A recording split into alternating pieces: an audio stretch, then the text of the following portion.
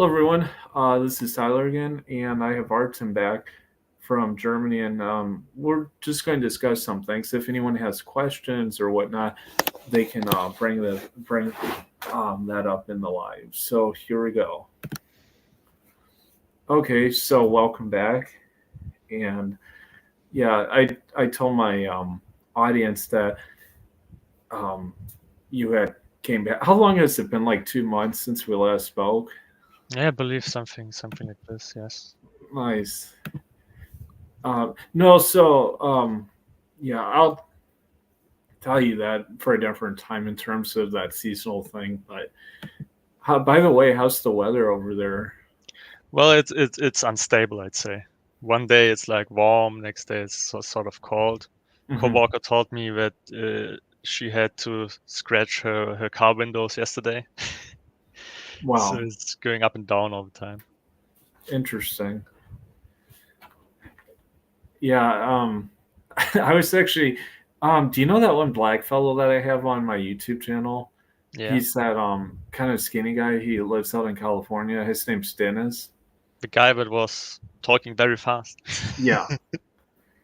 Um, I was on his channel actually like a week and a half ago. It's interesting. Like his fan base is very different than this fan base.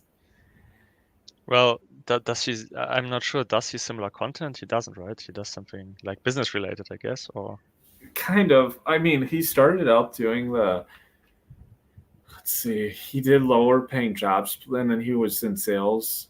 Yeah, okay, so in the US in the early 2000s, you could get like pretty decent uh kind of partially commission in commission based sales jobs. They were not very difficult to get, especially if you were in the north. And he got one of these jobs when he was like 19. He did that, and then he worked different restaurants, and then finally he started a couple businesses, and then started doing like taxi driving, Uber driving, and doing like events and whatnot. But now he was kind of in a predicament where he was kind of unemployed, and also he was burned out of the whole like Uber stuff. I don't know. Over in Germany, it's probably kind of the same way there. It's not one of these sustainable things to do long term. the man Uber. Yeah. Uber is actually illegal in Germany. You Oh, is need it a taxi driver's certificate to be allowed interesting? to drive passengers. It includes also like something sort of a psychiatry test and stuff like this. So it's Yeah. not so easy. Uber, we basically don't have Uber in Germany. It's like a regular taxi company. Okay. Yeah. No, that's probably actually better, honestly, because you see what it's became here stateside, and it's just a complete crap show. It's a mess of a situation, and it initially I had a Uber driver actually on Sunday, and he was telling me the same thing. 6 years ago, 8 years ago, it was a good setup, but now it's like the problem is it's a few main factors. The company has diverted a lot more of the funds to their pocketbooks. That's the biggest issue. Then you have drivers getting booted off or getting like um, temporarily suspended for petty reasons because generally they always side with the customer. And then the other big factor is just there's too many people. It's the competition's too high. That's the biggest problem in a lot of job fields like here in America is there's just too much competition for like the same jobs. Um, so like I was going to go into the Air Force last summer. I don't know if I told you that. In the Air Force, there is a high demand for enlisted people, military personnel. Not nearly as high though as like the Army or the Navy.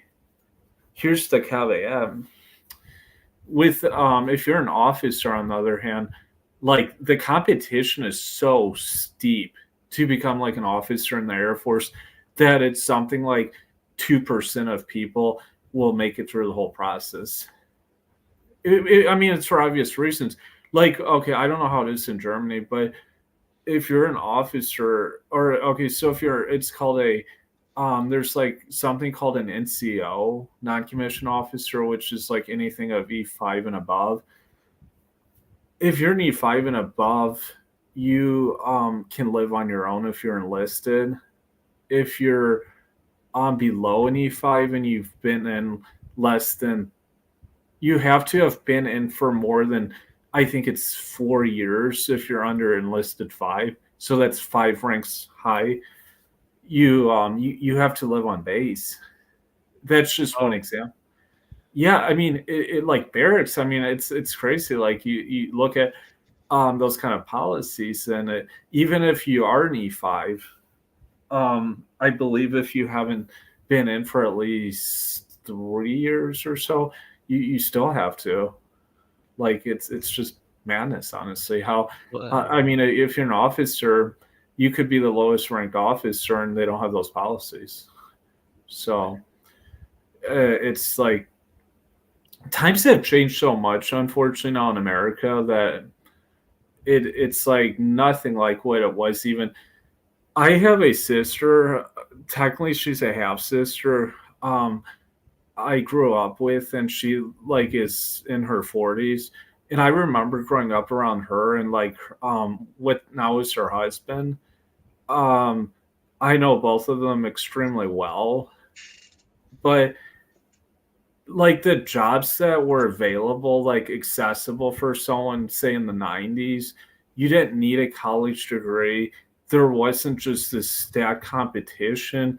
There was just a lot more abundance. Super hyperinflation, you weren't dealing with either. It was just a different time. And I think with some foreign people, they look at America as from like the perspective of the 90s, or better yet, the 1980s. So it's very just outdated, and it's not practical how they like approach everything. So I personally think we're going to get a different president this year, but you never know. I mean, the biggest issue now in American elections is there's just too much corruption, because a president could win by a landslide, like 10% of the votes, but there's just such rampant corruption now that they can make it so that 10% is outweighed by 15% on the other side, and that's what you're dealing with now. That's obviously that slogan that Trump always spoke about, draining the swamp. Now, with that said, I think it's just like with the dating apps. You've heard of Andrew Henderson with Nomad Capitalist. One has to be proactive, and they really have to take matters into their own hands. They can't.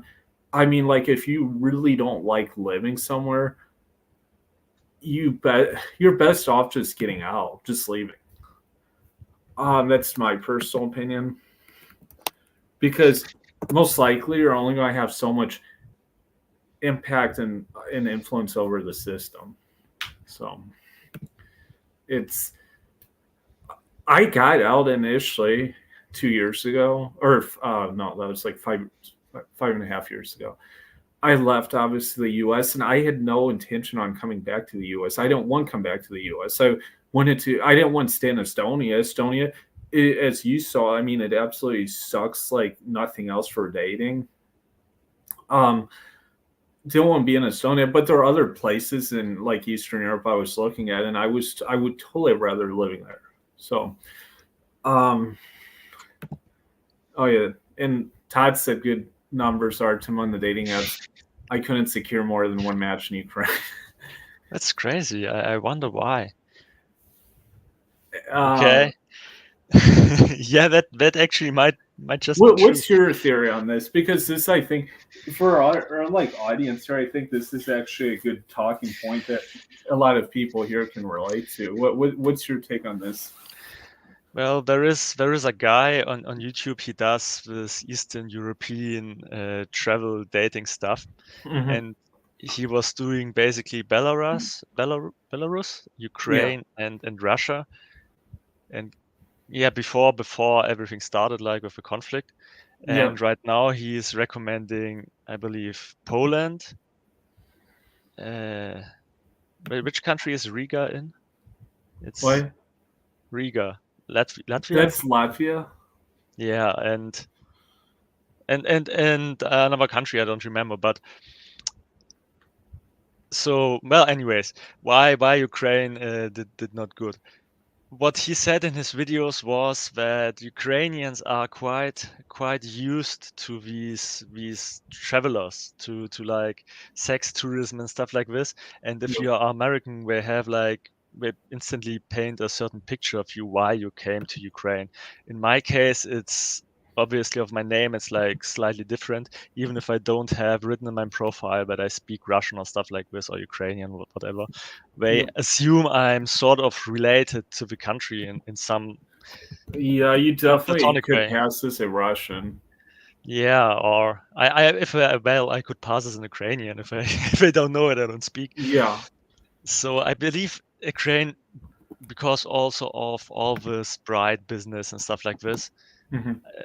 I guess it's just saturated with travelers from other countries that don't Yeah. speak the native language, especially. So, and like you said, the language, I think if you can go in, if you know the language, that pays huge dividends. I think my brother, like, he could join us in a bit. Like, he's in Argentina, and I mean, he speaks Spanish completely fluent, and I mean, it helps him immensely. My parents actually were just in Mexico for the past month, and of course, that's Spanish speaking. If you can speak Spanish, especially the further south you go, it pays massively. Yeah, I noticed in the data I collected, I also, well, what I not noticed in South America, the women they message you first quite often, at least for me. And I recorded how many messages were written in English and how Yeah, many messages were written in Spanish or Portuguese, depending on the country. And the English messages were quite low, the numbers. They don't even if they probably check your profile before they message me, right? But they still message me in Spanish, even my profile does say I speak like interesting. English, Russian, and German. That's yeah, and see, that's actually what my brothers brought that up. Like, and I actually recall a friend of mine had brought that up. Yeah, it's typically like the more common gals are just yeah, they prefer communicating in Spanish. Like I remember when I lived in Chile and I would meet gals like at the club or I did like the worst ways to meet gals, but they would always like usually like some of them would just continue using Spanish and I would prefer using English, of course. And then I realized like it's better for me to just stick with Spanish. And also, as we know, with it's worse in English, but in German it's the same thing. You have all these cultural elements. So, like in Ukraine, for example, um, you do you communicate with the gals here in Russian or Ukrainian? I didn't speak to them or I didn't message them. It was just about collecting the raw data. Okay, I but the kind of visual profile they see of you, I think, is kind of a more Russian or Ukrainian ideal, correct? Kind of. It's quite weird. When I'm in Germany, half of the people say I look Russian, the other half says I don't look Russian at all. Hmm. Also, the profile is the way there is in Germany there is a dating site. It's a dating site for Russians in Germany, sort of. Okay. And what you can do is vote on other members' photos. People Oh do yeah, just I've for heard of fun. that. And what I noticed, if I compared the data to Ukraine, for example, when I did Mhm. my experiment on optimizing my profile, I noticed that the women who are older like my photos more than the younger ones. So there's the difference. What age of a woman Mhm. likes what photo? It- so, but generally speaking, especially women around like 35, Mhm. 40, they really like me. The Why do you younger think that ones, is?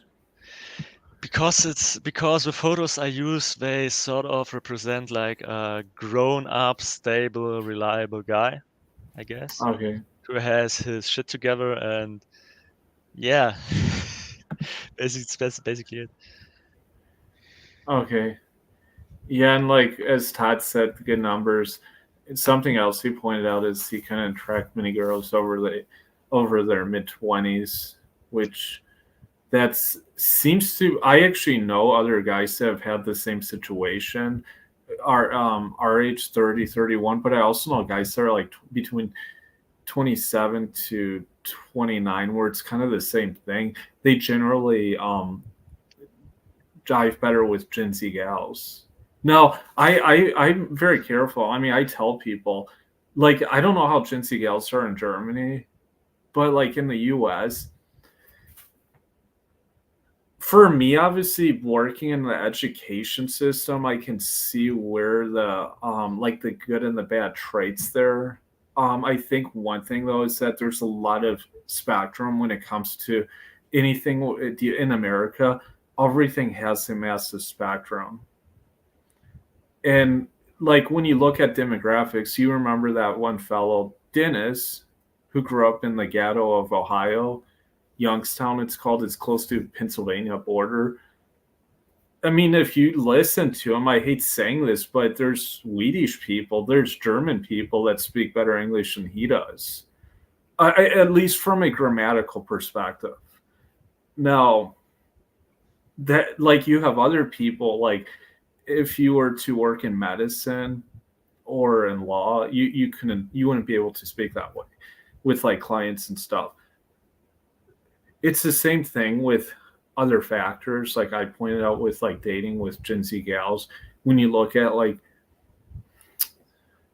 I've encountered extremely disrespectful Gen Z gals in the education system, but I've also encountered very mature and ones that are just very they're much more mature than gals that are say 10 years older than them. So that there's a lot of variation here stateside.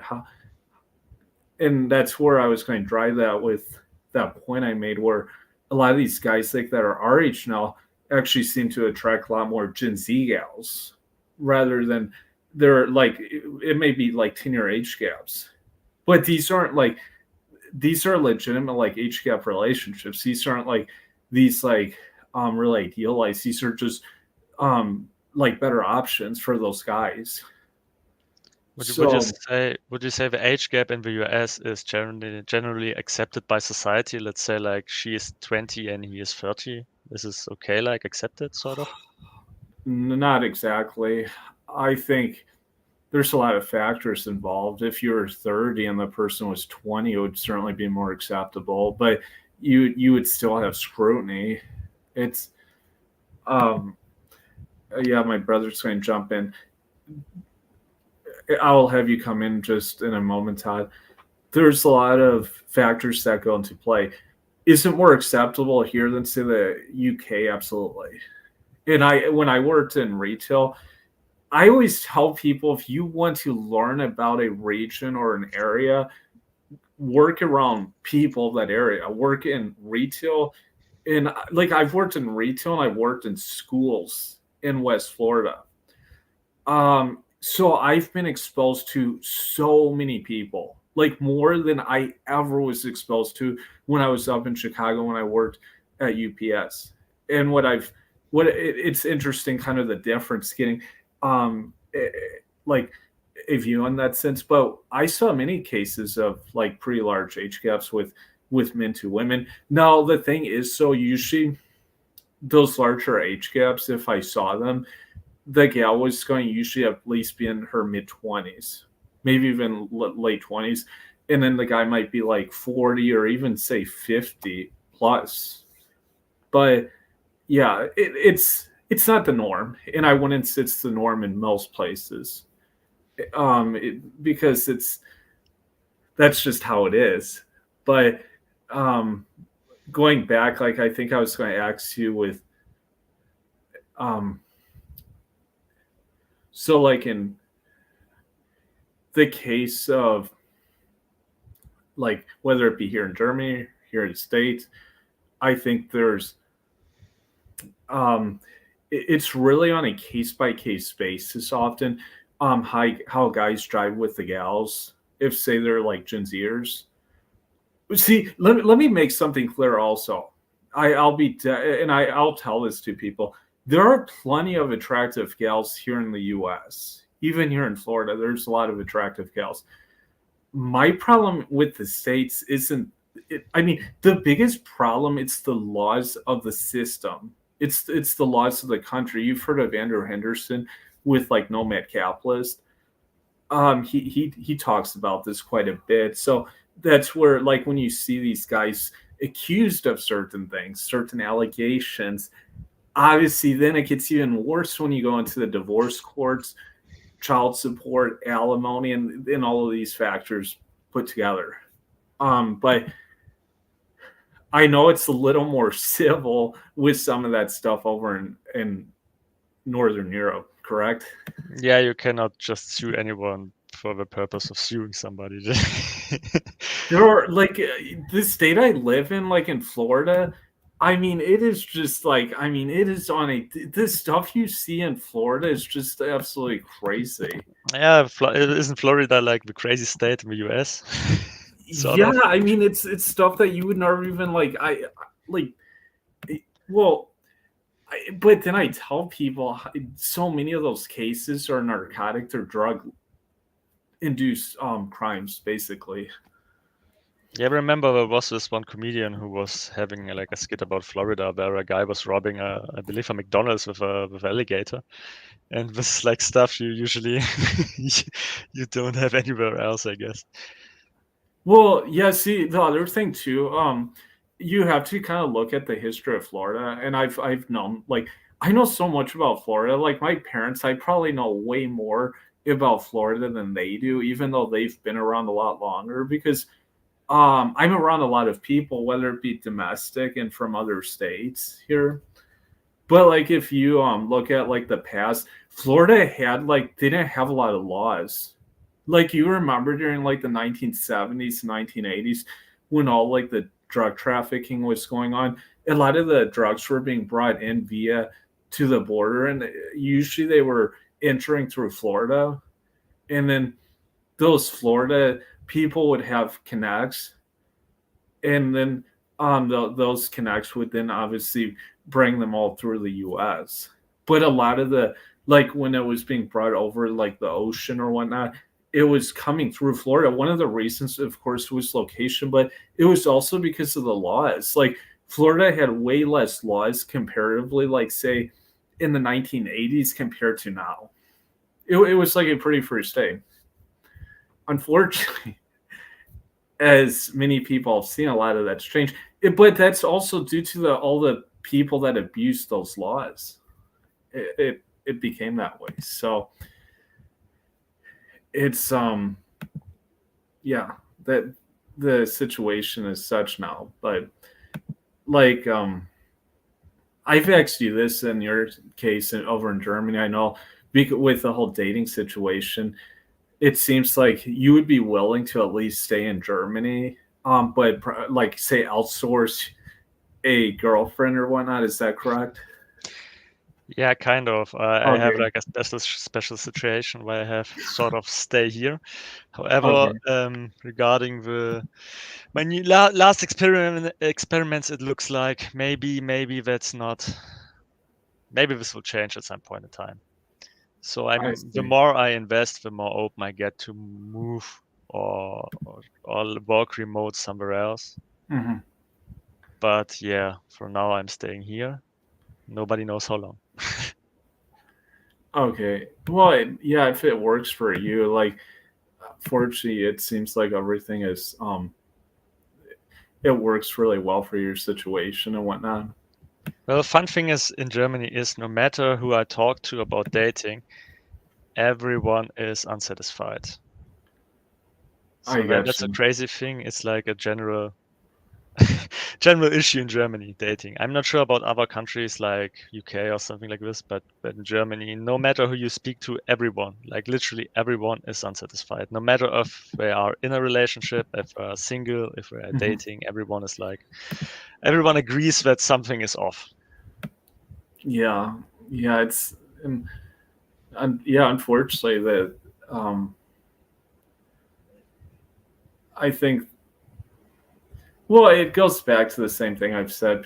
One can always blame the systems they're in, or they can choose to make proactive, like big decisions and, like, say, leave the society, go somewhere that they would deem as more suitable and just more normal.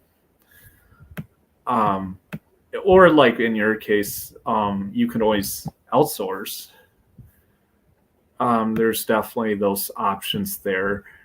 But okay, so is it fine, Artem? I actually forgot to ask.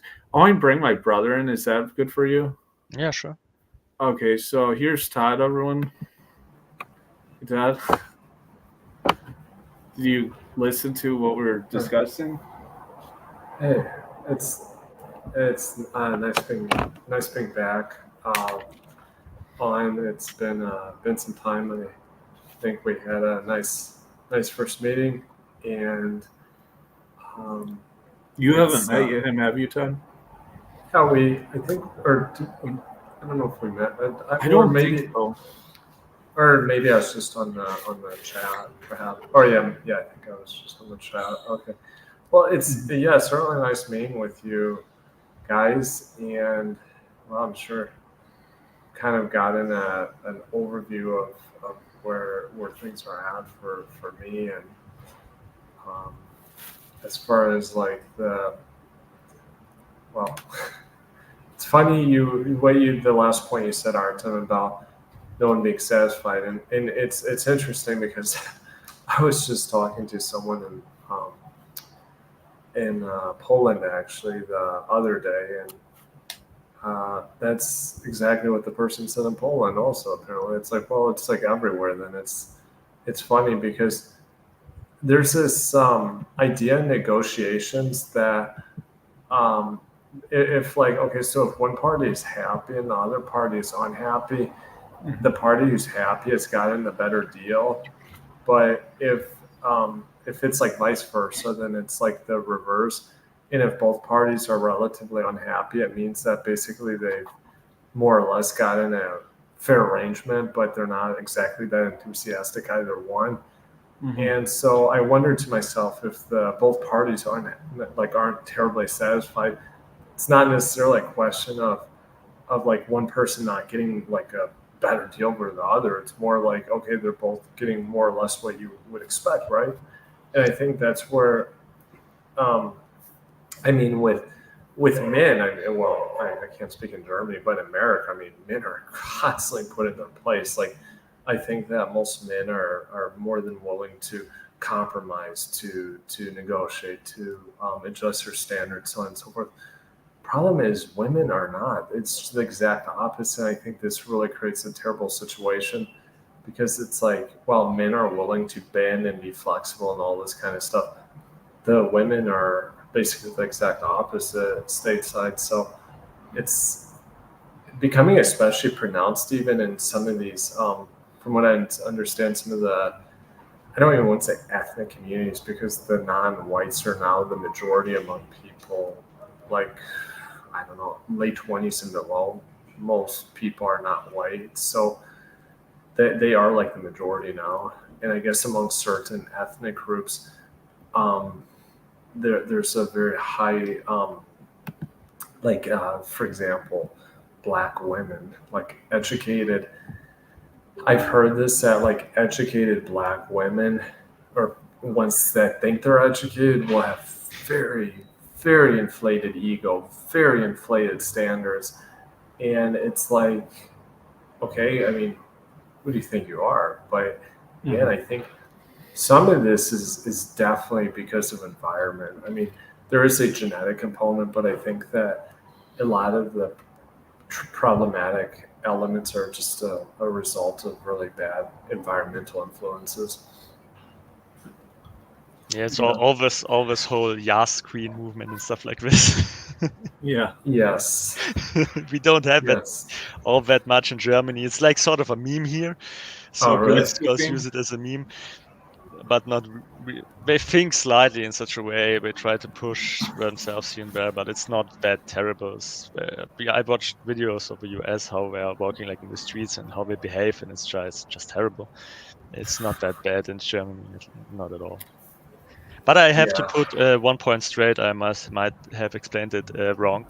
When I said that no matter if the people are like, if they have someone or not, they're unhappy, I meant they are unhappy with the dating scene, not necessarily with a relationship. So they tend to stay in their relationship because they know it's terrible to find someone new. It's more. So they don't complain about the relationship itself, more like about dating. Do you see that with both genders, Artem, or is it just men, or is it more so women, or is it both, or just It's more both. so men? In Germany, it's both genders. It's more men, but Yeah. also a lot of women.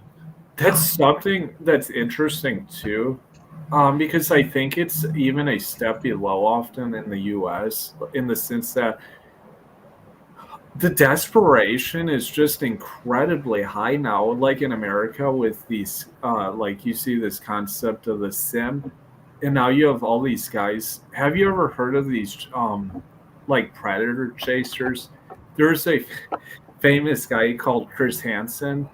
I think he's from what, maybe New York or something. But he had a famous show. It was called To Catch a Predator, and you see just floods and floods of guys like chasing after teenagers or even younger, like 10-year-olds, 5-year-olds, and it's like on levels that like we've never seen in history here.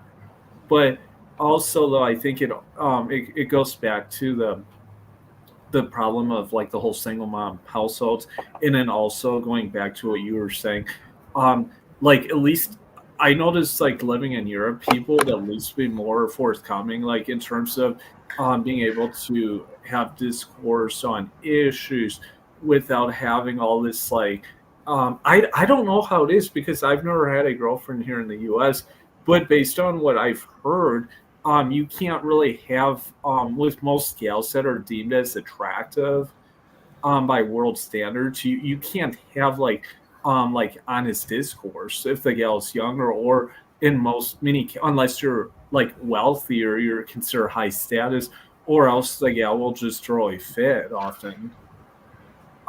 Which is interesting because there's a guy. There's a show I remember on 90 Day. It's called 90 Day Fiance. It's a corny show to be honest, but this guy was from Moldova and he was saying that something that he noticed like stateside, people either they throw a fit when you try to discuss something, they walk away, or um, they'd like argue with you. There's no like kind of middle ground often with people, and I think a lot of that came about from the baby boomer era because if you look at how the parents were, like our grandparents were pre-baby boomer, that was a completely different generation. Like it was like so different. It would be like people from a different country. If you met these people, like their mindset was so different to the mainstream mindset of people nowadays. And it's if I can add something else to Artem, something to keep in context is our parents, even if they would have had like a disagreement with another adult that they were like talking to, they would generally not really voice it in front of us. Honestly, something when I think back on, I realized that it was like they they they wouldn't they wouldn't usually wouldn't bring up the gossip with us when we were younger, nor would they like get really, I don't know, riled up or something like this in front of us, even with someone with a dissenting perspective. Now, maybe there were a couple times where it was just something that was really over the top, where it was like inevitable that something would happen. But I think that's another thing to allude with what my brother was saying is that it's like this hysteria. And again, I reference back to even some people I talked to in Poland who had experiences with like Americans, whether it was because they were, I don't know, these were people who were learning ESL or whatever. And some of the stories I heard, I'm like, gosh, this is awful. Like, I can't believe that these are like, this is the manifestation now of the mainstream of the States. It's really a sad testament to poor parenting, poor societal values, and any number of other factors. Yeah, and I bring this up too because I believe, especially having spent time in schools and whatnot, the manifestation of what people, their parents are, and then that's transmitted to their kids and whatnot, makes it often. So, like in your case, why you probably attract Ukrainians and Belarusians and Polish and certainly Russians easier is because that was probably more of how your parents were raising you, like in that kind of mindset, because it definitely serves a really enormous purpose in people's life when it comes to so like if two in some kids especially or even adults they're not like ones that aren't super smart, you might bring this up with them and they might just blatantly be like, no, that doesn't matter, like I was brought up this way, this person, but no, it does. And if one was to examine into the whole like their background and stuff, you'd probably actually see a lot of common points with those two parties. So it actually does. I mean, there is a lot of correlation there. If people are, say, brought up in really dysfunctional households, chances are they're probably going to connect much better to someone else that was brought up in a dysfunctional household. That's just how the stats usually manifest. Now, yes, there most certainly are exceptions to that, but like even like one has to be careful with the whole opposites attract thing because they may think that, oh, that's so like I had acquaintances when I lived in Eastern Europe that were from Africa, but they may have been brought up in a more similar fashion to, say, myself, or people from white backgrounds in America. So just because there was that racial difference, there may actually have been a lot of similarities there. Whereas someone, say, from a what we call white trash in the U.S., from that kind of background, which is like lower class, it's worse than lower class, but it's like a derogatory term kind of, but that person could be have been brought up way differently. And where this takes us to now is with the whole dating environment, because um like as we know right now, the West is on a complete crash course to destruction. Who knows? I mean, we could be in WW3 within the next 5 years, so it may not even matter at that point. I mean, people may be prepping for the wrong situations. Hopefully not, but it's difficult to say. So, Yeah, I can say that for me, for example, when I was in Russia, my grandmother always cared about how she cared about making me understand what a good woman is, for example. Like interesting. what values are good. Even as a kid, she tried to tell me, yeah, you have to look for a girl that does this, that is like this way. And my dad also sort of always tried to not push it on me, but he mentioned it here and there. So but that makes it quite So difficult for me different. because I have like these values, Mhm, these Eastern values, I'd say. mhm. And in Germany, it's quite difficult to find these.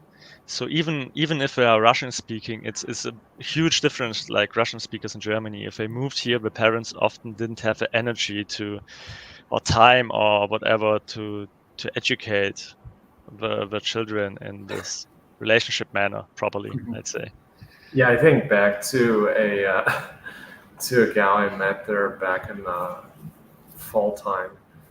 She's a Russian, like I mean, she's like a Russian. So both of her parents were Slavs, Russian. She was also born in Russia, although she'd grown up in Germany. And um, but I mean, how she thought and like her mindset and all of this to me seemed like someone that was Slavic but really westernized. So she basically took the worst elements from Russia and the worst elements from Germany. You can imagine that. Well, yeah, it was the strangest thing, Artem, because like we were together for like maybe just hardly that long, no more than an hour. My brother knows about this story. She's like, um, she like is really like it's just she asked for like the check out of nowhere.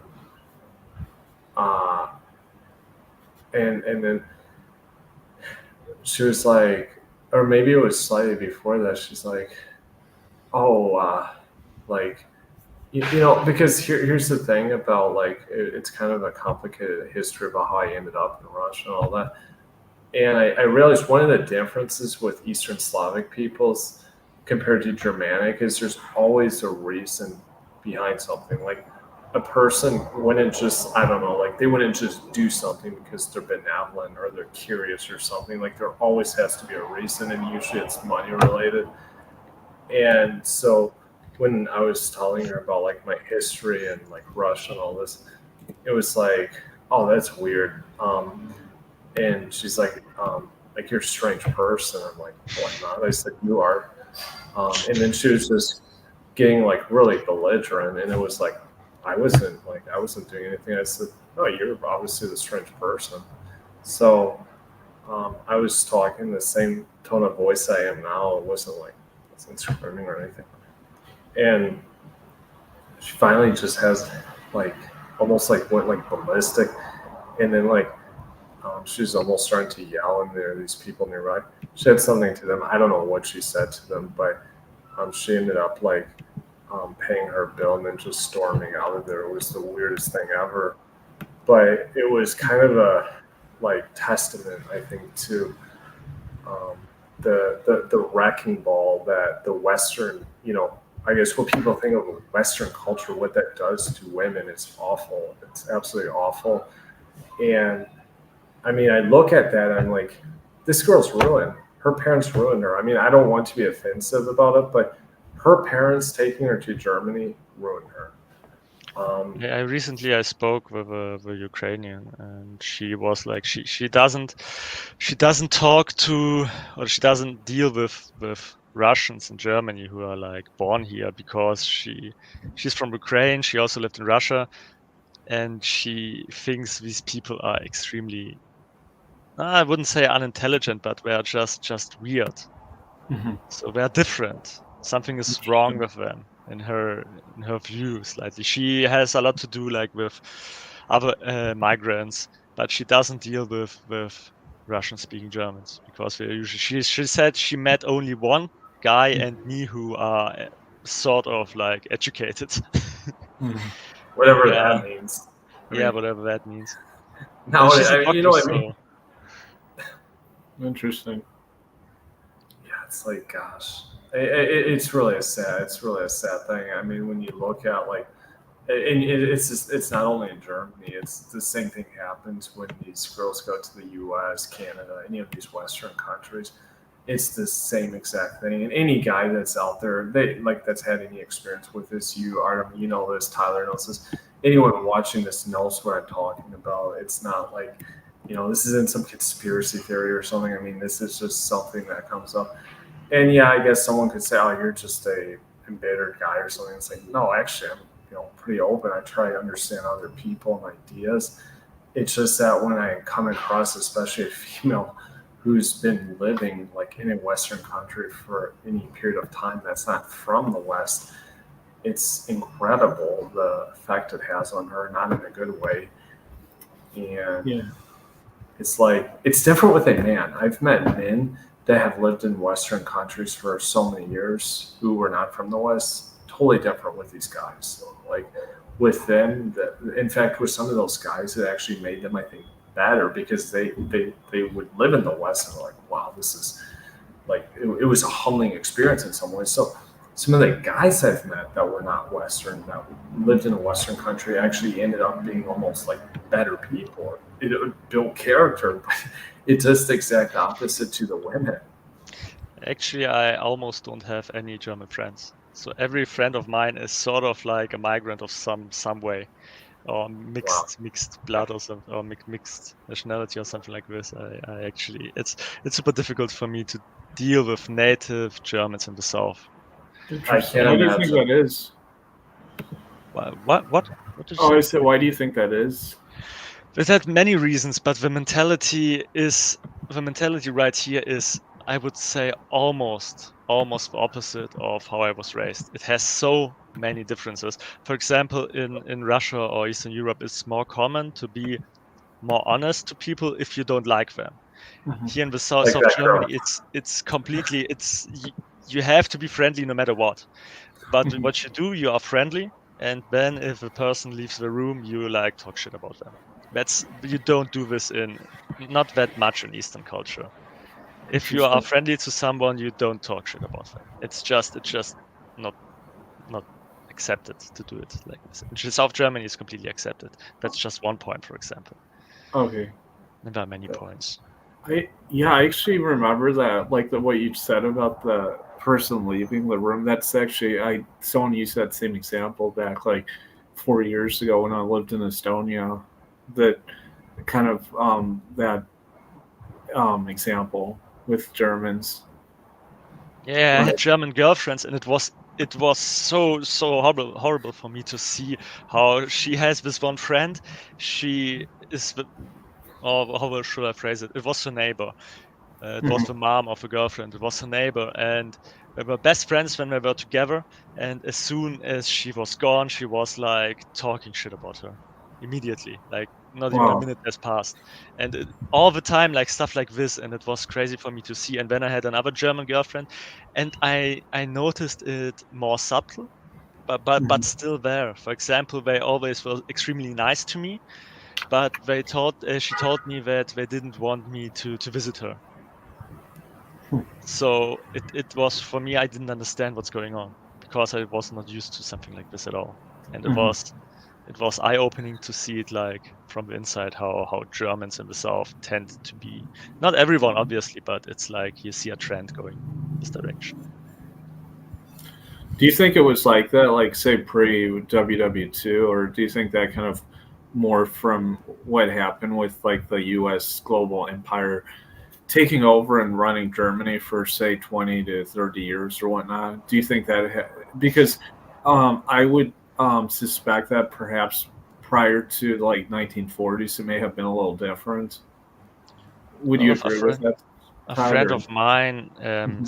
he did some research on all this stuff, and he believes that the Germans were completely different back in the day. That German society these days is completely twisted by all this American, I would say, You- influence. Yeah, it is. It is, Tyler. I mean, if you look, I've read if you read like firsthand accounts, I've read firsthand accounts of people back in the day, and it was much different. Like it would have been closer to how.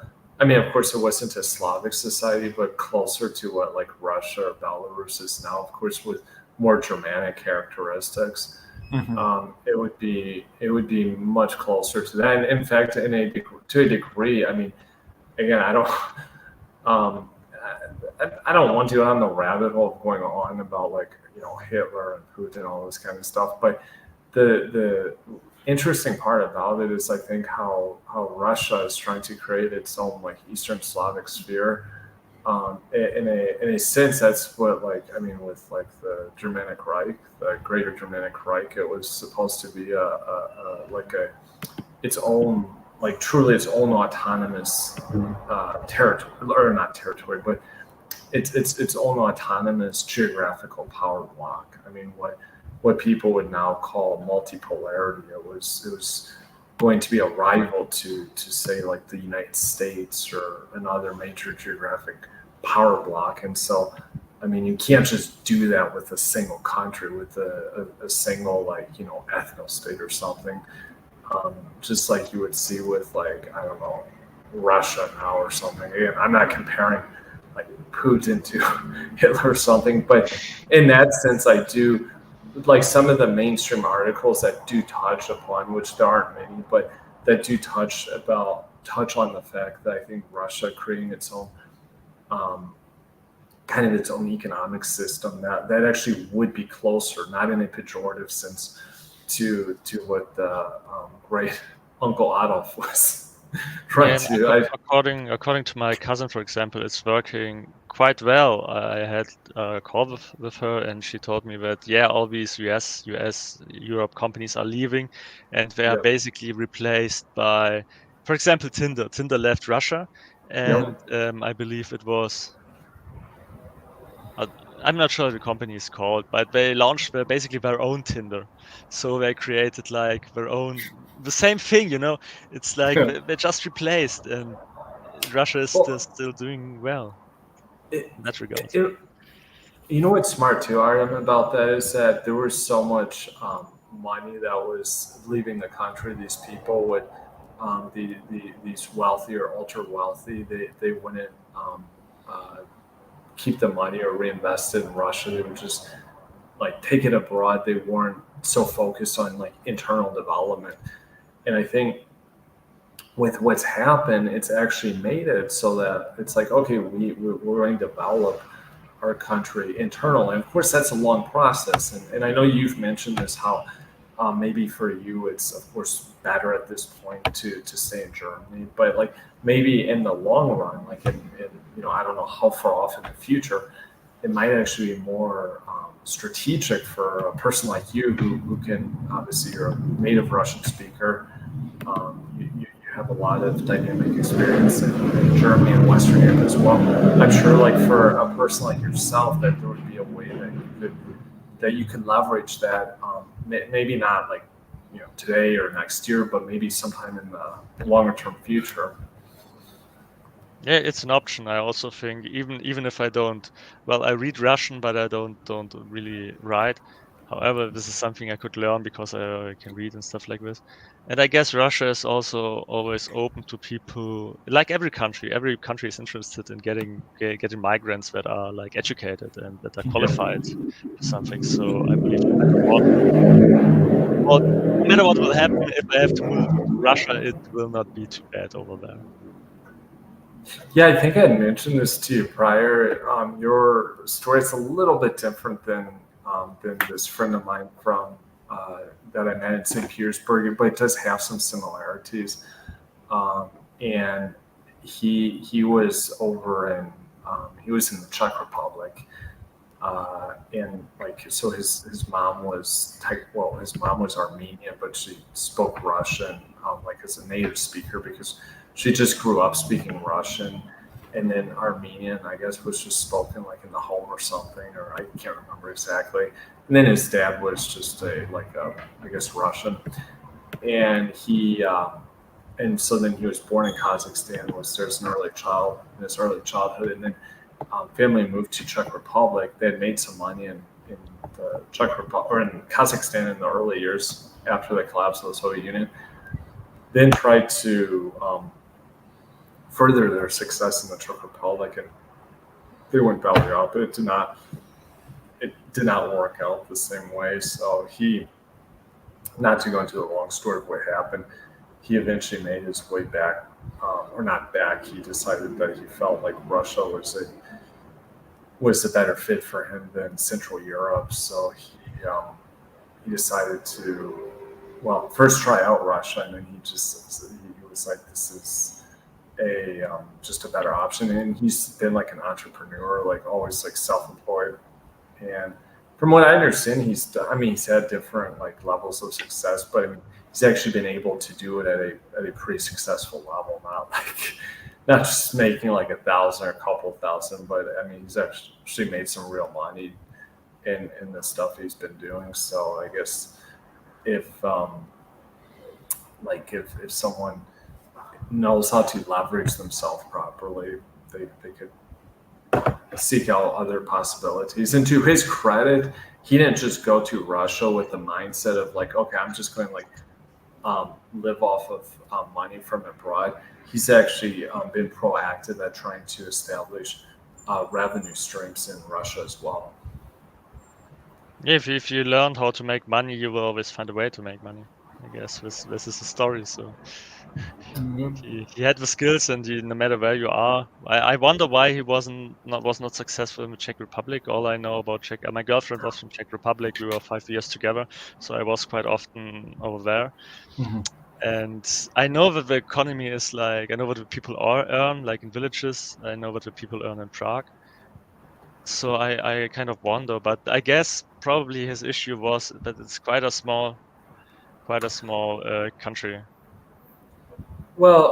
Artem, he actually did have some success. Like actually, when he was 19, he was earning about €500,000 a year. But he it was his parents that they were the ones that had the issue. So he ended up assuming like the responsibility of taking care of the family. And a lot of his business activity was actually more focused on Western countries because he said in the Czech Republic it was such a small market. And so he got involved in the, I think it was like the YouTube advertisement space or something back when there was a market for that, but then had made some mistakes as far as pulling out too much money and trying to be this, I guess, like he could have provided for his parents, but not like he was overdoing it basically for what his obligations were, what he should have been doing, as he told me, so that he could grow and make things more sustainable. But as we say in English, you live and learn. So it's life, right? Yeah, but Czech Republic is great. Like nice people, generally speaking. Kind of cold, like Eastern Europeans usually are, but very nice people, and I really enjoyed Czech Republic, to be honest. My uncle, or our uncle, was actually there last summer. Yeah, it was, or no, it was actually like a year ago, basically. Yeah, it was like a year ago, or just under a year ago. Our uncle was in Czech Republic, and he liked the country a lot. Like he was there with his two sons, and um, like he had never been to. I don't think he had ever been to any country in Europe, but it was like I think he chose some decent countries. But personally, like I would have done some stuff a little differently. Like, for example, like I tell this to people, if you're the kind of person that's not really like the money part doesn't really matter that much, like if you're probably never going to go there again, or you take international trips like every 10 years, I just say live it up. Rent a sports car, even a supercar. Rent just ball out, like go to the slopes and ski, do stuff that would be really expensive, like say wherever you're coming from, or just in general would be expensive. Just ball it out. If it's like, I wouldn't even, like he was concerned about like taxis and stuff. I'm like, taxis, like in Czech Republic, like yeah, if you're like where I live in West Florida, it makes sense where you're going to spend like well, it's just ungodly expensive. I'm not even going to go through. That's for a different topic. But if you're there, automatically the taxes are going to be fairly reasonable. The taxes in Czech Republic are, like, I believe it's like a flat rate, 15% for everyone. That's nothing. Yeah, something very low. I was looking into it, like having my business in Czech. It's super low tax rate. Yeah, so like much stuff like that. Like I mean, if I were in his position, I wouldn't really have. My mindset would just be different with that because I've traveled to countries having very little and also having a lot, like 7 years ago, and the other thing though too, like for me, I think I told you I'm trying to for me to really do certain video production projects, I have to be willing to spend money. I mean, it takes money to make money. Obviously, you have to spend to make more, and that especially if you're like any kind of video production, you're gonna have to like look at like it's just the cost of doing business. It's the same if someone goes into the stock market, like they trade stocks. they start a like a I don't know, an e-commerce business, or they start a laundry business or whatever it might be.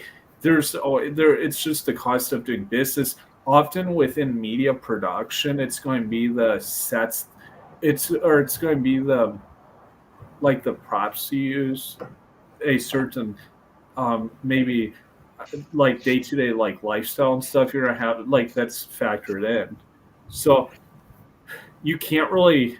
People might ask me like, Tyler, I mean, because at my high point, I think I told you this, not to flex, but in my mid 20s, at my high point, I mean, I had more or less in total, like all my like cashable accounts. I had multiple ones. It was more or less around $125,000 in 2018. That was like the highest I got at that point. And obviously, I didn't have a boatload of debt like I do now, but like at that point, like some might be like, oh, if you, I mean, you could have been like XYZ by the time you're 30. It's like not necessarily, because the thing is, if I mean, like if you want to grow a magnitude, like my brother and I have a cousin. I probably shouldn't even have said that. I'll just say it, but we have several. It doesn't matter. I mean, there's yeah, we have a cousin, and his net worth is in the higher six figures. Now in USD. This is the crazy thing about it. The guy is not married, never has been, doesn't have kids. He's been like a lifelong employee. And like this might sound like nasty, but he should be like he should at least be, his net worth should be in the seven figures. Like for being in his late 30s, he should be in the seven figures, his net worth. Like having no liabilities in that sense. I mean, if you reach, like in his case, he reached like 500,000, maybe like 6 years ago. I don't know how many years ago it was. When COVID hit, I mean, you could just have pressed the pedal. I mean, there's so many opportunities in the stock market and crypto market. Like he could have just like, okay, so in his case, like you could just take, like he could have just thrown it like like a basket or a hat, like just put random cryptos or stocks. This one, like literally put 50K on the or 40K on this one, 40 on this one, 40 on this one, 40. And I can almost guarantee him that at least one of those cryptos, like for example, Ethereum, I mean, that was a well-known crypto, would have taken off at least 10 or 15 fold. He's like he literally, or 20 fold. It would have gone like, and that doesn't even factor in all the other stocks that were out there or cryptos that still made decent sized moves. Point in case, he could realistically, my estimation, been at 3 to 5 million by now. That's what he should be at this point, but he's not. And that wouldn't be taking oversized risk.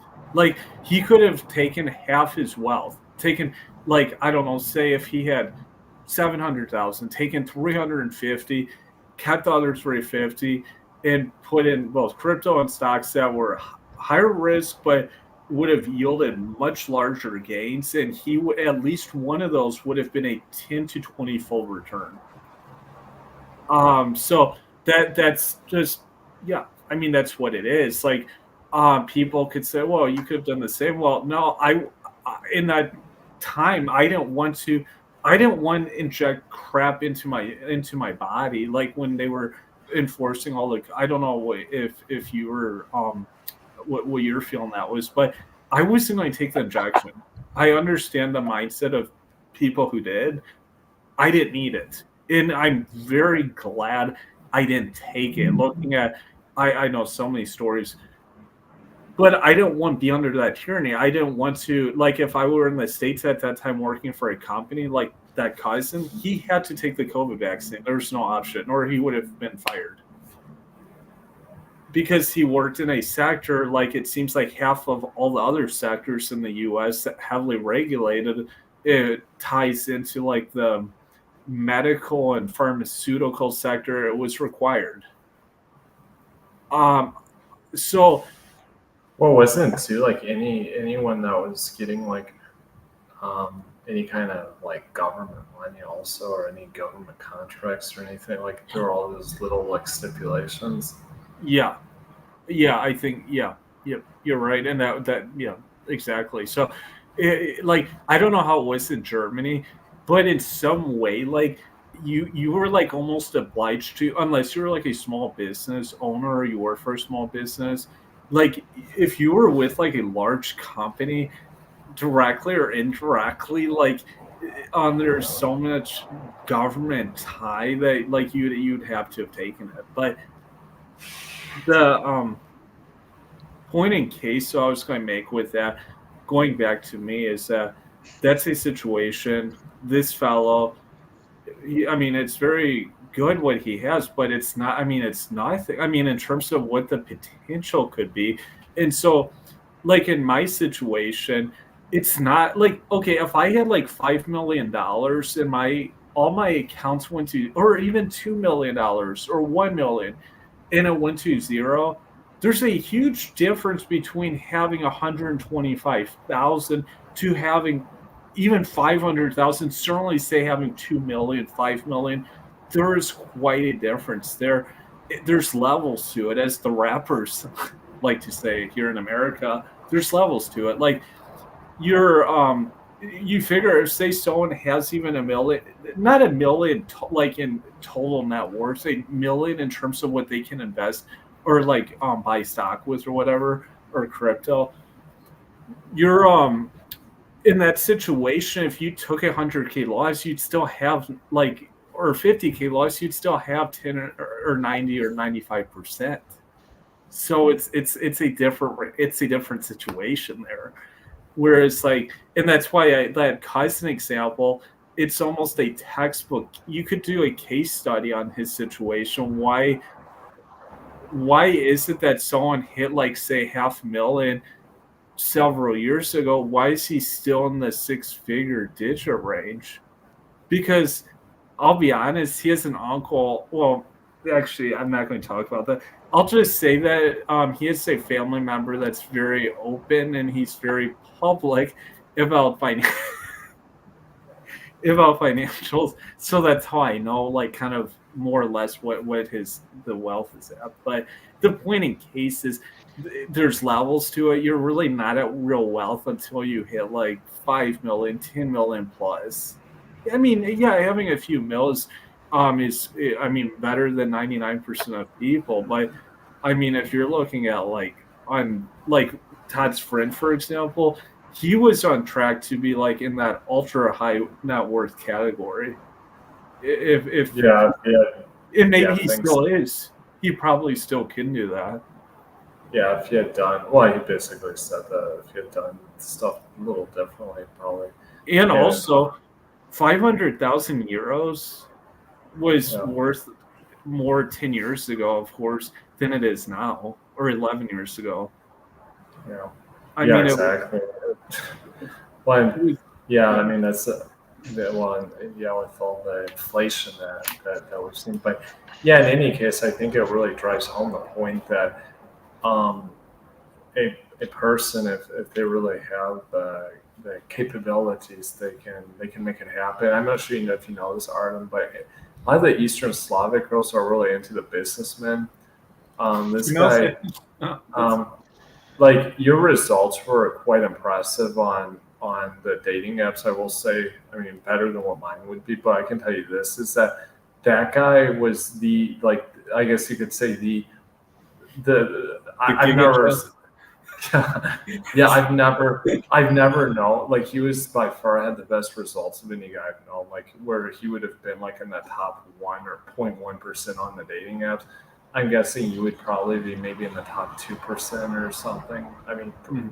obviously better than most guys, but Well, it this, depends where you are. Yeah, right. In Germany, yeah. it doesn't really matter how much money you make, because women can make here their own money and they're raised by feminism. So but Ukraine, Well, I would agree. That's a good point. Yeah. yeah, it is funny you bring that up, Artem, because I will tell you when I was there, I wasn't there that long, but like I did have. I mean, unfortunately, that girl wasn't really interested in like a relationship. But I mean, she was a pretty good looking German girl. And I at least had a romantic encounter, you could say, with her. But I mean, like, I tried, like I tried to push for something more than that, but she just wasn't having it, and it was I mean, what can you do? I mean, it was just, it's like you said, I think a lot of the women there, just maybe the same way with the men, just don't really care about like relationships or this kind of thing. They're just looking for short-term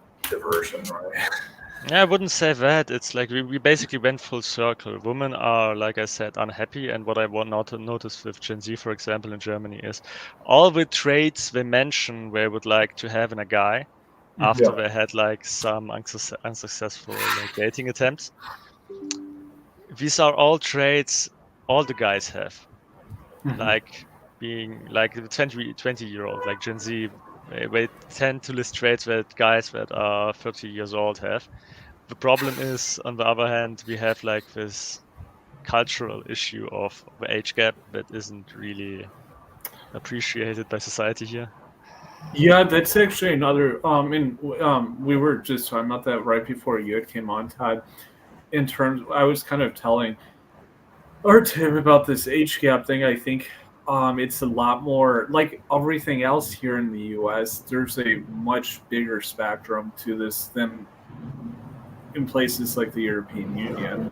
Just like with how people speak English and how they act and stuff, there's a much bigger spectrum here in America than, say, in many of the Europe countries, like Germany, for example. And I have heard like similar to like England, not as bad, but they don't really seem to be as fond of those larger age gaps. Correct in Germany. Yeah, but I would say Um, probably it's like in Britain. And that doesn't surprise me either when you combine the fact that they are German, or that is German. There's actually on So, Wikipedia, there's like a list of countries at what age, what gender marries at what country. And in Germany, I believe the guys are 30 and the women are also 30, so they basically marry the same Oh, age. same. interesting. Interesting. Yeah, and that's like and I'm sure you know this, Artem. Like often in Russia, at least my experience with dating there, um, like the girlfriends I had there were usually anywhere. I wouldn't say it was massive age difference. I mean, it would be anywhere from like say 2 years up to I think the biggest was 9 years, and I think that yeah, I mean, that was one of the things that I realized there is that, tell me if I'm wrong on this, but my experience in Russia is that, or even with Belarusians, also is that, like, generally, if the girl was over the age of 23, she was not serious about like a relationship or anything. I mean, it was just like, she was just screwing around, some jack off or something. Yeah. And like I had met some gals where it was even and it was always the same age mark. It was always like with the Eastern Slavs, it was always like 24, where that's where I call it the squirrely age or the jack off age, where it was just like, okay, this is stupid. Like, you meet the girl and then like you're just getting all this like crap and stuff. But if the girl was like under the age of 24, like some of those ones were actually a lot like, well, my relationships, apart from two of them, and the two that were with girls that were over 23 were actually the two shortest relationships. Those girls were both 26. One lasted for 12 days and then she broke up with me. You mean you're Uh, which one lasted longer, like the older women or the Younger, younger? The younger younger lasted one. longer. Yeah, yeah. Okay, well, yeah. What I can say is I met an Ukrainian in Warsaw, and what she told me was, I believe the average marriage rate age for women in Ukraine is 27 or something like this. And she told me that if you are 27 in Ukraine, you are basically considered like an old and then failed woman. She And said that. Her words, not mine. that, hey, Artem, I think, and I can see why that is, and I think what it also is the recognition that a lot of these, look, I'm not here, like, I'm just here to have an honest conversation. Like, I don't personally take pride in just throwing people under the bus. Again, I just try to be sincere with people. Is that what I found is, again, like with the age, person was over a certain age, the girl was over a certain age, like what you said, for example, at that age, she wasn't serious about about dating. I might like meet with a person like once or something, and then it wouldn't like try to move things along, and it would just wouldn't go anywhere. It was just like stupid, or where she's just literally just wasting your time, like just I mean, crazy. Like, and you don't even get anything out of her. She's just wasting your time. You can't even touch her or anything. In some way, I can even relate to her because after going on a bunch of dates and meeting people all the time, I got sort of numb to everything emotional regarding dating Me and too. women. So I guess it's the same with her. Like if you have met enough guys, it's like, yeah, whatever. So the time kills basically all your desire to meet someone seriously. Well, exactly. And I had actually kind of gotten to that point at points, and like in Russia also. That's what I found was happening, because it would just be the same thing. Girl would jerk around, waste my time, meet with her, and then it wouldn't go anywhere. Meet another, like it was just the same thing. Recycle, repeat, or rinse, recycle, repeat. It was just the same thing over and over. And I'm like, what the heck is this? Like, um, because I'm not saying it doesn't. It's not like that here in Argentina, but like here in Argentina, it could. I don't think you have to go out with that kind of wanted. Now, actually, let me throw up a caveat. If you're looking for like a actual like whether that be relationship or just some romantic action, I think that like the numbers here would be lower what you would have to go out with. I mean, that was just unbelievable. Like in Russia, like the number of dates that I would have to go on was just crazy. Like In I, Krasnodar, where you have been, right? well, most of it was in St. Petersburg, actually. So did you notice any like difference between the amount of dates you required? Yes. So I'll be honest with you, Krasnodar, I could not get that many dates. I did okay, and I did pretty well, actually, believe it or not, in Moscow, of all places, the big city, right? You would think Moscow would be not so good. No, Moscow was actually where I did best. Krasnodar, I could not get.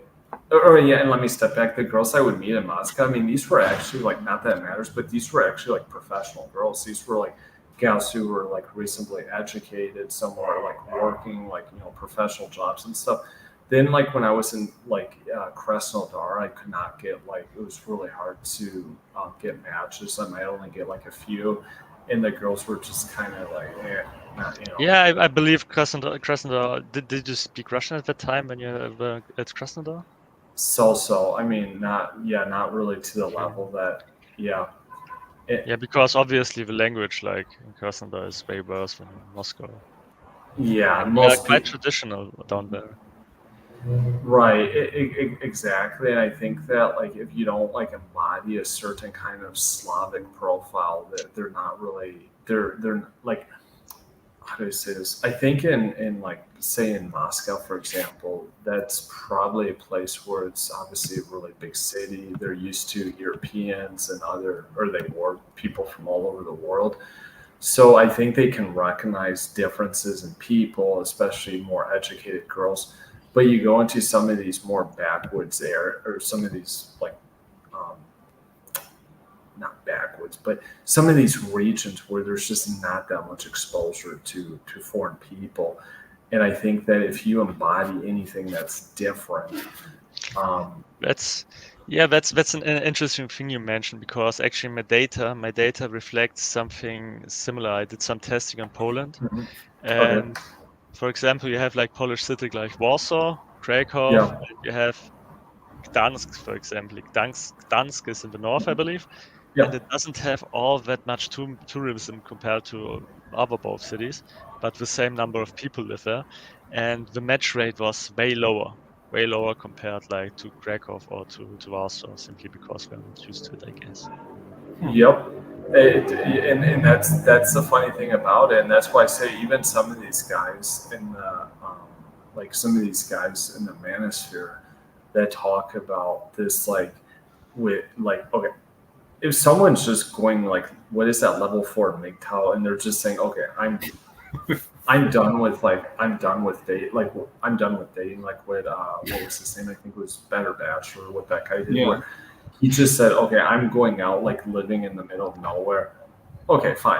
Obviously if you're doing that, great, but if you're still in the field of dating and so forth, you're actually much better in these really urban areas. I mean, as crazy as it might sound, if that's what you still want to do, you're actually much better off in these big urban areas. Because I mean, when you think about it, obviously, I mean, I guess that's like Andrew Tate likes to say, the Matrix. I would, yeah. I was just going to say that girls are usually much more tied into the matrix and will generally just go much more with the mainstream, the status quo, living cosmopolitan. And so if you want to access those younger women, you're going to have to go to where those places are usually. Mm-hmm. I can clearly, there are a lot of coaches, dating coaches, and passport bros and stuff like this who travel and who always say you have to go for a smaller city, not for the biggest one. And what I noticed, it's kind of wrong and kind of true. Yeah. At least from my data, what is showing there is a threshold. The city does need to have at least 2 millions. I believe the perfect size is 2 to 7 millions, 2 to 5 millions, something in between. Because yes, you have more matches. For example, I can just go in my sheet, and I believe Argentina. I tested Argentina right here. Yeah. What is Argentina? Is Buenos Aires, right? It has 40 million people or something. Yeah, it's huge. That's where I'm at now. Crazy.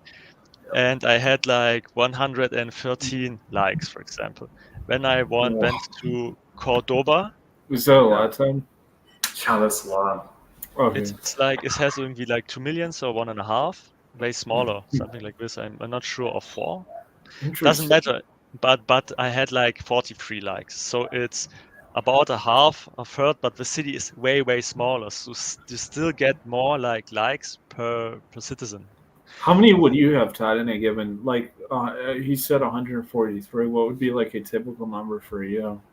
Well, I cut my age off at usually around mid-20s, and so maybe that also a lot of girls just don't have their age filter set to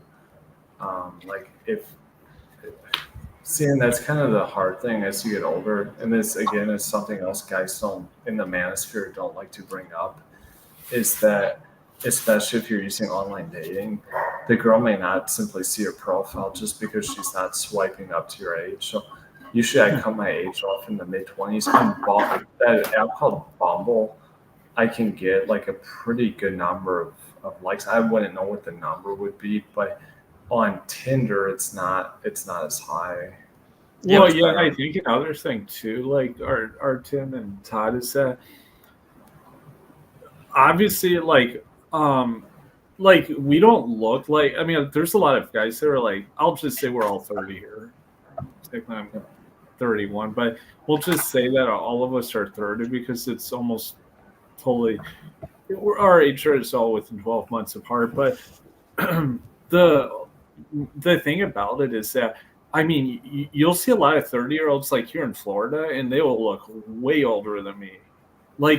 It's funny with even my students sometimes, both the middle and high school, they're shocked when I tell them I'm 31. It's 31, because if I'm at the middle school, especially, their moms might be the same age as me. Especially when you look at these backwoods cities in America, I mean, how young these gals are. These basically they're illegitimate babies. They're not maybe 40 years ago it was done legitimately. They're illegitimate, honestly, but it doesn't matter.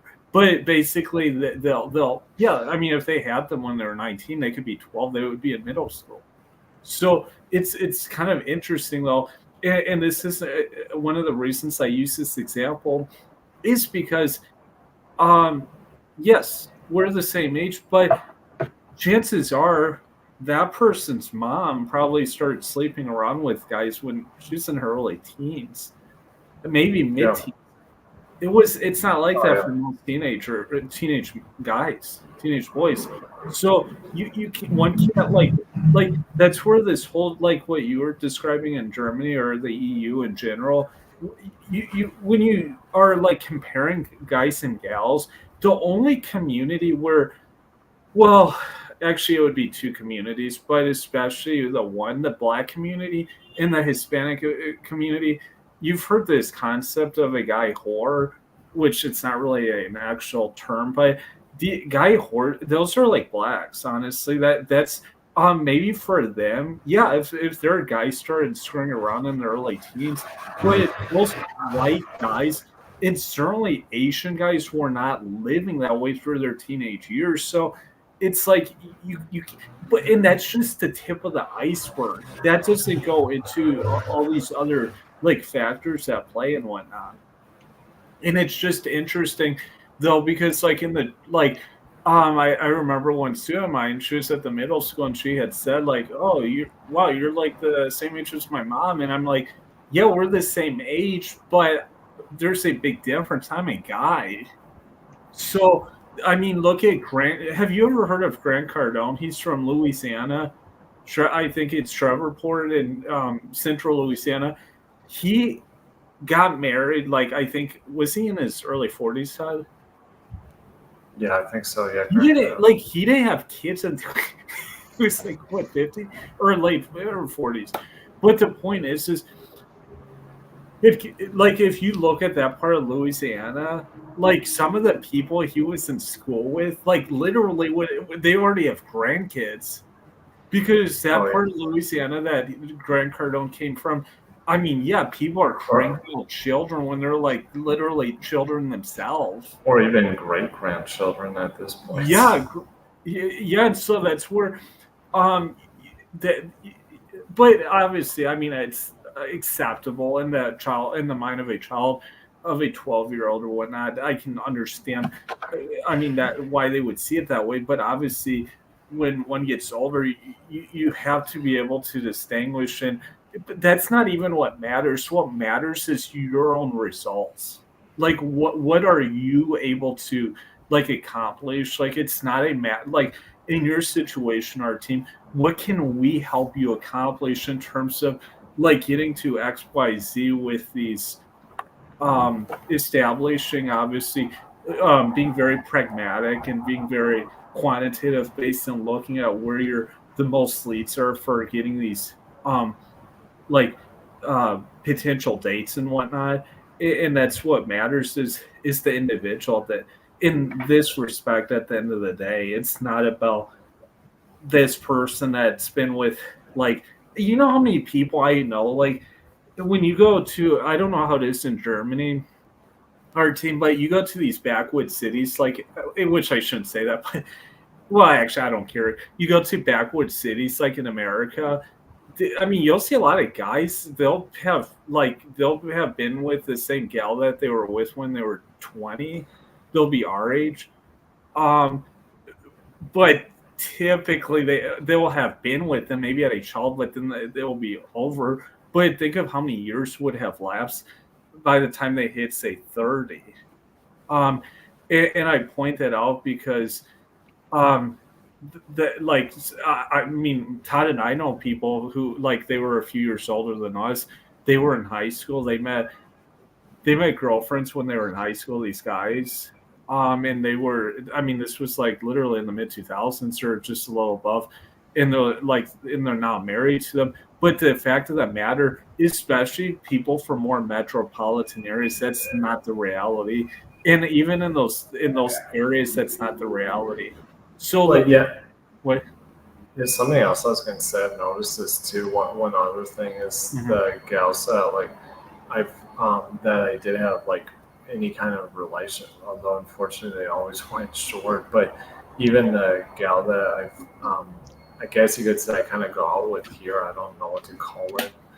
Um, but even this girl, it was from a smaller town outside the province here in Buenos Aires. So, I mean, I do see that, like, I see merit, like, especially with sometimes I see a difference if the person is from like a smaller community, especially if they don't like if they don't know English. Generally, I do much better, and I'm sure maybe it's the same way with you, Artem. I do much better with these gals that don't speak English. Like the ones who speak English, don't ask me why. It never goes anywhere. Like usually, it was like that in Russia, like that here. Fortunately, much easier to navigate that here because my Spanish is much better. So I can actually engage in like pretty extensive communication in Spanish. And um, I will say that was one of the biggest challenges over in Russia was what was that aspect, and it was kind of a double-edged sword because on one end, I mean, it was good if I think the girls didn't know English, but on the other hand, it made it difficult if you didn't have a certain command of Russian. Yeah, sure. I cannot speak on that because I never had a date in English, to be honest. You I know? always had dates in Russian and in German. But yeah, obviously, it's like more. I believe I read something how many relationships break apart if they don't speak the same language, and the number is like way higher than if they. It's also super difficult. Yeah, some pickup coaches tell you like it's about body language and how you act, and so yeah, to some degree, okay. For example, my girlfriend, the Czech girlfriend, when she came to Germany, I believe she was only like 4 months here, or 3 months or something like this when we met, and she told me when I was speaking German, she basically didn't understand anything. But I didn't even know she does not understand. But in the end, it still worked out somehow. It's like, but yeah, obviously, like English. I know what you mean. The English speakers they have, I believe, to some degree, they have like the illusion of being worth more. So it's like the difference between you and them in their own heads, maybe. And Yeah, and I think more international, like maybe I know a lot of Ukrainians who I get a lot of ads from Riga, for example, from some small influencers who want to get famous and stuff like this. So I believe this also plays a role, like English, international, moving out to Russia, something like this. Like, are you the right guy? Are you my ticket to the outside? Can you pay my existence outside of Russia? Something like this. It's like a thing completely different if you speak a different language.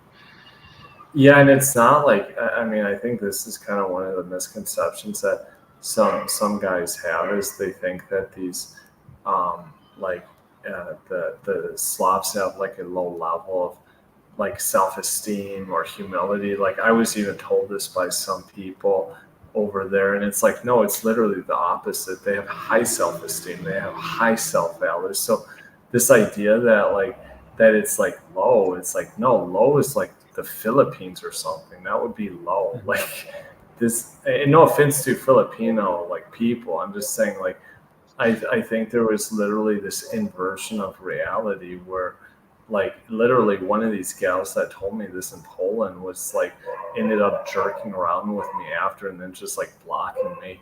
And it was like, no, that's you or not you. It's like you have high self-esteem. You're a narcissist. Like you're arrogant. That's like literally an inverse of reality. But Yeah, I would say again, it's like the status and the arrogance, sort of. Not necessarily self-esteem. Self-esteem is, I believe, something way more deeper. exactly. So as I said, for me at least, over in the European Union, it was just a complete disaster in that aspect of life. And I'm sure. I mean, yeah, of course, I'm sure it was much better back in a different era, but nowadays it's just completely well, yeah, it's just you wait like the girls just literally they're just on the dating apps to waste your time. Like they're not even there to like meet or something. It's literally just to waste time. It was like, this is stupid. Like I could just, be doing whatever. And it's like, it would literally be more productive than this. So, um, 5 years ago, fun thing, 5 years ago, it was okay in Germany. It got in 5 years, it got 10 times worse. It's crazy. Oh my gosh. Well, and even like I noticed that like even here how it used to be, I would be lying to say that it was better here even also like, and you would be surprised this country has hyperinflation. It's the worst inflation in the world. This is a poor country. Wasn't And it like recently with the currency that like dropped by tenfold or something?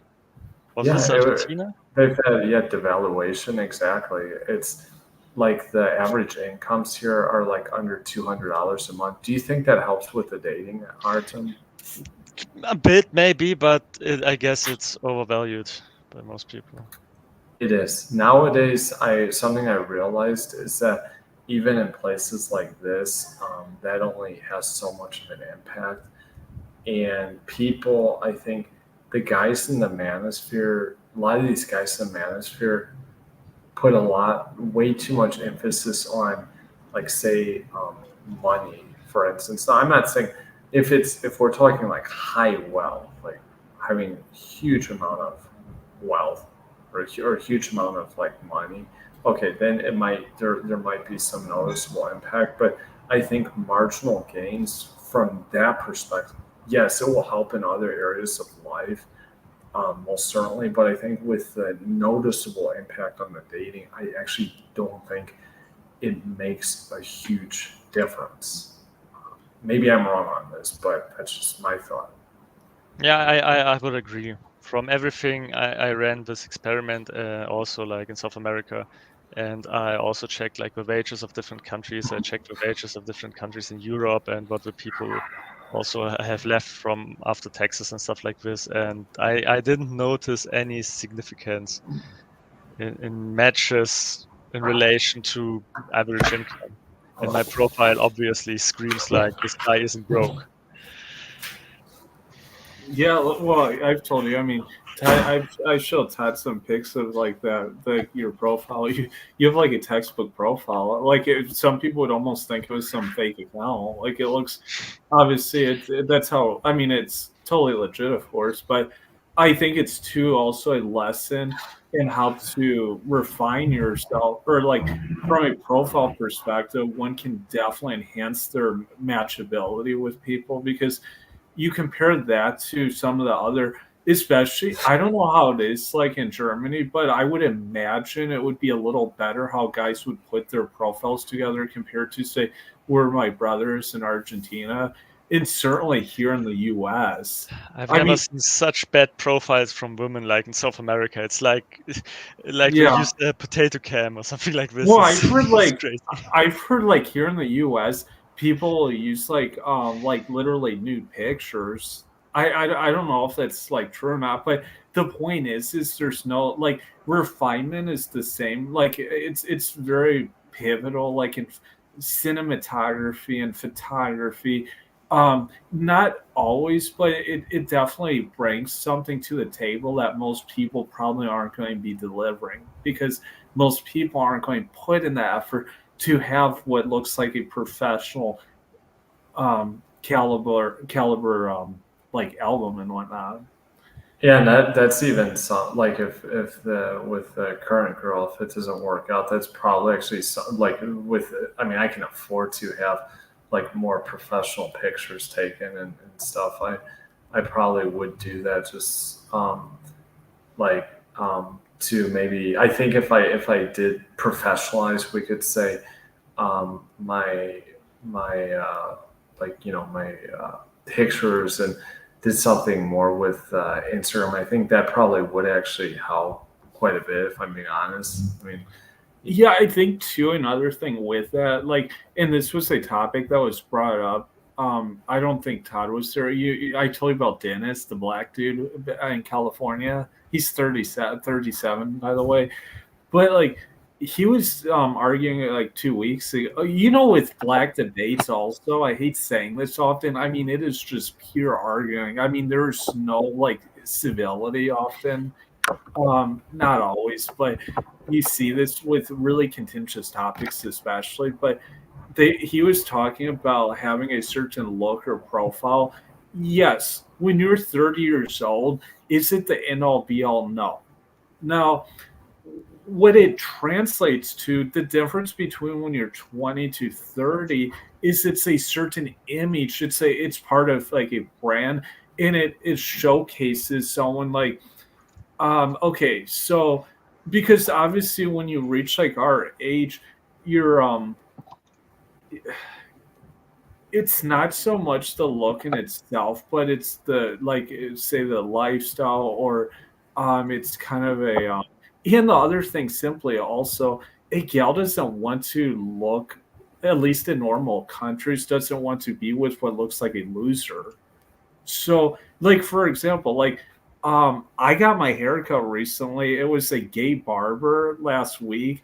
The best barber I've had here in West Florida. Like those gay dudes are exceptional when it comes to cutting hair, whether it be men or women. They know obviously what appeals to both sexes. Um Now, like okay, so going back, people like when you showcase yourself, like do you and I remember I had a friend who brought this up.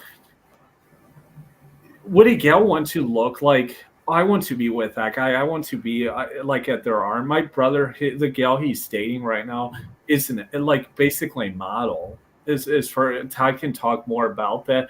Like the type of guy should want to be with. I mean, like they would want to see that guy in some kind of status position. Basically, that's the point of it. It portrays to a certain level of status. Yeah, I mean, she has, I guess, what, like 6 or 7 thousand followers on Instagram. Mhm. I mean, I think it's, I kind of have mixed like uh, perspective on that, because on one hand, I mean, of course, I mean, with how competitive the dating market is these days for guys, I guess, of course, yeah, it's like, well, I guess in that way, it's not really an accomplishment. It's just like, I, I guess it worked out in some way, or has worked out. But on the other hand, it's like you think about all the other like possibilities that a person like her has. And one thing I will say though, Artem, and tell me if this hasn't been your experience, like the the you know, it's interesting because often the better um the better looking gals that I meet on the dating apps often tend to be nicer. Like the ones that are like more average looking often are not really as nice. And I have this idea that they're bombarded with when after doing research, I kind of confirm this to some degree, that the girls that are like more average looking are bombarded with a lot of interest from these guys that are like, the, as Jordan Peterson would say, the low status lobsters, I think it is, or something. Um, and so they're getting a lot of attention from guys, and the ones that are actually the better or best looking guys are too intimidated by. So that is something weird. It's like, at least in my case, is that on like the, like on the dating apps, for example, I could match with or get likes from gals that are like really like, pretty exceptional looking. I mean, not to sound like some beta buck about it, but there's those ones, and then there will be the ones that just look awful. And there's honestly not a lot of in between. It's kind of, I don't know how things go for me. Yeah, it might. The dating market in Germany is pretty different, so you might be onto something, but I cannot confirm it in Germany. But it's a whole different game here, because no matter how the woman looks, she gets bombarded by Oh, that's fun. A lot of men. because we have this negative stigma about online dating in Germany. This very negative stigma. When I noticed the difference in Poland when I was on a date and we were talking, and the guys besides us were just openly swiping, sitting in this cafe, and we were swiping. You would never see something like this in Germany because it has a very negative stigma. Probably for the reason because no matter how she looks, she makes very bad experience with guys. I recently had a very nice conversation with a woman. She was very, very beautiful, and it was very weird. I was thinking it was like a fake profile, or like I'm talking to ChatGPT or something like this. And it turned out it was like her first. She was I believe 25, 27, something like this. Yeah. It was her first experience on Bumble. She never did Wow. online dating before. She had no Instagram, and it was so different talking to her. It was Crazy. like to a normal person. And the day later, she deleted the profile because the experience must have been so bad in 24 hours. One of the first messages she sent me was like, "Hey, I'm new in all of this. Is it normal that here are a lot of weird people?" It was like a third message or something. Yeah. And Well, she was like, what I don't understand either is, and this is something again, I'm not like one of these guys. I'm not going to be calling these. I'm not like, obviously I'm not some feminist. I'm not going to be calling guys misogynist or anything like this. But what I don't understand is why a guy would be reaching out to a girl, like just directly being like, "Oh, do you want to have sex? Do you like?" It's like, okay, if she looks like a pig, or she looks like a human whale, maybe you can do that. In fact, I've had those kinds of the only girls that will do that kind of stuff with me, they're just hideous. Like that will be like, "Oh, do you want to do you want to have sex?" It's like, no. It's like, but I mean, the fact of the matter is that, like, if I mean, if it's a younger person, I mean, to me, I mean, she actually looks good, quite good, and or attractive, and she's relatively normal looking.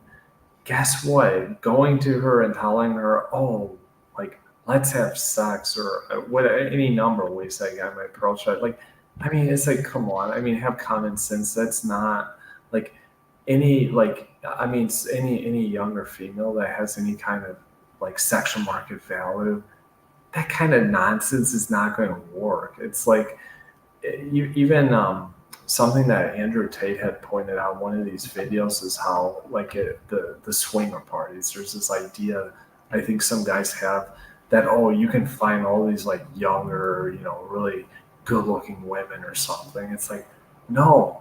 Like, he recounted this story, maybe it was fake, but as he said, it was like a bunch of like older people, and there was like there was one person that was he thought she was probably Polish. She took him up to this like room where she was in, surrounded by like 8 or 9 other guys doing like gangbang, I guess, or like jacking off to her or something. And it was like she was the only one there that was actually like decent looking, that was younger, and she had all these dudes around her, like, we have sort of a jacking. similar. I'm doing dancing like salsa and bachata, and we have like a similar. A few women are young and they look quite beautiful, and they're like surrounded by all the guys all the time. It's like the same situation basically. It's super weird to me, but hey, do whatever you like. You know what's funny is those, when they have those, like, the what's that called, the speed dating or whatever, where they segment it by age, and when it's like those older age ranges where it's like, or middle age even, it'll be like mostly women, and like not not enough guys.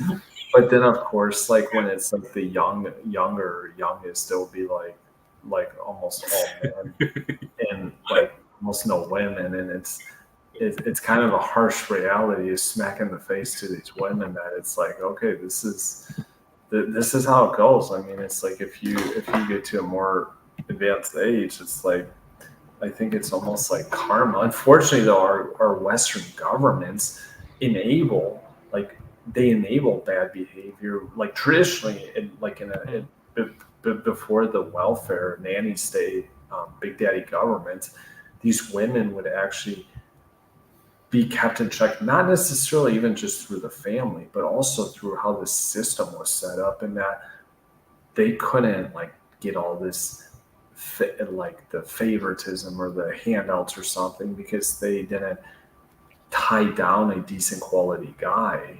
That wasn't present, or it was set up differently where they would still have to be with some kind of guy, and they would have to actually act a certain way.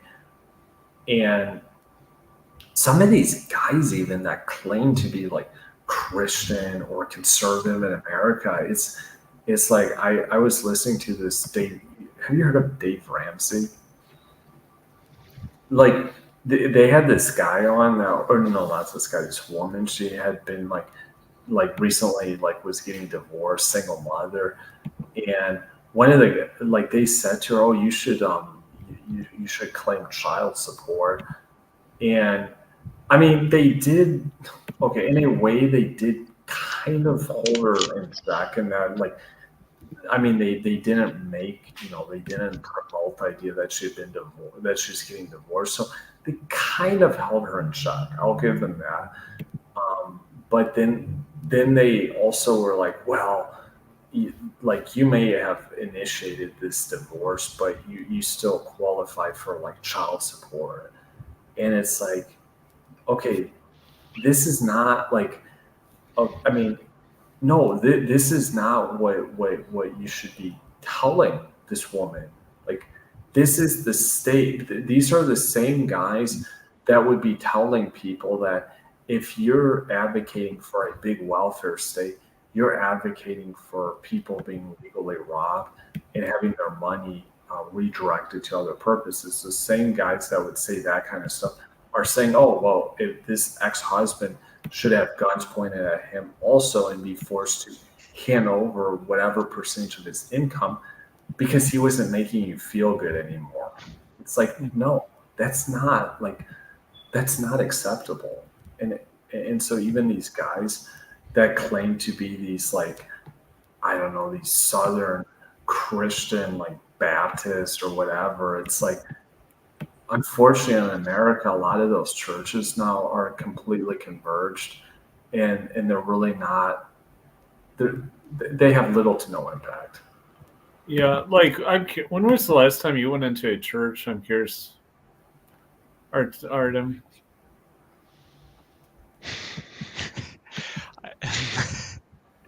I believe the last time I was in a church was in Cologne.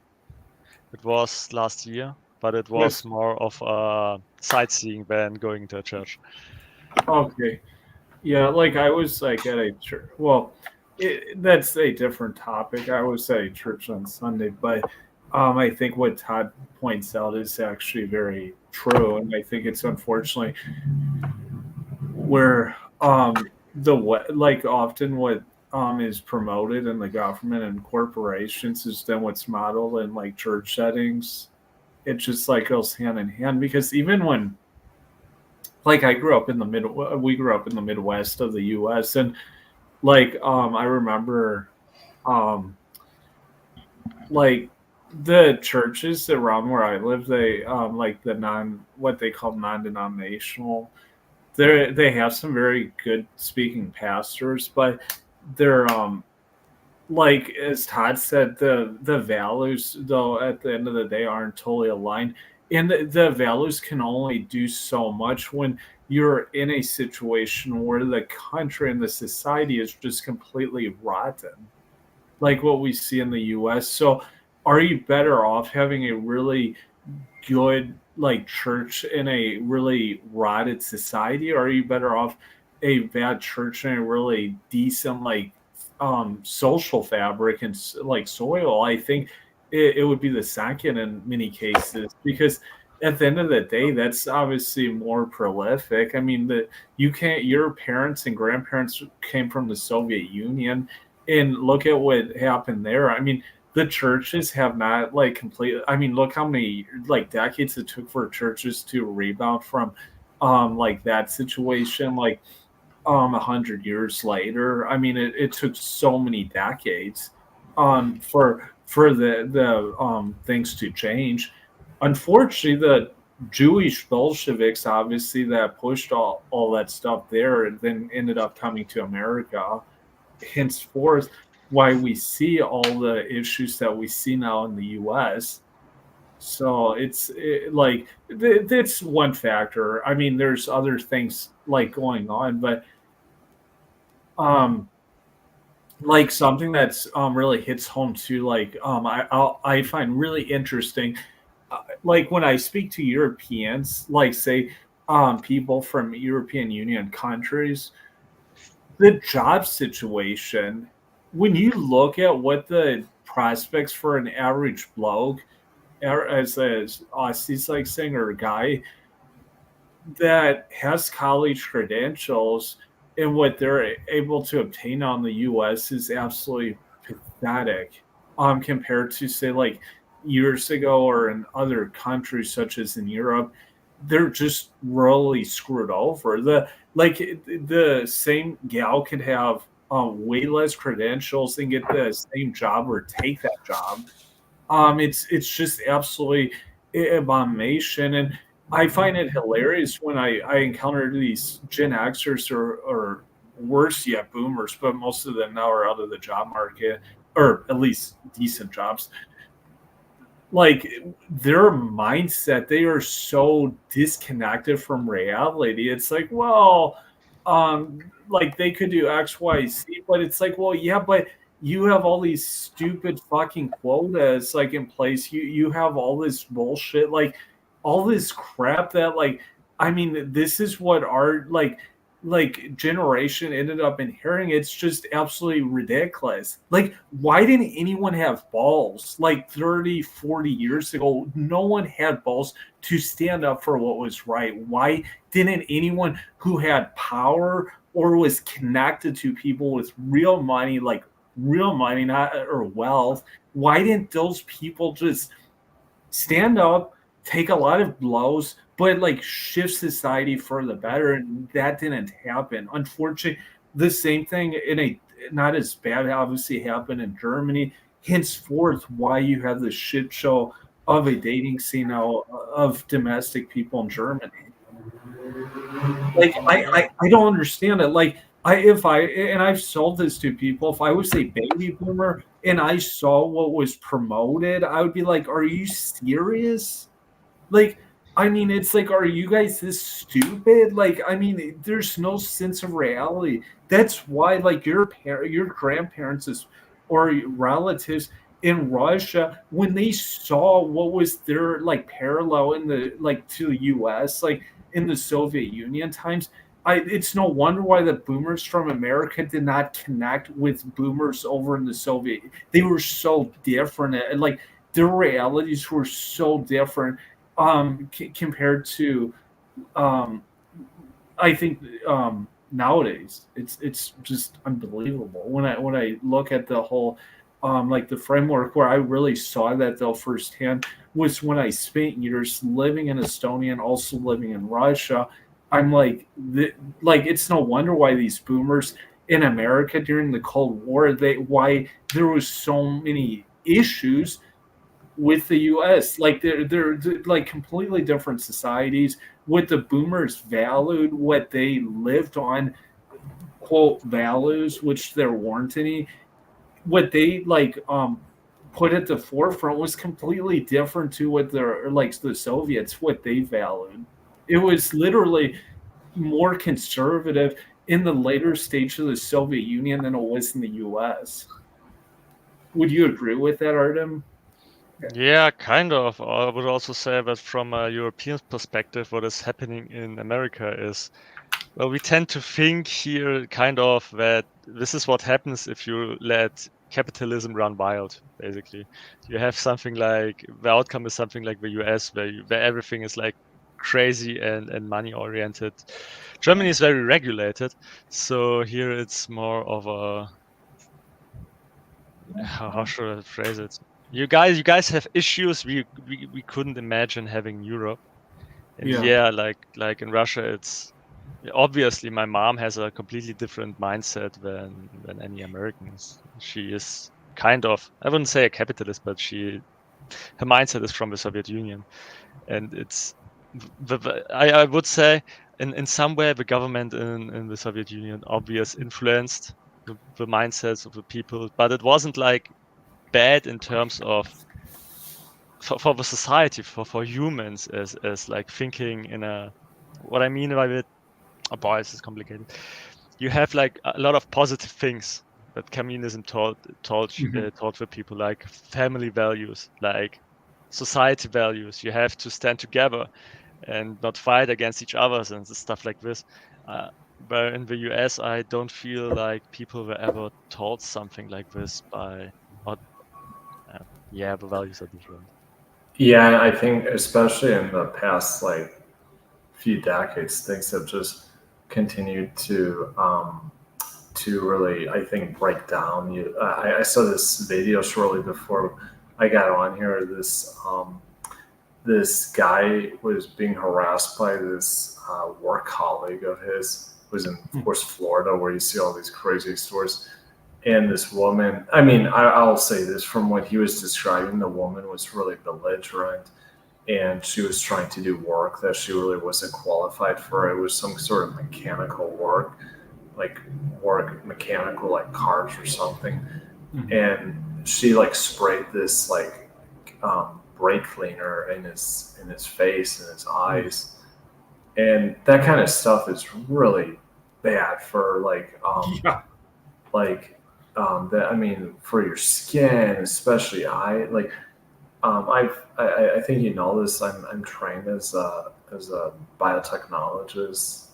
Technically, it's like a bad or not bad Oh, master of MGTOW chemistry. cowboy, nice. Um, and she sprayed this stuff in his eyes, and I mean, of course, he got like really, he was really mad about it because there had been like issues, and he like, and then he's like, um, I should like set you on fire or something like that. I should light you up, and it's just like, yeah, you do it or something. And so he did it, and then like now he's being charged with like attempted murder, or he was being charged with like attempted murder because he lit her on fire. I don't know how bad it ended up being, but it was just interesting how looking at like even something like that, how quickly things broke down and just turned into this really vicious violence. And what she did, by the way, was spraying that stuff in someone's eyes. I mean, if the police are being, I don't know how that what ended up happening to that case, but if the police were being consistent, then she should also be charged with what we call in America aggravated assault. Oh, Um, yeah. Like, because look at, I worked with like, okay, so when I worked in the grocery store, like back a year ago, like we used these degreasers and other chemicals for cleaning ovens and whatnot, yeah, fryers. And what we used, according to a guy who was a diesel mechanic, he worked with us, wasn't even as strong as some of the stuff that he used, like work as a mechanic. And some of those chemicals, like on some people, it would literally make your skin come off. So like when you look at like, yeah, when it would come to something like that, that is, and some people might argue and say it's attempted murder. That is well, absolutely it, that is Florida. yeah, no, Eminence Florida yeah, for you. Sorry. yeah. Just to give you context to this, Artem, aggravated assault is what. So if it, what that is defined as is it's capable of causing great or significant bodily harm up to death. That's aggravated assault usually, and that's It's basically similar to an attempt of murder, right? In some way, or yeah, we're doing really like bad damage to someone. Um, and so, generally, within our law, a person can use up to lethal force. What would counterbalance that? Which means that yes, in theory, if you, it might go to court, but if you can articulate a case, or a lawyer can, that you felt endangered with great bodily harm up to death, or great bodily harm, that you could literally shoot the person. And so him reacting in that way, I mean, I don't know how quickly it happened, but the fact that he was being held accountable and she wasn't, it's like, this is ridiculous. Like, that's, but, and again, What that's was he, what what's that? what were you gonna say? But that's like you said, that's often how the state of Florida is. It's really gynocentric. Yeah, so yeah, and that's another thing, Artem. So the U.S. in general, of course, I mean, this is facts. Is feminist, of course. U.S. is a feminist country, liberal country. I know my parents sometimes don't like to hear that. This is just facts. Obviously, not everyone is like that. You have some of the most like anti-feminists in the world, like public figures like Tucker Carlson, who are some of the most prolific people, completely against it. But then when you look at like this on a state level, like even though Florida is deemed as a Republican state, like a red state, that is only a part of the picture, because at the end of the day, Florida is still very. It's the same commonality you see with a lot of the coastal states, whether it's the East Coast, the West Coast, like California, Washington, Florida is an example. They tend to be quite liberal. That's just the reality. So what you have going with Florida is you have the deep South, which is naturally very gynocentric. It's very male feminist. It's feminist, and then especially like male feminists. I point that out because like if you go up north, like especially the upper Midwest, yes, it's feminist, but is it like heavily male feminist? Not so much, at least with white communities or with Asian communities. But here in Florida, very heavily male feminist and also feminist in general. And so why that matters, because people are gonna be like, oh, so why does it matter, Tyler? Because it like situations like when my brother situations like when I worked at Winn Dixie, crap that I had to deal with, that was a byproduct of hardcore like Florida feminism, as I call it. Because even though we have great old Governor DeSantis, which I mean he's a good governor, but at the end of the day, it's still a feminist state. That's the thing about it. And so when you have like you know where it gets real, honestly, like in those kind of situations. I had a situation I'm not going to delve into too much. It was a year and a half ago, or maybe it was, yeah, it was like a year and a half ago, or 2 years ago, actually, or no, it was like a year ago, where I believe I was poisoned by another employee. I didn't have any video or anything to show. We didn't have videos in the back, and I believe I was poisoned because of the effects I had for like a week or so. Todd probably remembers this. I think it was a coworker that had put something in something that of some sort, and so like there was a guy here in Florida. No lie, this was like a few months ago. Artem, he poisoned his nephew, like he like tried to. I don't know if it was to kill him or just make him violently sick. Like who would do that? Like he was like in his early 50s. I'm like, what the heck is this state? What lunatics come and live here? Or I mean, like there's but the thing is when you go and work in these like especially working class like sectors here, you see just how lunatic a lot of these people are. And I'm like, this is not how I was raised. These are not my people. Like this, like if I was like this when I was a child, my parents would have spanked me.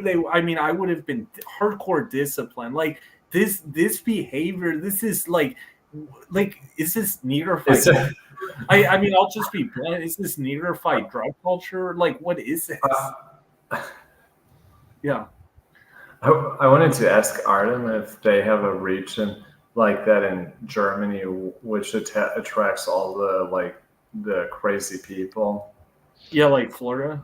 Or Yeah. Not really, to be I honest. don't think so. We have like here in Vera City, which is known for heroin abuse or something like this. We don't have crack issues like the US has. Oh, yeah. Well, that's why you mentioned that. Artem, Tyler and I actually went to school with this person who was the result of what it was such a problem that there was a word they were called crack babies. These were the offspring of the crack. Well, of course, like the moms. Yeah, I watched the South Yeah. Park episode about it. Yeah, it was like wild though. It was like, oh my gosh, like So let me ask that guy that got like that stuff. What ended up happening? Did his eyes have problems or? yeah, he said he was already losing his vision. Like his vision was already going bad. And So let me get this straight. She's not being charged with anything.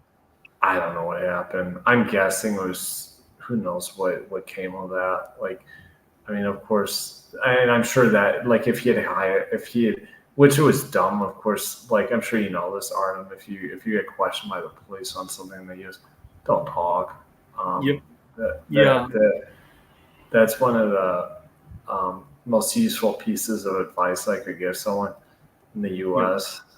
It's like not good. Yeah, I mean, I've known of Europeans, Artem, like you went. I mean, certainly like people from Asia, Africa, Latin America, where I mean, they end up really incriminating themselves because they like simply they talk and they think it's like maybe in their countries where like once that like cop is like rolling their body cam, I mean, if it's like somewhat serious, you don't say a thing to those folks. Like, I mean, they are like, I'm not saying, I mean, there's good cops and stuff. I'm just saying they're apparatuses of the government of the U.S. So what like those things obviously follow, but something this guy said, Bavaria is considered very conservative. Is that correct? Yeah, it's kind of conservative. They have more conservative states, but Bavaria is quite conservative. Just recently, they passed a law that all this gendering stuff in Germany is not allowed in government institutions like colleges, schools, and everything government related. So they are quite conservative. If you don't know, in Germany we have like for every a car is for example neutral. Oh God. Yeah. The guitar is for example feminine, and also we have like words that are masculine. So they basically take the masculine word and they add the feminine afterwards. So it's like just like you guys have with all this they stuff. Interesting. However, this Wow. and they passed a law that it's not allowed anymore and everything official. So it's quite conservative, yes. I guess that's why you found my YouTube channel, since that makes sense actually. Is because like I knew a guy from far northern Germany, and it's I mean obviously technically you're not of German like your ancestors, but well or some I are. think Yes. I knew a guy from northern Germany and like the far north of Germany, and he was almost more similar to like a Danish person. Like I could tell that he was from northern Germany. Like just like certain things. I mean, it was almost more like a Scandinavian how he acted and stuff. And northern Germans are known for being more like chill. The southern are more strict. The northern are more relaxed. See, like yeah, like I find like that's something I will say. Like I think it's probably the same with Austrians. Like Germans generally to me seem to have more personality than say Scandinavians. I mean I hate saying this, but like Norwegians, well no, I shouldn't say that. It's a different like there's a different mentality, it's a different personality with I'm sure you've noticed this, of course, since that you've lived in that part of the world your whole life. With like they have a different style, basically. Germans. I mean, Germans who say like Swedes or Norwegians. Can you tell? Like, if you met a Norwegian or Swede, could you tell quickly that they were from Norway or Sweden? how they acted? To be honest, I never have had anything to do with Norwegians beside once, so it's super difficult for me to judge. I simply never had to deal. They were rarely here in Germany at all. Like, never met one here in Germany. Interesting. Wow. But they So love going to Southeast Asia, I've heard. I meet a lot of people like from the Balkans or something like this. Balkans. From even from South America, there are quite a lot, but from the north, rarely ever. Do you ever meet any from Argentina? Argentina, I don't remember. I met a guy from Brazil, Oh, and it okay. was quite interesting because it was in Cologne, and I believe a few weeks before I watched a video from, how is he called, this pickup coach, John Anthony, how he was talking about Brazil, how it's super safe and stuff like this. And I was talking to this Brazilian guy, and I said, "Yeah, I heard that Brazil is quite safe." And he looked at me, "No, no way." In that way, I would have to agree with that Brazilian guy. Tyler and I, we've both been to Brazil. Our dad actually had a necklace, like a gold necklace, like ripped off of him on the Copacabana beach. Now, I'm not saying that it's like being in Fallujah, Iraq during the American invasion, but it's certainly like the level of I think like insecurity there is quite, I think, quite high. Also, what also is relevant is how a person moves, like in a country, and same thing here, I guess, also to a degree that there's certain things that are like, I think, kind of common sense as well. Like if you're not doing stuff in a way that's really dumb, for example, I think that you probably be okay. But one thing about Brazil, which is worth noting, is that like from what I've seen, and again, I don't like singling out like ethnicity, so I'm just being honest. It seems like a lot of the crime is committed by the Afro population, and to a degree also by the what is that, like the Mestizo, like, or that community, but especially the Afro, including the guy that stole our dad's gold necklace.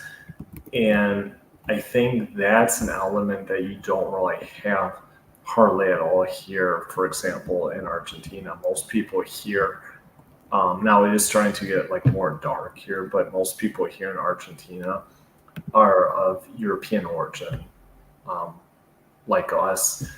And so I think that that really is a huge benefit to Uruguay and Argentina, because I mean, yes, there are criminals among European people, but I notice that criminals among European people tends to be more concentrated on a personal level. So yes, maybe there's not, most people won't do this kind of stuff, but personal cases of whether it's domestic violence or personal disputes, it happens on a more personal level, or it's more like white collar or more things that are, or non-violent usually. Whereas I notice with that more of that Afro population, unfortunately, you see the same thing like in America. It tends to be more violent and not just limited to close like family members or something like this. Yeah, from my experiment when I was swiping in Argentina, it's like basically a script that does it automatically. I remember that I remembered that Tyler told me that they are Europeans, but from swiping, I was looking at it and was like, no, Some, also yeah, they don't look. Some yes, but it was closer like to Brazil. On the other yep. hand, like Colombia, they are more, I would say, they look more Hispanic. Mhm. And for example, I had Dominican Republic, they were more of like black ethnicity, statistically. Right, So and when also what you're seeing here is a brain drain to a degree, and also I guess you could say a darkening of the population. So, like even the girl that I go out with, guaranteed that if you did a genetic test of her, that she would probably be 100% European origin. Like that's even what she said. But like her, I mean, she has like green eyes. Her like how like her face, everything. It looks like a European person. There's nothing about it that looks like mestizo or anything like that. Just green eyes. Her skin, maybe it's just slightly darker than mine. But I think when you look at the future, and this was even something I remember with my first girlfriend from here back years ago, her mom saying, or not her mom, her grandmother saying that this is becoming a darker country, not in a good way. And I think that is a reality.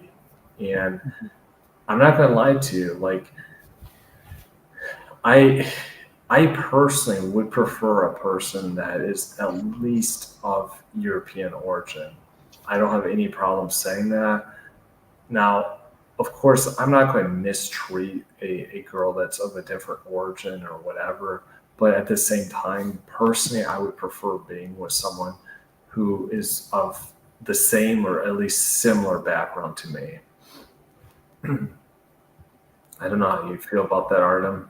Yeah, I would agree on that. I believe it's also quite common and nothing to be ashamed of. I also prefer like white women generally. I Yeah. also here and there I like some from Spanish women, like Latin. They aren't Latinas technically, but it's like easier to. But here and there are also Asian. For example, in Kazakhstan, there are like many Eurasians, and they're quite beautiful. So, but I'm not strictly on white, but I just prefer it because I feel most attracted to it, generally speaking. It's not like in a, not because I hate others, right? Well, it's funny that the contemporary liberal libtards now are like they'll go hysterical if you like acknowledge that. Right now, I have like a black friend here in Germany. Her dad is from the US. She's half black, and she told here and there like how she's treated by she's at our dance courses, and she is treated slightly different by the men just because she's like black kind of, and she had also not the nicest dating experiences just because she's like there are difficulties, but obviously she knows it is how it is, and it's not racism, it's just how society works. Well, yeah, and there's another thing, and I bring this up that when buddy of mine, Dennis from California, that black fellow, the guys are like, okay, so the guys or gals you're gonna attract generally in these cross cultural like or biracial relationships are gonna be generally a different type of person. Like I hate saying this, but generally there's exceptions, of course, but you're not going to usually attract the most like either sane or like normal people. So like these people, some of these people are like literally fetishes. Like okay, so there's obviously all these different fetishes. Like there's guys in New York, mostly Jewish. I'll be frank about it. There's Jewish guys in New York that will like they work in the financial tech sector or they're entrepreneurs. They'll literally pay black women to walk them, like the woman will walk them on a leash. Like they'll put the leash around, like a collar around their neck, and they'll like literally walk them on the street. There's a Vice video about. I didn't even know about this. Now that so clearly those guys are into those black gals, and so that's obviously a certain kind of like fetish, and so and my point is saying that like with this black elf, I'm sure she's good at dancing. Is that correct? Yeah, she's actually she also Okay, has how did hip-hop. I just had to say that. But okay, so with this gal, she probably like she probably attracts a lot of either kind of peculiar guys or guys that just have certain kind of fetishes. No, that's not to say. I mean, there may be more like genuine type of people, but that's the issue. There is that it's going to bring out like a certain type of guy. Yeah. I met her boyfriend only twice, and we didn't talk, so it's difficult for me to say. But I have to say she has a awesome personality. Like oh yeah, great. I love her. She's awesome. Yeah. Well, and, yeah. So like and like I said, personality often and that could also be the same even with Todd's experience. When he was living in it's like that's like DJ Platt. No, this Yeah, guy. it's like the younger version of DJ Platt. What's funny? So one that also may have been a situation with Todd when he was in Russia, or in Eastern Europe in general, that he's attracting or was attracting a certain profile. With Yeah, and that was something I was going to point out. I've noticed this with like when I'm in Argentina, like for better or worse, it seems like generally what I attract is more like what I guess would be considered like mainstream, you might say. But then like if I was in like Poland, it would be like, I don't know, it'd be like some like feminist or something, like fourth wave feminist and it's like, how would I attract that? And Well, maybe just maybe what I experience in Germany. If you go on dating apps, you women with dogs, women with horses, feminists, alternative style, vegans. This is all the edges of society are all on dating apps in Germany. Maybe in Poland you made a similar experience, not because you attract, but maybe because they are well, just there. yeah, and it's funny too with like I was telling this to I've talked about this with my brother. Like, there's like this weird like dichotomy where like okay, so like I'll recount like maybe this is maybe I'm a bit older, shouldn't be doing this as a guy, but like some girl was going on in Poland it was Bumble, I think, about how she doesn't like wear makeup or the kind of person that doesn't wear makeup and all of this kind of stuff. And I'm like, what would make you think that I'd be that kind of like that I would be attracted to that? Like, and I was bringing up to my brother how there's this segment, and you see this within an element of like I guess what would be called the Christian church, like some of these Christian churches in America that basically push these gals to like not dress feminine, to just basically be like I guess not presentable, and somehow that's like I guess the more righteous thing to do or something. And it's like I don't agree with that. Like I think that like for me personally, I mean I want to go out with someone that I mean that looks decent, that like has like a nice looking body, that wears like clothes that fit her properly, that look good on a female body. And it's like I mean isn't that like normal? And so I think there's this weird element within like I guess the supposed like Christian churches even in America, or there's this like fourth wave feminism. They kind of stand on the same idea that like you shouldn't look presentable as like a woman, and you can look sloppy. And Tyler and I have seen this play out in like oh man, like with various people. It's like I'm like, this is stupid. Like I'm like, well, like what I was telling you, I'm not interested in that. It's like no way.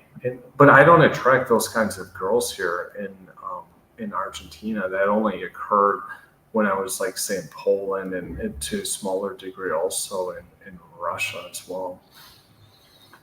Is that a kind of gal that you would attract? I'm curious, Artem, or is that it's kind of like like Todd was describing. I mean, with like what he has to show for himself. I mean, it seems kind of crazy to me because I think even in many other countries that you wouldn't see that. It's kind of like what's your take on that? I would agree that I attract them in Germany. However, I believe it's more of a thing if it's what kind of number in terms of look you get within that country. So for Mhm. example, in Germany, I'm performing not so well. So I attract these kind of women. If I go to Poland, I attract mostly normal women because I'm Okay. ranked higher. And so I believe it's Cool. more related to this. So, and obviously online dating, like it's heavily dependent on your pictures. So Yeah. not necessarily how you look. Well, let me ask you Yeah. another question, kind of pertaining to this. Like in my case, I mean, I have some facial hair. I mean, typically I'm totally shaved, but most of the people, like students of mine or whatnot, will think I'm like, say in my mid 20s. They never guess I'm 31. Do people usually think you're older, younger, or the same age as what you are? It's 30. weird because in Germany, most of the people guess my age about right. When I Okay. was in Poland, most of them thought I was like 27 or something like this, 25 even. So it Okay. seems like Eastern European women think I'm younger, but Western, not so much. Okay. Yeah, that And, makes sense. So, because yeah. like with how like the aging, I think even with guys there, I think often I remember. I mean, when I was in Estonia, I mean, I was like say 28, 29. Like, I mean, how guys my age now would look often. I mean, they would look a lot older than me. Um, not that that's everything, but it like plays a role more so, especially with generating leads like through online dating. In the same way that like someone who's big into like the bodybuilding stuff or the weightlifting, does that kind of, this is a bit diversion, does that kind of profile attract a lot of gals say in Germany or in Poland? Like if they say a really muscled up like guy on their picture or I not? believe it does attract a certain type, yes. Okay. Yeah. Personally, I'm not very built, I'm just like fit. But Mhm. guys who like hit the gym excessively, let's Yeah. just phrase it And that way. it takes some like, yeah, in our Um, steroid. I believe from it's not as bad as in the US, from what I know. Okay. Obviously, I don't have my own data on this. But Okay. the type of woman they usually attract is like the one without any useful personality. Yeah. They're Yeah. like gym rat. It's another gym rat they attract. We have a huge Yeah. gym culture in Germany, I must say. I believe Yep. it's similar to the US. Straight from the U. Yep. Yep. It was It's taken straight from straight the from the U.S. global homo. When I was Well, talking to people in Poland, they don't even know anyone who goes to the gym, for example. there used to kind of be a joke, and I don't think it's, maybe probably more so with the millennials. I mean, there was kind of a joke that if a country could like if the society could worry that much about the, maybe Andrew Tate had said this, can worry that much about going to the gym, then it's kind of like, well, no, he didn't say it.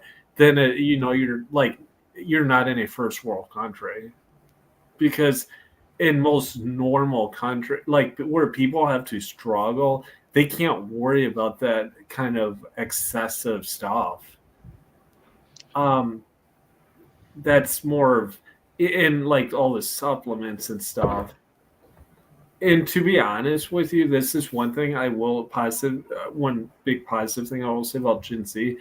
I don't think a lot of the gals care as much about that as say the millennials did. Maybe they do. I definitely not here in the U.S., but maybe Well, not. I believe subconsciously they, they like it, like they find it Okay. attractive.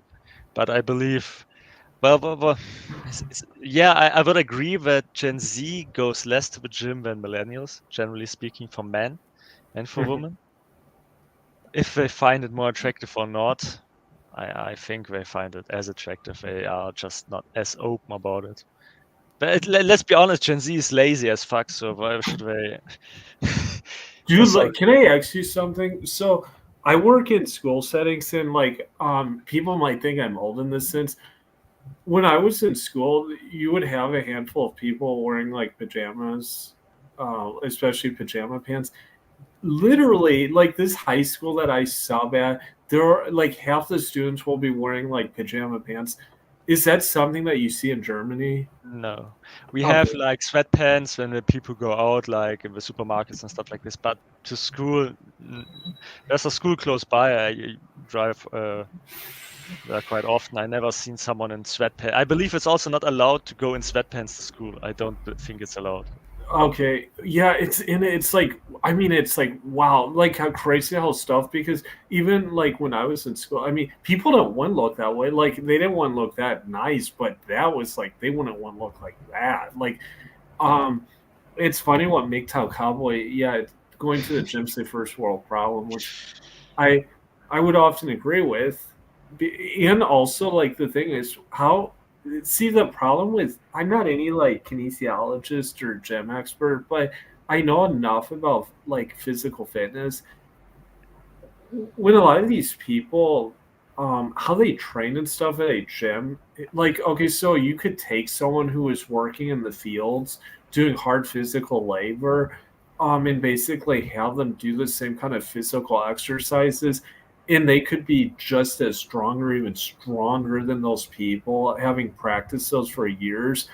It doesn't the like macro and micro muscles how it builds it often doesn't, for example micro muscles doesn't really do as much work like gym equipment and stuff, but the point is that like a lot of that is more of an aesthetic, and one of the big points like I was going to drive home, the gym culture is also very much about driving a gay culture. 10 years ago, I wouldn't have realized this, but I'm being dead serious. I mean, it drives consumers culture, but they also are driving the gay culture, which is, I mean, I'm not saying it's bad. Well, what I'm saying is that there's in motives in mind. It's like, look at all these, like, I don't know how it is there, but you have all these running races, like, for, like, 5Ks and stuff. And these are obviously for the benefit of big companies like Nike and Adidas and stuff.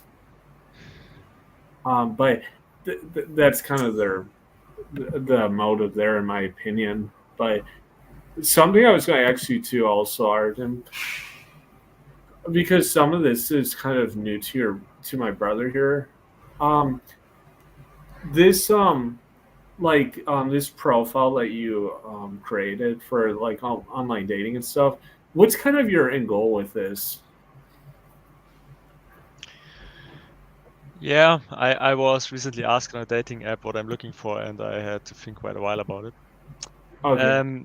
It's a mix of different things. For example, I'm a kind of guy who just wants to know and to figure out stuff. Mhm. That drives me to some degree. On the other hand, when I was creating it, it was for online dating in Germany, so that's quite obvious. Like having a choice of different women or a girlfriend or whatever doesn't matter at that point. How is it called? Okay. An abundance of women to choose from, or something like this. Okay. And right now I have photos, I have images, and right now I'm coming to the conclusion that Germany isn't worth it. And probably after I collected some data from Estonia, it doesn't seem to be the answer. The best bet is Prague. So I can get there in 6 hours by car. So maybe I will do something like Prague is a great city. It's Yeah, cheaper. you weren't. Yeah, we weren't lying about Estonia though. It's crazy the difference between like Latvia, Lithuania to Estonia. It's like that is a full scale MGTOW country. Estonia now. Would you Okay. agree? Well, you know the other thing also I think is like your age. Like if you were younger, like maybe like 20 or so, it probably you might have actually more matches. Um, Unfortunately, like we were discussing with the age you are now, in some of these countries, they don't care at all. But in other places, it's like, oh, that person's like, it's all these pre-contrived notions. Yeah, Like, Russian speaking and Ukrainians, for example, they don't care that much about age. Well, yeah, I think some people see it almost like going to like a grocery store, retail store. Where, oh, that's already taken. So what's left over is like undesired or something. Maybe Yeah. 40 years ago, but this isn't like we're living in like it's. I mean, it's a clown world what we're living in right now. Yeah, I think in a similar way, it's quite unrealistic that we ended up where we ended up. So Germany, like I know, like okay, I live in a city of a navy base. I know of older people that went to Germany. They were stationed there, like in the navy and stuff, 30+ years ago. And I mean, it's like what you see now is just it's an abomination. And it like unfortunately, like you see this with all the countries that have been like occupied by like the US military. It's the same exact garbage over and over. Like I will say like Japan, I have my issues with Japan, but like some things like I think you, Todd, or I could go slay it honestly in Japan. Like based on what I've seen. Now, would you get good quality gals? Probably not. But even though it's a very like fetish type of like country, like you would still attract a lot of gals there, or I would, or Todd would. Based on what I've read. Now I'm not going to do that, or Todd isn't, but it's just something I throw out because Japan was a country that was kind of taken over by the U.S. I can just share I can just share something. This is something a guy posted, I believe, 7 years ago on Reddit. Okay. So am I allowed to show my screen here? Let's just check. Did you see Reddit went public, the stock? No, I didn't. Did it crash again or? Yeah, well, they IPO'd this week. So Mhm. okay, something is going on. Yeah, okay. No, I didn't know. I'm not so much into Reddit. I think Reddit is such a weird community, especially in Germany. It's like in the US you have like Twitter for the leftists and stuff like this. Yeah. In Germany we have Reddit. It's Oh, so many. it's a lot of like weirdos. Yes, so hardcore leftist stuff, and it's weird. Reddit is weird in general, I believe. The Is it like, worst. can you actually write like in German on Reddit in Germany? I could write. What if I could write in German on Reddit? Like, Oh. do people write like in English on Reddit like in Germany, or do they? No, Will it rarely. be? Most of the time, I write in German. Do they have actually their own forum though, like for German? Where it's, Yeah, many like every other country probably. okay, and it attracts a lot of weird people. Especially the left, yes. There's Okay. another site. It's called Program. It's similar, like it's a mix between Reddit and 9gag, I would say, and Okay. it attracts more of centrists. Because the Okay. weird thing in Germany is I would consider myself a centrist, but by German standards, I would be right wing because Okay. we moved so far to the left that a central view would be considered right wing already. It's crazy what's going on. So far to the libertarian. How like so I was going how long have you been doing those dancing courses? 1 year. Okay. Russian, I mean I know Russians often very good with like dance performing arts. Yes, a percentage of Russian or women of Russian speaking descent is quite high compared to it's fun when we have this West Coast swing. It's basically American dance, Yeah. and it's the most only Germans, like only native Germans are in this West Coast swing. Yeah. and this Latin dances like bachata or salsa or whatever, it's more like of a mix. Kizomba also, it's more mixed, but West Coast swing, only the most German people to West Coast swing. Interesting. Wow, But it's yeah, like yeah. in 1 year, I learned a lot about culture alone from doing dancing in Germany. It's super weird. It's like dancing. People turn to dancing Mostly women, you notice immediately when you dance with them, they have difficulties to let you lead, so they are very masculine by nature. Mhm. A lot of them end up in dancing, and also obviously like the age 30 Yeah. and it starts. Yeah. But the interesting thing is rarely something happens, intimate Okay. or relationship wise or anything. It's mostly dancing, and it's quite interesting because I believe at least in Germany, most people have, especially singles, have a deprivation of touch. Hmm. So, and this with dancing covers this need of being touched by someone. It's quite weird. Interesting. So I believe that's also the reason why nothing happens, simply Mhm. because they are satisfied by contact this way, without being intimate. Wow. Super, Well, super strange community. yeah, I mean, it's interesting. Like, see, when you look at, like, obviously, I started very much, my channel gained a lot of momentum. Um, yeah, I'll go back to that. I gained a lot of momentum being in the MGTOW community. But something I will say is that, in the same way, like, my brother and I, like, in yourself also, in some ways, like, I learned a foreign language, like, I put in the effort, like, I mean, it's very much like a performing art. Um, like, that's one of the things, like, people ask me difference between Gen Z to, like, millennial. Like, the Gen Z guys, like, I mean, they don't even care. Like, I mean, when it comes to, like, being willing to go to a different country to find a relationship and stuff, they just, like, I mean, at the end of the day, like I told my brother, I mean, he can at least tell people 10 years down the road, if he's single or whatever, like, at least he put in the work. I mean, he did. Just like when I tried starting businesses and whatnot, I put in the work and the effort. Like, so the point is, so, like, these things that, like, historically, yeah, I mean, being a decent dancer, people, that would have been kind of customary for a guy to have some skills with, for obvious reasons. And I know some people would vehemently disagree with me in the, like, Nick Tower Red Pill community, but the point is that people don't like.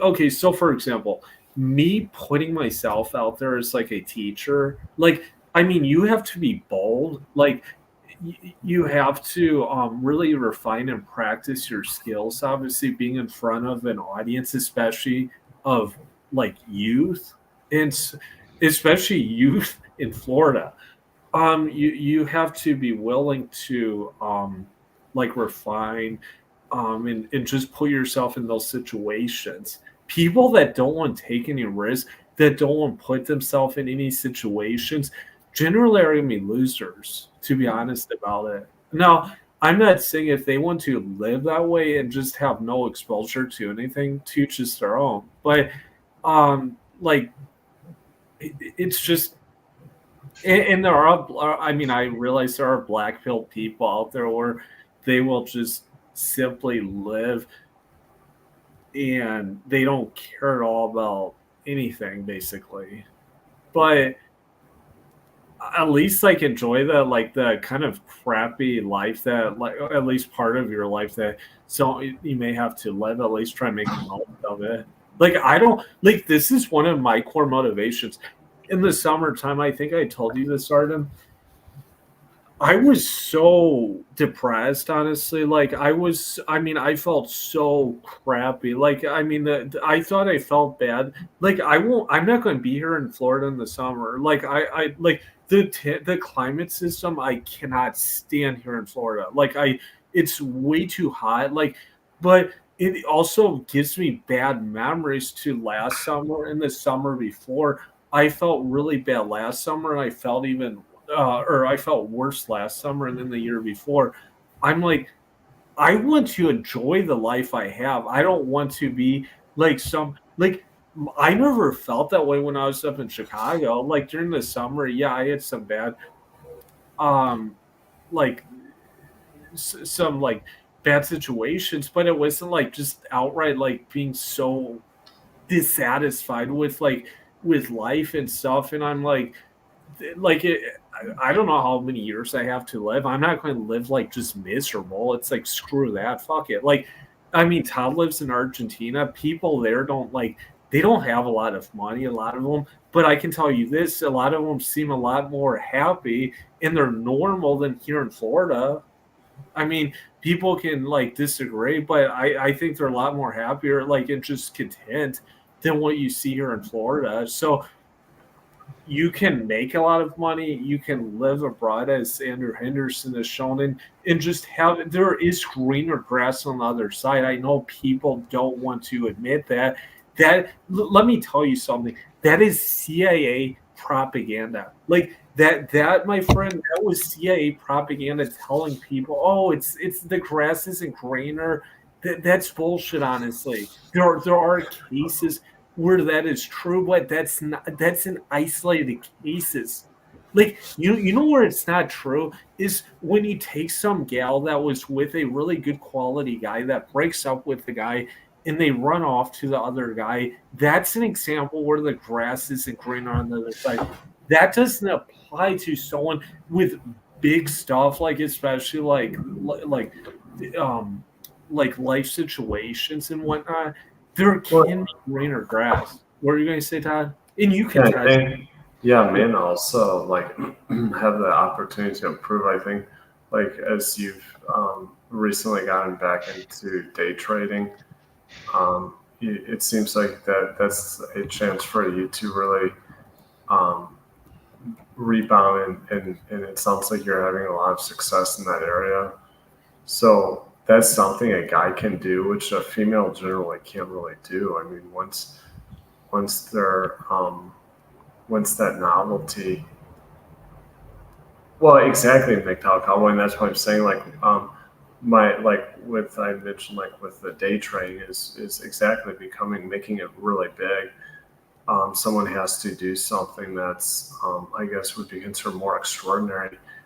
And as far as reaping the benefits of that, Mm-hmm. um, and there's really not as I see it, living this really risk-free life for a guy who's single really is not worth it unless a person is just totally content with the way it is, which there are guys that's totally cool. I mean, I don't want anyone to self-destruct or do something they're not comfortable with, but for these guys, like Tyler mentioned one of our cousins, it's that's the kind of person that he doesn't really he could have taken that kind of risk, and even if it didn't work out that well, he could have still had a good deal of money left in these other investments, which even in the stock market, I mean, if you do look at the growth of the S&P 500, even those really were not that great. Whatever, I don't know exactly what he was invested in, but it really wasn't that impressive. Mm-hmm. They don't want to war. Yeah, well, and it's funny because I think that's true. And also, though, don't you think as well, one of the issues is going back to what the culture's promoting, this easy, you should have a lot of money, easy. It's also promoting Yeah, yeah. I mean, especially okay. Look, I'll be honest with. I've been living in provincial America, and it is a different cup of tea. And this has crossed my mind. I probably chose. I lived in the one of the worst places of America that you could be situated, to make money. No question. Now, with that said, I think the other thing though is these guys, they're in, and I'm not trying to use excuses. They're in really crappy jobs. They're around really shitbag people that they don't want to be around. They just cannot stand working around them. They're jobs that don't pay sufficiently. Those factors most certainly play a role, and especially I highlighted it in provincial American cities. But at the same time, one could say the same even in larger cities. People that go and work, you can't work for Amazon here. In Pensacola, Artem, it's a smaller city in Florida. You can't go work at. They don't have big Amazon warehouses. Good luck even finding a small warehouse to work at. Those jobs also are pretty soul sucking and like have so little fulfillment. But I'm not going to use that as an excuse. I think the biggest thing, and I advise my students, is to look at like especially trade based areas. I don't know if you wouldn't have known this, Artem. I was first going to come back here to Florida and get my CDL license. I was going to drive a truck like MGTOW Cowboy. What happened? This is totally an honest. This was 2.5 years ago. Um, I did not feel comfortable getting onto open roads in a big truck at the time. Now I would be. I think I would be comfortable. I kind of there was a certain kind of anxiety that I had that I now I would have been fine, but I came from a place a different mindset then.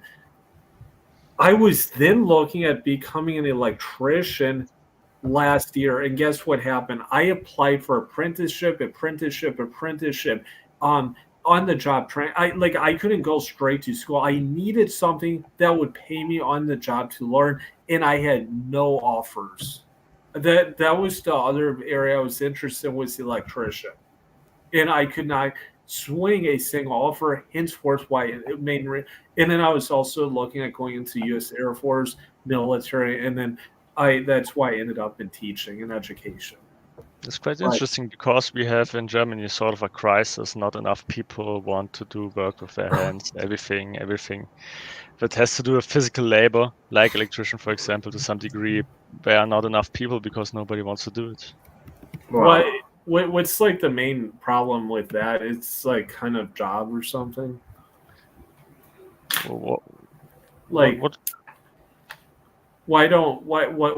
What's the biggest detractor about being an electrician in Germany? Money. Actually, you earn decent money decently. It's not bad. There are many jobs you can apply to. Mm-hmm. It's in demand. Mm-hmm. Well, it's seen in Germany. Many jobs are seen as less valued if it's physical labor to some degree. Like your social status is lower, and many people simply are lazy and want to work at the office. And I would presume that a lot of the past 10 or 20 years, a lot of the newer electricians are probably of other ethnic groups. Yeah, other countries, usually not necessarily ethnic groups, but yes. Yeah, and that makes total sense. Like I said, I was totally game. The problem, I mean, it's such a circle jerk though. The whole look what's happening. You've heard of Boeing Aerospace, the company. That one, did you hear about that whistleblower that was just like I recently heard something like about whistleblower, but I didn't read into it. No, if someone thinks that was like told accidental, I mean they would have to be a complete moron. That's I was in the interview process with Boeing Aerospace 2 years ago, and that company, like, they just circle jerk with me, like they were like complete liars. Yeah, that's true with me, Cowboy. The problem what?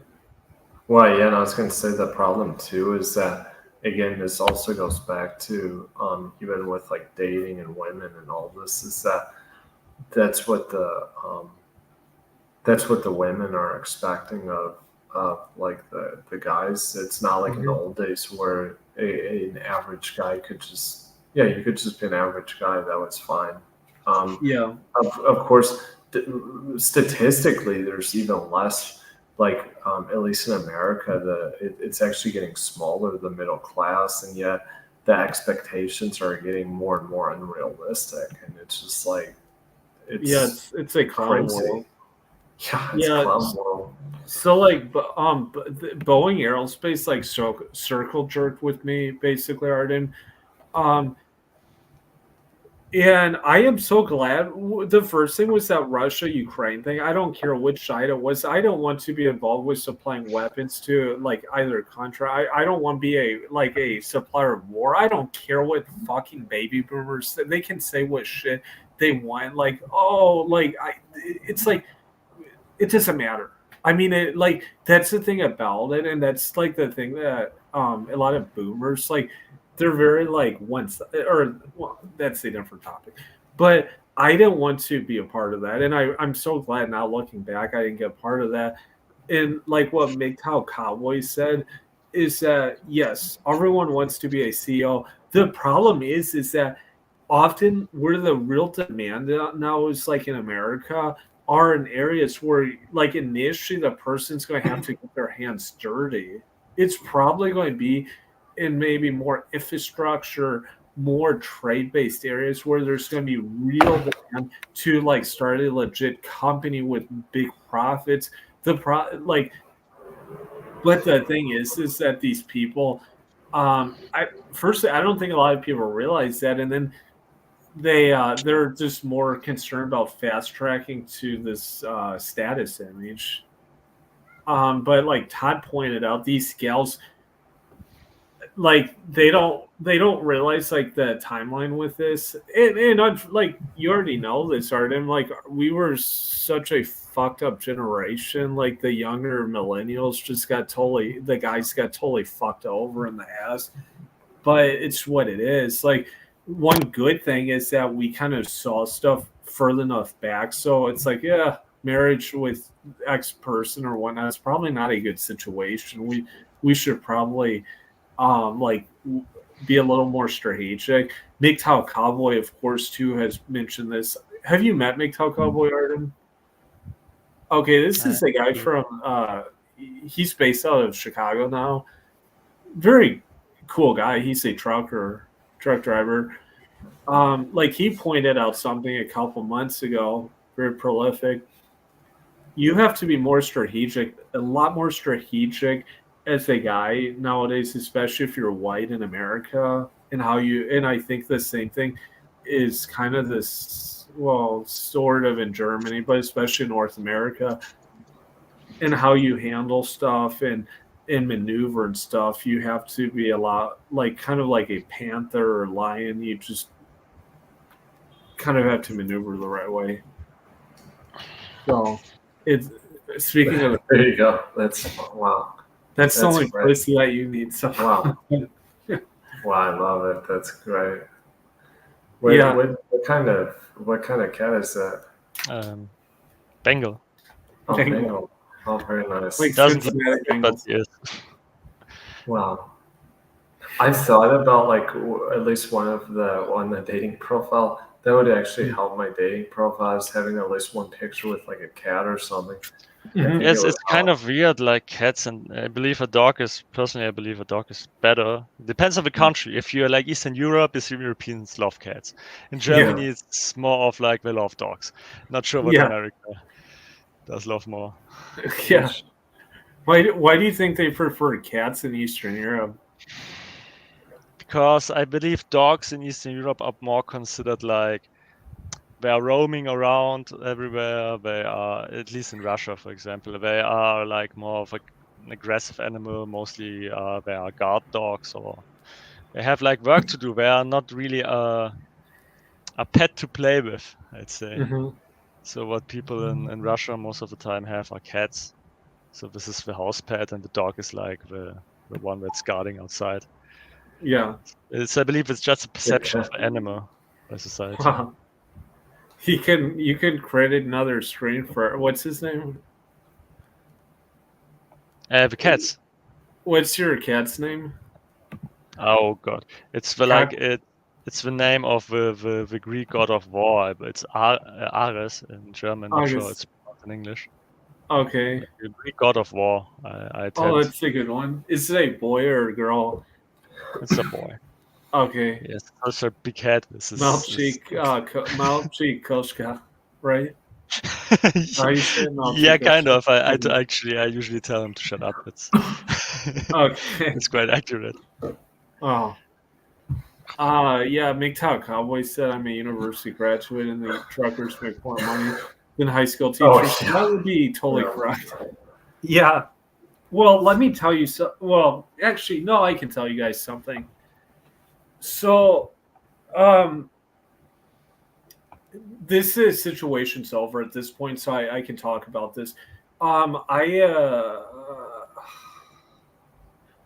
I had to go back and do a lot of back IRS forms. I had mentioned this to Artem. MGTOW Cowboy can definitely relate to this, having spent many years in the U.S. I got all of my tax forms done from this year all the way back to 2016. All of them done. It's verified. I can show someone. I'm completely honest. I needed them for something that I'm doing right now. We'll say it's a Chapter 7 bankruptcy. MGTOW Cowboy will know what that is. I'm getting all this consumer debt off my plate. Once I get that done, I'll be totally stuff will be a lot easier in certain respects. The So I got like my tax, like all this IRS stimulus money and like this tax money, like the accumulation of all that money literally is more than like a few months of the pay from the high school from teaching. And that I bring that up because it's a very true point that he brings up. Yeah, I mean, in most states, maybe if you're a professor or if you've been in a school education a long time, yeah, right off the bat, if you're a trucker, you're going to be making a lot more than what most teachers would make. And that was one of the reasons, MGTOW Cowboy, 2.5 years ago, I was going to go into. I wish I was the person that didn't have anxiety. I'm not talking about like anxiety, like you have these snowflakes that take anti. I mean real anxiety. This was uh like true anxiety, and I tried dealing with it. I was never going to take like pharmaceutical drugs to mitigate this. So what that meant is I just was like, I can't do this for now. I wish I was the trucker that was just full steam ahead and could just make it a couple $100,000, like, and just like blow it out of the park. But I just was not comfortable on the ropes. That was the main thing. So, Well, and it's like I think a person has to rely on like what you're comfortable doing, and if it's really something that you're not feeling too like good about for whatever reason, whether that be like trucking or becoming like a soldier or something, if you're having to take a certain amount of risk and you just don't feel that it's really right for you, I think at some point a person in that kind of situation should recognize that and just be honest. yeah, like MGTOW Cowboy has a very interesting background. He actually has a college degree, Artem, in Spanish. One of his parents, I think it was his dad's, actually a native Spanish speaker. And he's a very academic person, but ended up going into trucking. Um, we'll see Yeah, on that. I mean, maybe I could start something in Argentina or something. Like, and see, this was another possibility I was looking at. Like, one of the reasons I was interested in the trucking here in the U.S. because I heard that you could go to, say, African countries or South American countries and start your own outfit without having some CDL training. It's tricky, obviously, like running that kind of business or like company.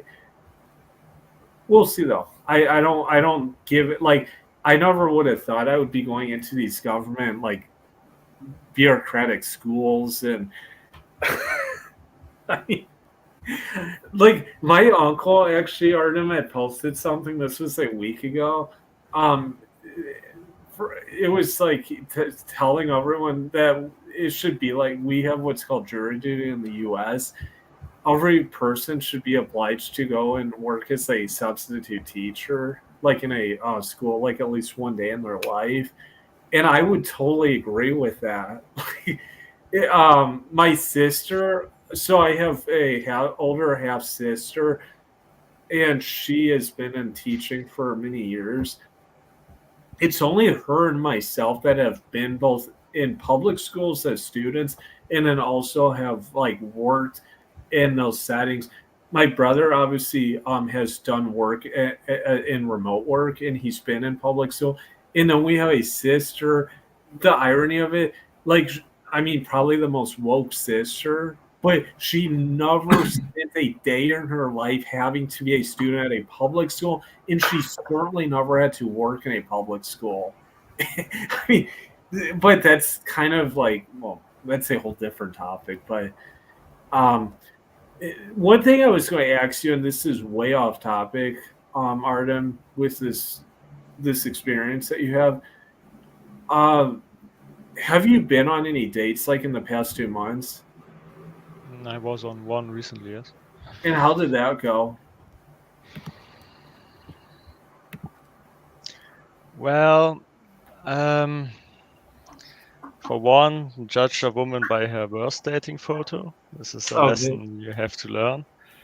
And it's for me, I'm like over all this kind of drama regarding if you sleep with a woman and she has feelings and you don't, and all this bullshit. I'm just tired of it. So I'm not interested in being intimate with a woman I'm not really attracted to. Why weren't you attracted to her?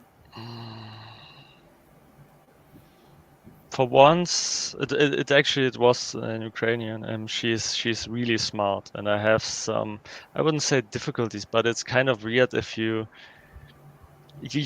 talk about rational stuff, about all these kinds of about medicine, about work, about all these kinds of things. It's quite difficult to hit a romantic nerve Okay. in some way. So Okay. it turns out like a friend, like a regular guy friend, you know. You'd be better off just taking like out a gun and saying, "Well, I'm going to rob the store," and then be riding like a cowboy, right? Sorry, I didn't get it. Oh, I said you'd be better off pulling out a gun and saying, "We're going to go rob that convenience store across the street," and they would be Oh, like, that would make them yeah, so excited. it would be actually fun, yeah. But it's Okay. like it's weird. A friend asked me for a similar question. I wasn't even able to explain it properly in Germany. I guess it's a mix of like having too many dates and don't having any expectations anymore, and it's weird. I'm just tired, to be honest. How many So guys, how many guys do you think that gal had been out with, or like on a date of any sort? well, all I know, I believe I was on Tinder in December, Okay. and I saw her profile back then. In Okay. the meantime, she doesn't. It doesn't seem like she has a high body count or anything like this. It's more, I Well, believe she struggles with being too always ending at the topics that are not romantic at all. Like you can't flirt with a person that's too smart. It's my feeling. It's funny. Yeah, it's funny because I mean honestly like those kinds of like that kind of situation like I've never even I never even met well, at least not Eastern Slavic gals, Artem, and that's what's fascinating, like the difference with even between people, someone I mean I wouldn't even meet that kind of that kind of Eastern Slavic girl. I wouldn't even encounter, honestly. That's Just to give some background, she's a doctor. She yeah. finished studies in St. Petersburg. Hmm. Then she moved to Germany because of a war. She didn't want to move to Ukraine. And she learned German in half a year and wow, that is started fast. almost working immediately, even if you in Germany you need a license and you need to make a test if you're allowed to work. And now she's like after 1.5 years in Germany, she's officially a doctor with Holy everything. wow! So she was like just incredibly smart. Yeah, she's quite smart. Wow. But they're just one that's probably also like as you alluded to with the whole lack of chemistry and stuff. Something there probably just. I mean, I went out with a gal actually in Russia. It was like 6 years ago, and she was like, that's what she studied was medicine. She's probably a doctor now. She was like 22 at the time, and I think one of the things I remember was she dressed very feminine, very. I mean, she was very like well put together. Um, but she was very like like stern, her demeanor. I mean, this is like a 22-year-old, mind you. So like I'm like, whoa, like um I mean like if she's like a doctor, certainly like a surgeon, that's how I would want a surgeon to be, like a woman. But like I mean when it came to like a date, like I remember like I was blasted drunk. This was like in 2017 when I went out with her because I arranged it, like it was like at the last minute she responded. And like so I went out. This was in December. It was I left right after Christmas in 2017, and she was like it was like an hour, it was like literally 40 minutes or an hour just walking around St. Petersburg in this one area, and then she's just like, oh, I have to leave, like, and that was it. Like she just like I'm like wait, like I was like we can do something else, like go ice skating or something, and I just like no, I just have to leave. Like it was like so weird. It was the first date or the second Yeah, it one was the already? first time that I met her. Maybe she realized I was blasted drunk at the time, but well, actually I don't know.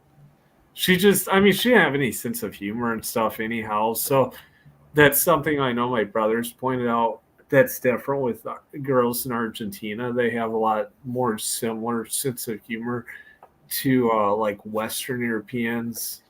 Yeah, I mean, well, and one of the things that you point, like my experience with these gals that are like doctors and stuff is it's almost this. Well, I'm not sure if it's true. I've even heard they're almost like often like they can almost be close to being considered sociopaths, in the sense that like the most like heartless girls that I've ever met were either doctors or studying medicine, and like similar experience actually to like what my brother had. Also I've had similar situations, so like I find like well, I mean in my case like I feel like I could engage on, I mean I studied as a biotechnologist, so there's a lot of overlap between biotechnology, and in fact that's how I got like a lot of these gals. They were complete bitches, I'll just be frank. But they were like just ruthless, I mean just terrible, like so, and they would waste my time. That's the other thing that why I couldn't stand these mother effers is they would waste my time with these unnecessary dates that wouldn't go anywhere. I would try and initiate, like normal physical contact, and it would go nowhere. That's what really pissed me off about these stupid girls that were like, where they were like studying to be doctor, or where they were In doctor. which country? In the US? Or Like in Russia. okay. Yeah, in America. Oh my gosh, I don't think I've ever been on a date with a girl in America. It's, I mean, you got to be like, I mean, you got to be rich in America. You got to be like a real big baller. Like, So yeah, there's kind of a funny story I have related to that. So my dad, I was studying in South America. Oh, it's not that funny. My I have an uncle who can tell stories way better. Um, if he's ever on, like I would love to bring him on live. I mean, he is a comedian, but I don't know if you'd ever come on here, but um, so I remember like 10 years ago when my parents came to South America. I was in Chile. I was in college at the time. I was 20, and they asked one of these guys asked my dad like, "Oh, can I when I go to work in Colorado, um he was going to work at a ski resort. Can I get like get gals or something?" And like my as my dad said, no, I mean if you have deep pockets and have a lot of money, you can. And that was about, he didn't say it that way. My dad said it in a more kind of funnier way. But then he went there and he came back and I asked him and he said it was horrible. Like with like the dating prospects, it went nowhere because this. I mean, clearly these gals just saw him as some like Chile, South American labor working in Colorado at the ski resort. I mean, I don't know what he contrived in his head, what he like the kind of opportunity he would have. And he wasn't what I guess people would call like Giga Chad, which I don't think really even would have mattered much anyhow. Um, but that's what America's became. It's like a big consumers like shopping center. And that's just the facts. I mean, people don't want to admit the facts, especially baby boomers. They are so um not necessarily people like our parents, but like I mean boomers I've known of like in other places. I mean, they are like oof, like I mean, you talk about like against like any reality, like you don't bring the facts to them. Like I know a lot of millennial guys, white guys that are more conservative than their baby boomer parents, if you can believe that. But something Nick Tao Cowboy said, there's two things. A female doctor is not interested in any man except for other doctors and men above her socially. I don't know about that one. Something that he brought up also that was about hiring escorts. What do you think of this notion? I mean, in Germany, that mindset's a little different than here stateside. I know. Prostitution in Germany is legal. However, if you want something that's like an 8 Mhm. or 9 or whatever, if you speak in numbers, you have to pay a few hundred at least for like 2 hours. It's quite Okay. expensive. Not sure what the prices in the US are, but if to me, it's just not worth it to pay money for sex. Like I think it's I also the older I get, it's also I'm getting more calm regarding like sex drive and stuff, and I actually enjoy it because I'm not always on edge. So Yeah, the mindset with that stuff definitely. I mean, it's probably a little different than say when you were with that Czech gal, especially initially. You probably weren't nearly as scared. Like, I mean, which probably kept her in the relationship, but at the same time, it I think I asked you, and I shouldn't ask again. But did she break up with you, or was it mutual, or did you break up? it was sort of a mix between a mutual agreement and she initiated the final step, more or less. And guess where she ended up going, Todd, after she left Germany? Switzerland. Uganda. No, could have. Yeah, like for Tyrone. She went to Switzerland. Wow. But another point MGTOW Cowboy makes is a female doctor is not interested in any men except for other doctors, the men above her. I know Todd has been out with hundreds of girls, maybe Yeah. 1,000 plus. No, I don't know, I'm not going to hundreds at least. what's your take on that, both of you? Okay, I mean, I've had experience. I had a few with girls that were either studying to be medical doctors or have recently entered that field. And my experience is that they were treacherous usually. And I mean, they were liars. They were, I mean, I can say this I wouldn't want, well, to a degree, I almost would want them working on me in that if they were that, almost sociopathic as people, maybe that's what it takes to be cutting into a person. Like, that's the kind of personality you need. So I could kind of understand how, like, that kind of coincides. It wouldn't be the kind of some really like soft girl. It would be someone that was really tough and just Like a female Jeffrey Dahmer. pretty much. Yeah. So I think that that was my experience, is that they were Machiavellian, they were liars, they wasted my time. And honestly, I can't say anything good. I mean, it sounds like, I don't know, Artem might have had a different experience, but with me, they liar. They didn't even give me any bedroom action. I don't think most guys have even been out with like have you been out with a person that was a doctor or was studying to become one? Well, the one gal you mentioned, Arden. Yeah, that's the only one. Actually. Okay. And tied to this now and bring up something else. We're going to, yeah, that's exactly the reality. I mean, it is Yeah, Prince billionaire. Yep. it's strange times. I remember a friend of ours that his dad used to say we're living in strange times, and now we're living in really strange times. I mean, it is a absolute clown world. I just call it a clown world because it makes me feel better than calling it like a complete sociopathic um whatever, because I would rather just consider it a clown world, honestly. That it's I mean, everything is been completely distorted.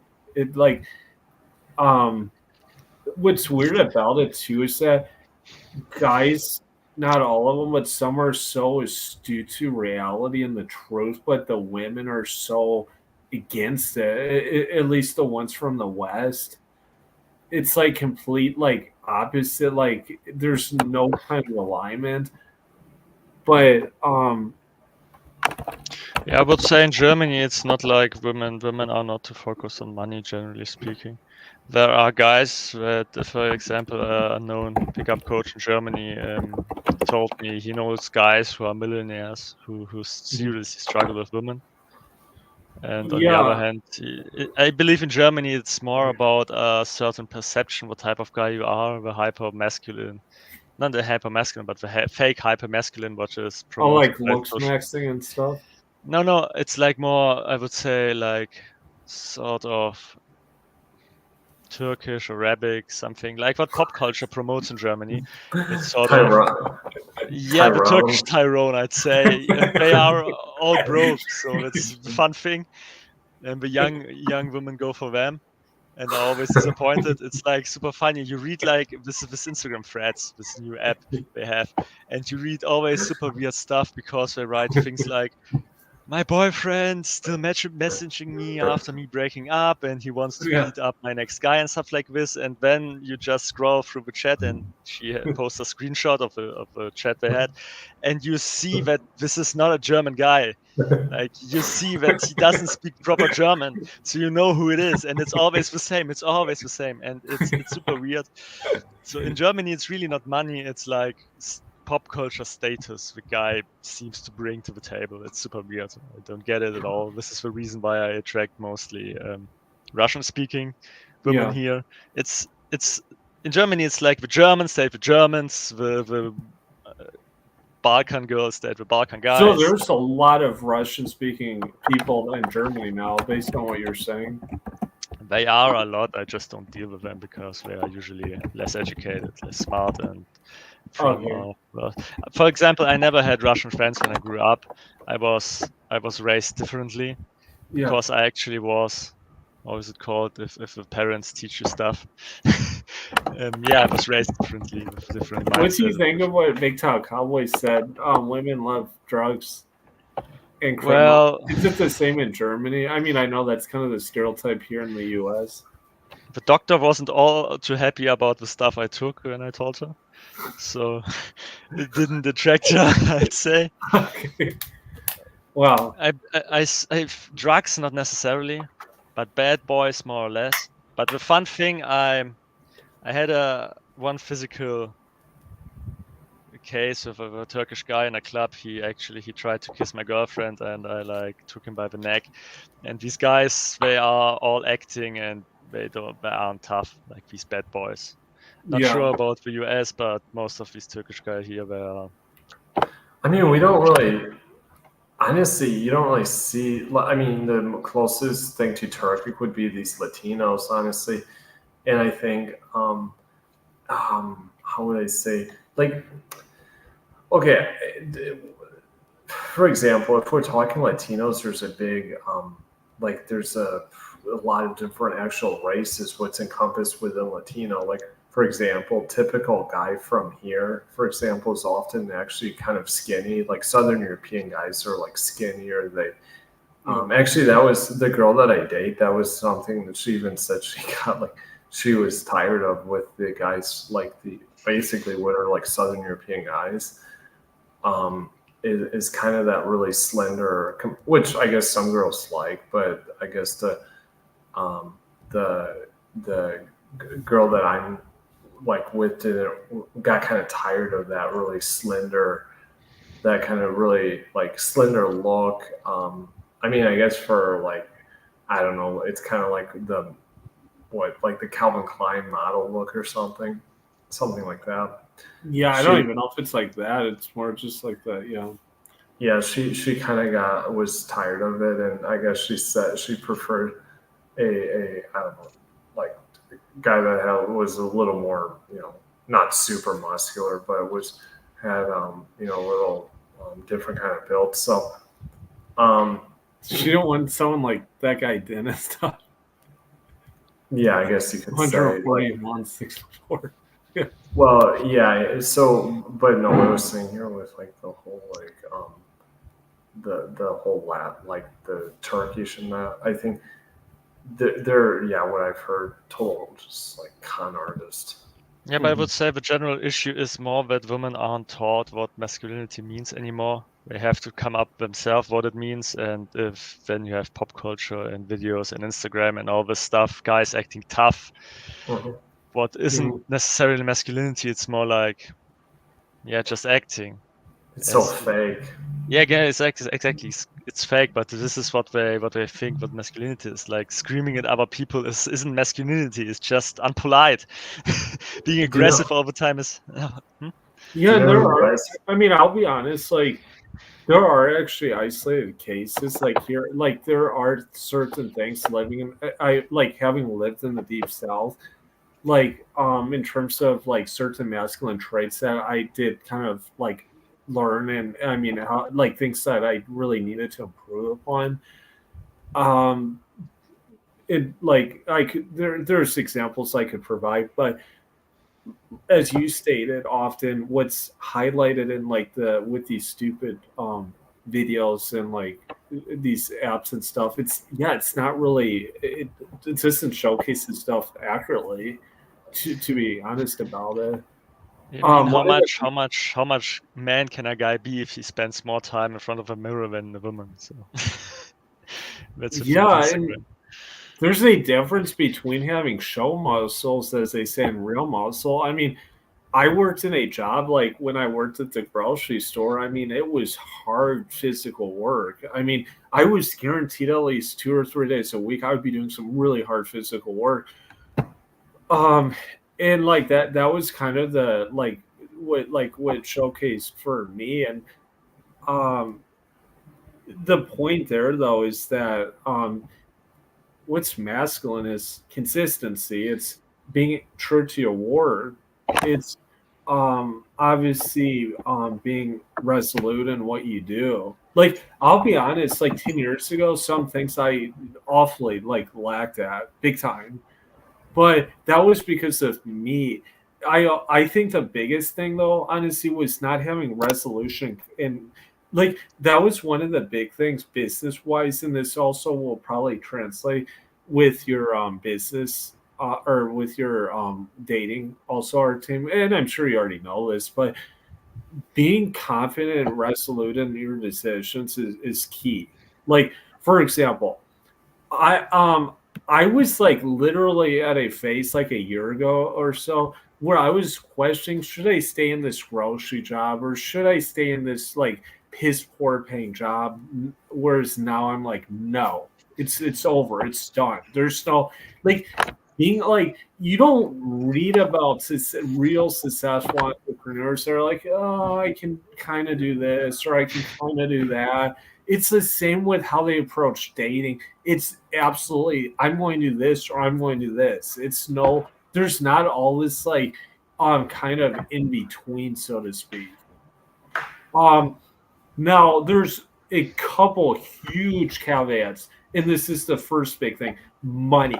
Like when I came back, I'll be honest, when I got back to Florida, I was absolutely broke, no money. If you don't have money, it is a freaking like it is like self-neutering as a guy. And that's just to be frank about it. I'm talking about if you're like totally broke, you can't do shit, honestly. If you're a gal, you can go sell your body, sell your fat ass, like I mean, like do all that. You can't do that if you're a guy. Maybe if you're able to get some gay dude that's into you, but it doesn't exist. Like, and so that's a big point that has to be understood. That is the one big caveat. But in terms of like other things, it's different. I mean, there's a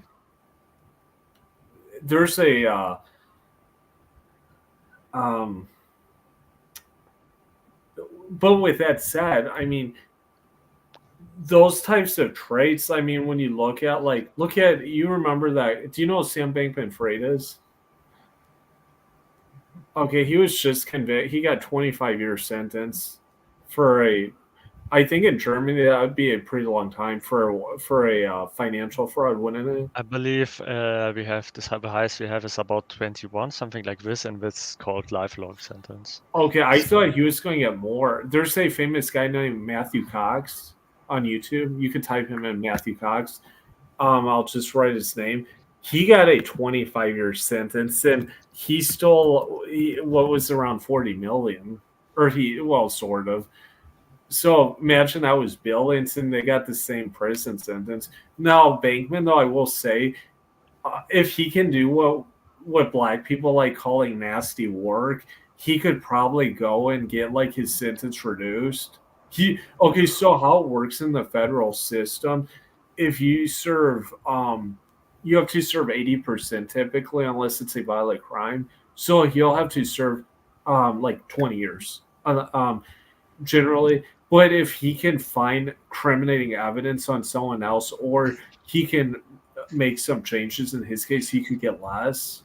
But the thing is with Bankman Fried, I remember when I came back, I was here 2 years ago reading his story in Forbes. He was all over Forbes magazine, and I was like, "You see a guy like that," and then it's like 2 years later, I was absolutely broke. I was donating plasma to get like oh, it looks like MGTOW Cowboys going. Yeah, All right, take care. I was getting like plasma to make some money, but and I was reading about him. I'm like, that is unbelievable, like his story. But what I realized with all that is that 2 years later, I would much rather be in my situation now. I mean, that kind of situation would be way worse. But the bigger thing is he didn't live by these masculine traits that I was just describing. He like having a system of integrity and like an honor code and stuff. He did obviously those were out the door.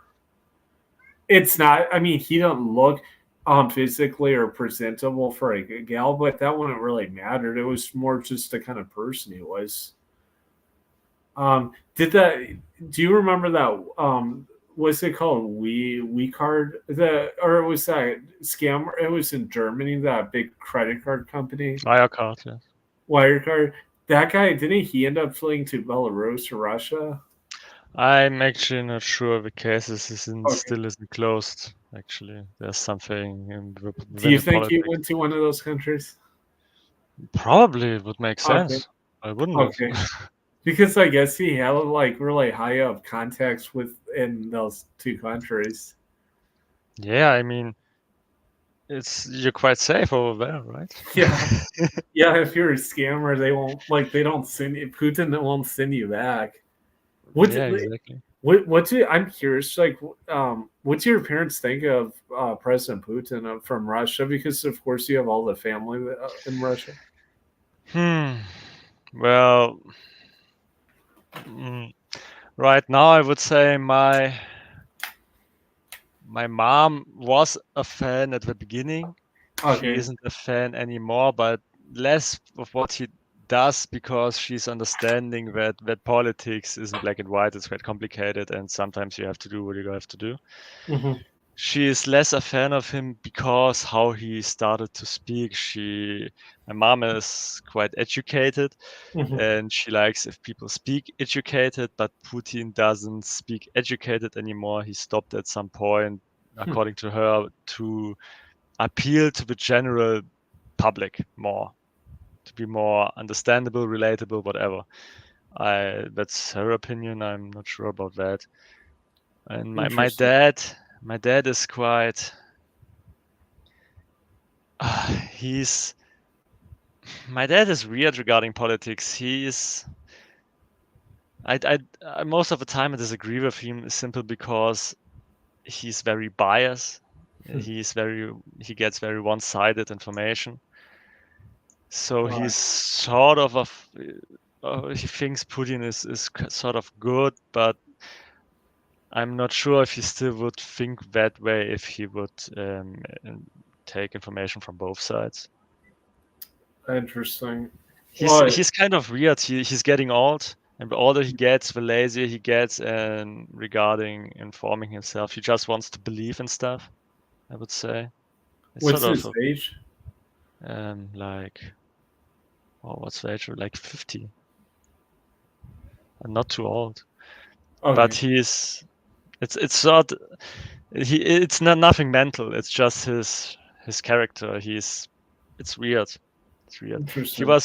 I believe when I was a kid, he was watching like documentaries about 9/11 and stuff. Yeah. He's kind of into all these kinds of things. And the older he gets, the less he's interested in finding out the real truth. But he's also getting more spiritual with time and stuff like this. It's kind of weird. Well, you said how 50? 50, yes, about 50. I believe 50. I could call about 50, yes, something like this. Okay, so yeah, I mean, like our dad's like 69, so like yeah, I mean, usually once you're like once guys reach like in their 50s, it's usually a little more sometimes it's a little older. I mean, sometimes it might be 60s. I think also that makes like an influence, like if say like do you have any siblings? Okay, so sometimes like if they had a child or children like at a like when they had you, that could also impact the person. But I think also what? No, and I was going to say the thing about Tyler was the Soviet Union, and the life he would have had would have been a lot tougher than most most Americans of the same age. So it would be much more and this like the delayed adolescence and all of that, which you see. I mean, that is one thing I do kind of get tired of here in Argentina is even these, like, you know what I found out, this person was telling me that like that there's females here that think they can wait until like they're like 40 to have kids. 40. I'm like, that's stupid. That's high risk pregnancy. And that is one of the more if someone were to ask me, one of the things I don't like about here, for example, is that you get that kind of mindset, which is something I do kind of, a part of me really respects about like about like the Russians, for example. Like, could you imagine in Russia? Oh, I have, or Ukraine, like, oh yeah, I want to wait until I'm 40 to get married or something. Like, really, come on. I mean, yeah, have fun finding a guy who wants you at 40 in Ukraine. Well, exactly. But I had actually met someone in Poland, this girl who was claiming that these females are like 35, but she was some weirdo liberal, weird, what you're finding more and more of in Poland. Friend of mine who was doing pickup, he told me he met this Ukrainian MILF. She was like 38 or something like this, had a child, and she was asking him how much money he does make, how he's he able to support her financially, and he was like, "Who wants you anyways?" Wow. Well, let me actually like, so you being like 30, how does that appear to like your parents? The fact that like by their age, I mean they already had like a child and were married, like you still being like single technically, and do they understand kind of what's happened culturally speaking, why that is? Or do they not care? My mom kind of understands. She agrees with me that women in Germany are special some way. Regarding how they dress themselves and stuff like this, she also doesn't like that. So she understands my perspective, I guess. Mhm. And my dad, my parents divorced, I believe 7 years ago, something like this. And Yeah. my dad made this whole online dating circus, so he understands my perspective also in some way. But at least he thinks he understands. He doesn't know remotely how terrible it got, Okay. but he thinks he understands, and that's more Well, at meaningful. least I mean it's definitely more like reality than what these the boomers are on a whole like they're on a whole different level. I don't. It's like the American boomers. I mean, it's like a class of their own. I don't even try to explain this stuff to them. Yeah, what's frustrating too is the fact that like a lot of the problems that like our generation has to deal with, they didn't have to deal with that at all. Like when they were the same age, and it's like I think that's really one of the unfortunate things, the reality. And I don't want to come off like some of these black pill guys because there are like look, I don't know if you do you follow any of the black pillars, Artem? No, I wouldn't say that. I would name more like purple, something like this.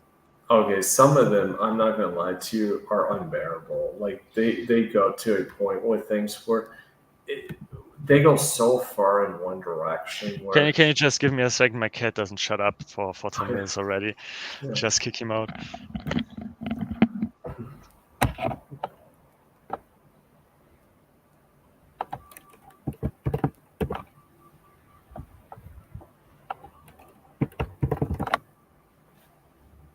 Do you think I could find a girlfriend there in Argentina, Ted? Oh yeah, I mean it's like just unbelievable the so I think I could. Yeah. you know I mean, honestly, like when I was there, like I definitely take better care in some ways, better care of myself. But there are other factors too that just weren't as refined, you might say. Did you stop my video or what happened?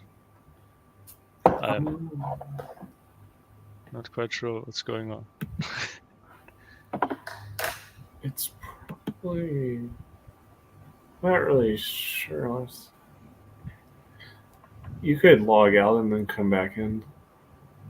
Yeah, just try. It's fine. But no, Yeah. yes. What I was saying is that, yeah, I'm sure I could. There's definitely, yeah. Oh, for sure. yeah. I mean, Well, what? now with like the day trading, it makes it much more doable, I think. Well, yeah. I mean, like, it wasn't as much as I would have liked, but like 700 today. Wow. It's still pretty. Yeah, I mean that's unbelievable. Yeah. Yeah, I mean that's a much better option than to like do that substitute teaching garbage, which it That was doesn't. something I was. I asked him about. Like, yeah, can I end this and just go into? Or no, he's back. Yeah. So. Like, Yeah, so I think I told you, Artem, like I've been substitute teaching now for I can come out with all this information. It doesn't matter at this point. I've been substitute teaching in West Florida, in middle and high school since like September, October, or yeah, it was September. I don't know how they have substitute teachers, right, in Germany. Substitute is Yeah. Yeah, kind of rarely, but it does exist. One of the like actually really good assistants that I had was she's actually from Germany. Like they have these, they're called like aides, but this was actually an aide that like she wasn't some dummy. Like she's smart. Like this woman, her name was. It was Well, I know her last name was Schneider. What's her first Melanie. name? Yeah. Oh, is that a person? No, it's just it would be a common combination. Okay. No, what's her? It's almost like more of a Spanish type of name she has. I think she's also from Bavaria, like yourself. But like she was actually very like helpful and stuff. But the thing is like a lot of those jobs are kind of like, I mean, they're made for like 20-year-olds. But see, this is the thing about it. Like, okay, so like in Florida, a lot of these jobs just generally don't pay that well. Like you could if you own like a business down here, you could like say make a lot of money, but if you're like an employee, it's like often it's really crappy in most areas unless you work like in the medical sector. You're going to make like way less than what you would make in other parts of the US. And that's why I said I was actually almost going to move to like Ohio like last summer, and then I was like maybe like it wasn't the work stuff so much as like culturally I might just be even more tired of this culture. And I remember something. I have a friend actually, or well, he was an acquaintance in South Africa. He moved to Estonia. Of course, Estonia. He moved to Estonia with his family, and like he told me, Tyler, like because I had a lot of issues last summer, and he was like, I think a lot of your problems are more of the where you're living, like you're living in a society and just whatnot. That reminds me of when I was about to leave South Africa, and I'm like, mate, I can't. I'm not going to change states. I'm just like going to leave the U.S. Like it's like this is just stupid. I mean, um, so I mean, I put in the work and obviously just like busted my ass like a mother effer, and obviously went from having like zero money to having a lot. Well, it just different circumstance. The thing is, so like I always tell people, you don't live off of savings when you go to like a foreign country. You're gonna need some way to continue making money. So, like I didn't, but this is the other problem. Even if I had moved up north, I could have gotten a job realistically with FedEx, the logistics company, but how much would my living expenses have been? So I calculated like what it would have cost me to move up north to like say Ohio or Iowa, and what the like overall living, like the rent and like having a car, and it would have been the same as if I just stayed here in Florida and like um got like more money saved up and stuff. It didn't really, and I was obviously like I'm trying to get like a teaching license, but I'm not sure how long that's going to take. Because if you have a like a teaching license for a different state like Florida, you can work these online remote jobs that are very good paying jobs. Um, but I also am very interested, we'll say, in the stock market. I would prefer to keep that off this because of certain people that may watch this video, Artem. I mean, I'll just leave it at that. I mean, I just will say that I have a pretty wicked skill when it comes to that kind of area. Like, I can take a very small amount of money and multiply pretty big, we'll say, and not like in the drug dealer way. I mean, I can't. The Germans, so I remember when I lived in Estonia, like I met a few Germans and they were mostly all interested in the stock market, it seemed like. Yeah, the German stock market is quite boring because from my understanding, it's basically like this. A friend of mine is doing here and there, like buying stocks, but I personally don't.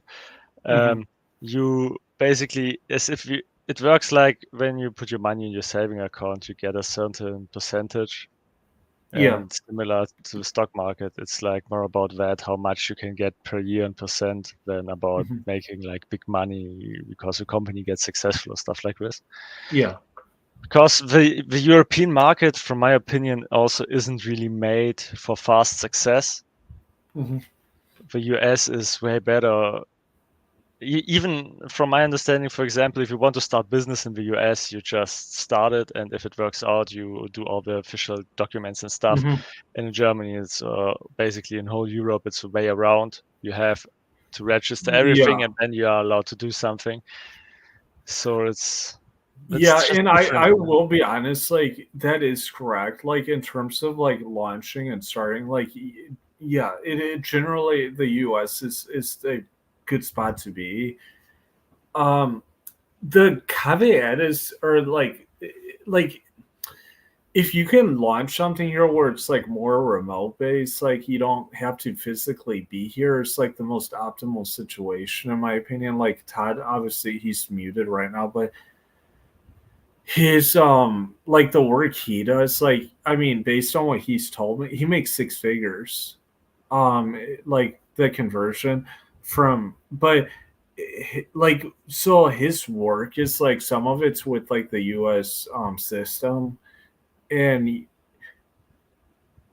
if you position yourself properly, there's definitely still really good economic opportunity here.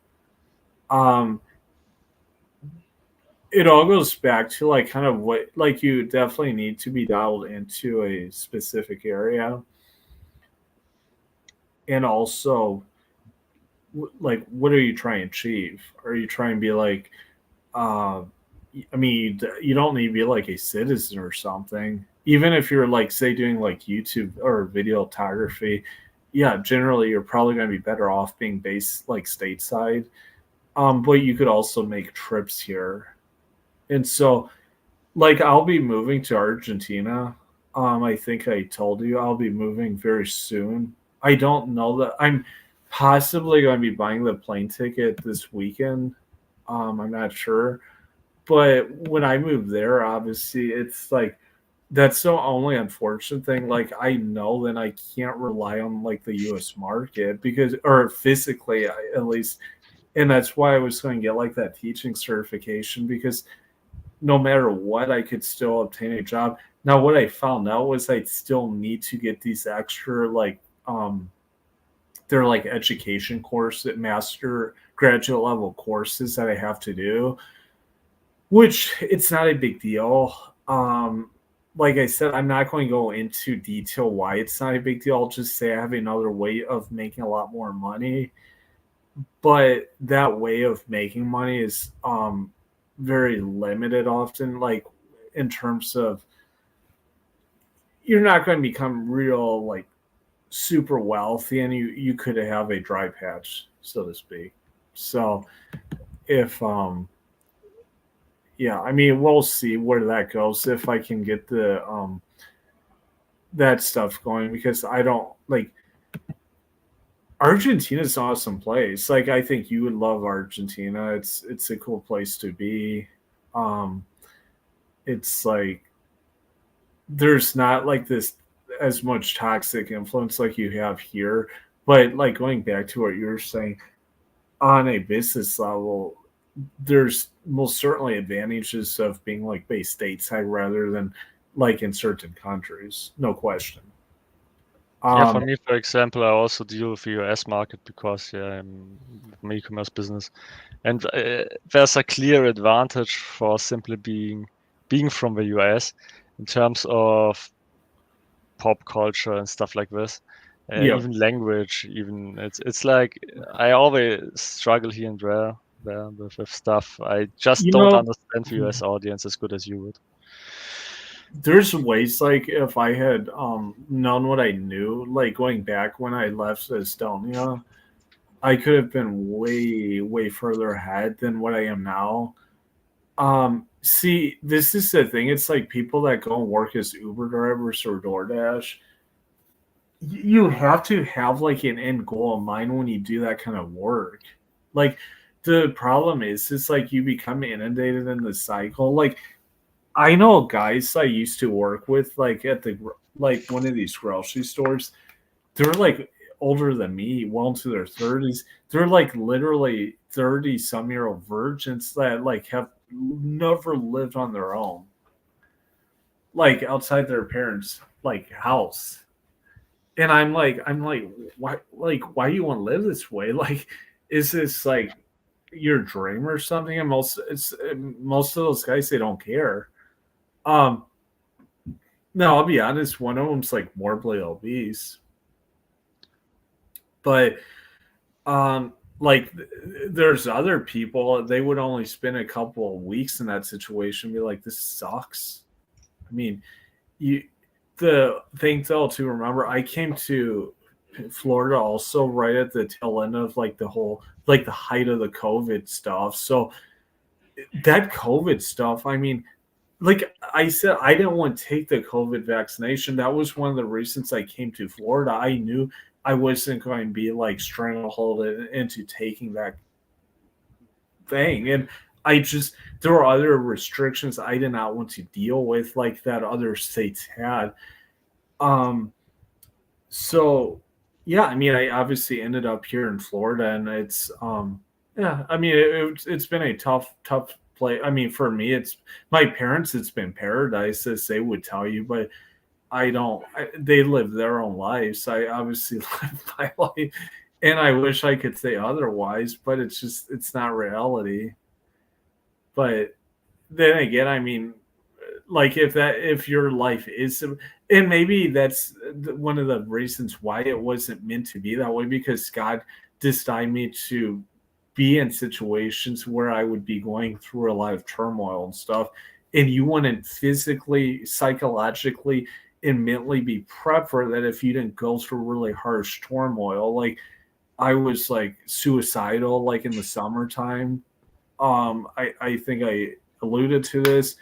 I was like, I mean,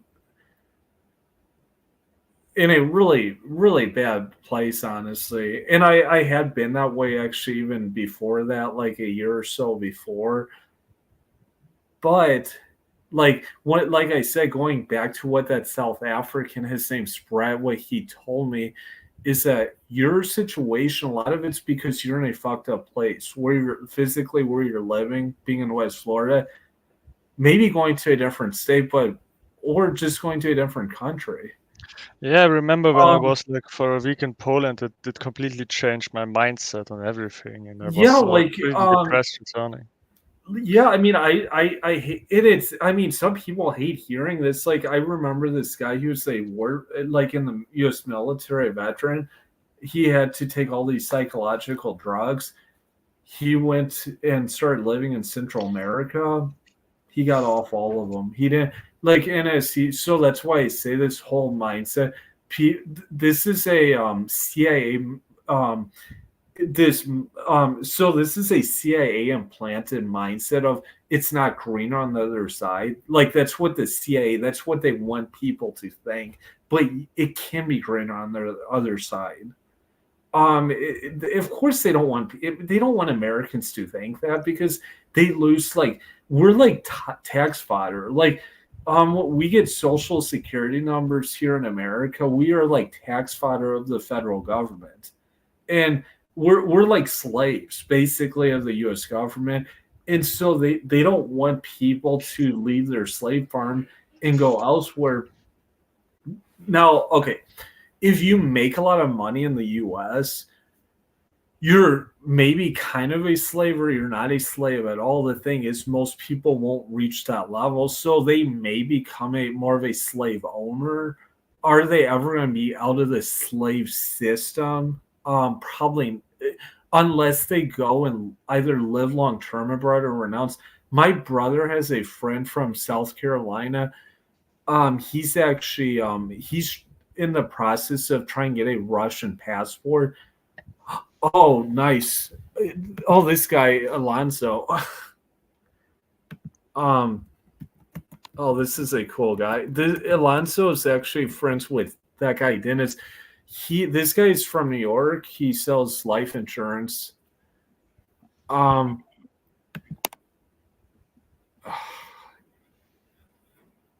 This is a really cool guy. You'd also find very engaging. If I can, I'll see actually if I can bring him on.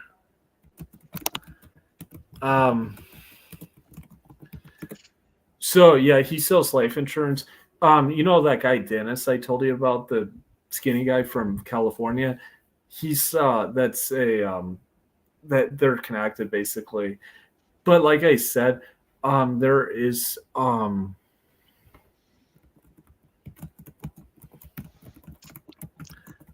I don't know what my brother's doing either. Seems like he was working. So what I was saying though is that once you leave, like say if you leave the U.S., you can take then you're not livestock basically of like the U.S.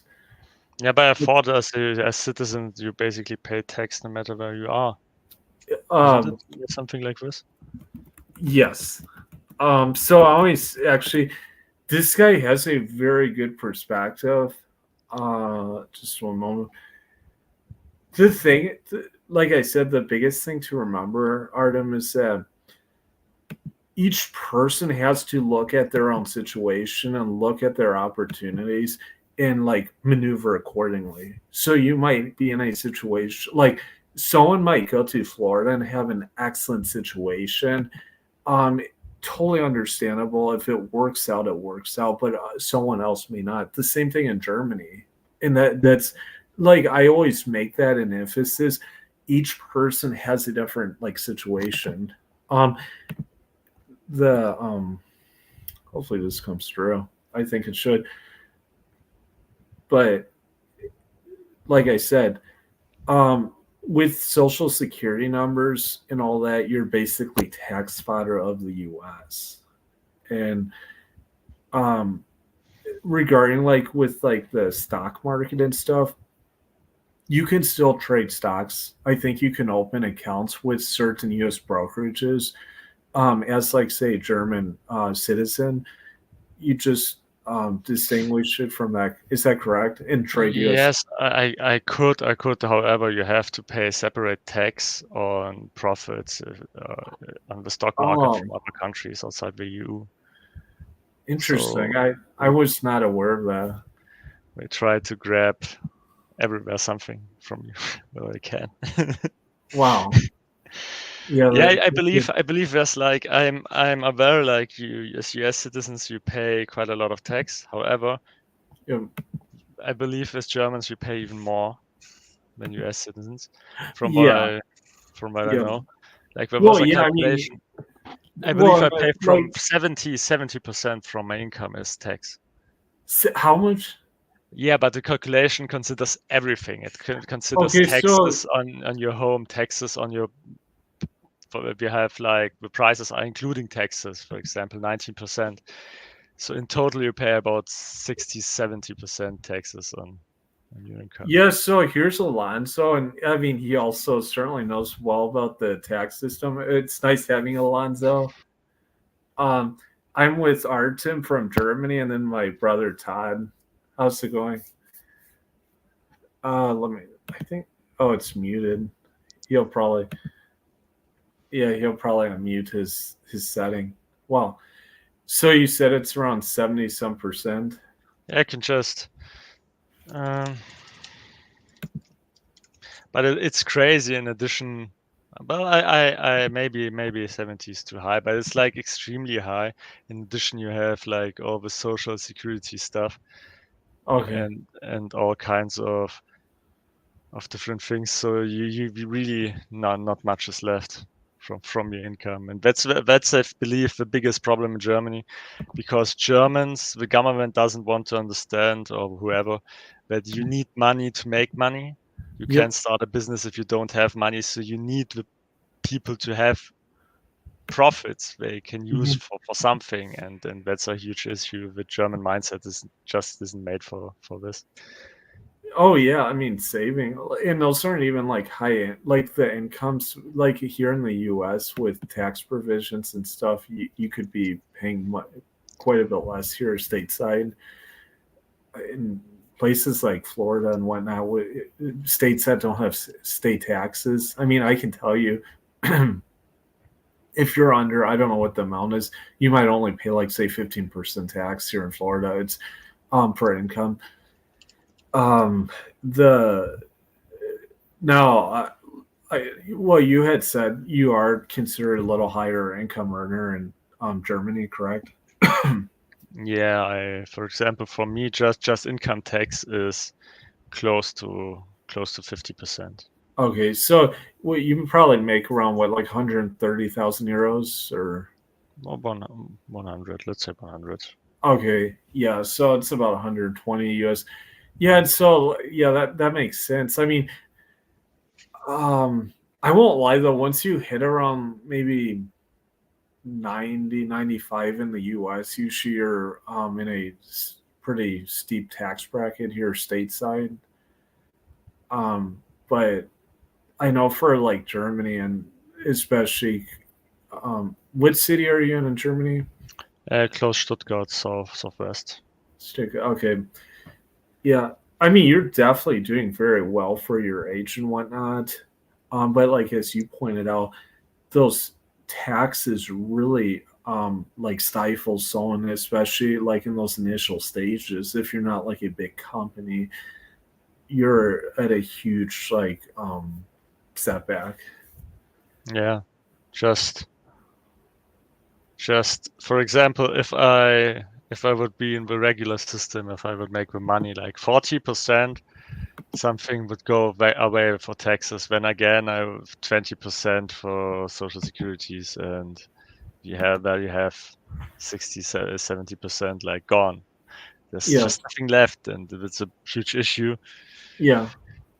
And taxes are increasing basically every year because of inflation. So a rise in percent, I'm not sure. But it's a huge taxes in Germany. Is like a topic it's discussed for 20 years and nothing changes, and everyone's complaining, but nothing is happening. Because the home to apartment you live in, that's like ownership. That's not rental, correct? Yeah. Okay. Wow. So it's kind of okay, but for me it's fine, but for some of my coworkers, sometimes I'm not sure how they even survive into the next month. So I mean, it seems like, I mean, you were on a pretty consistent track for several years, with how you like approach things, and I mean, it didn't really seem like you got off the bandwagon, as we say.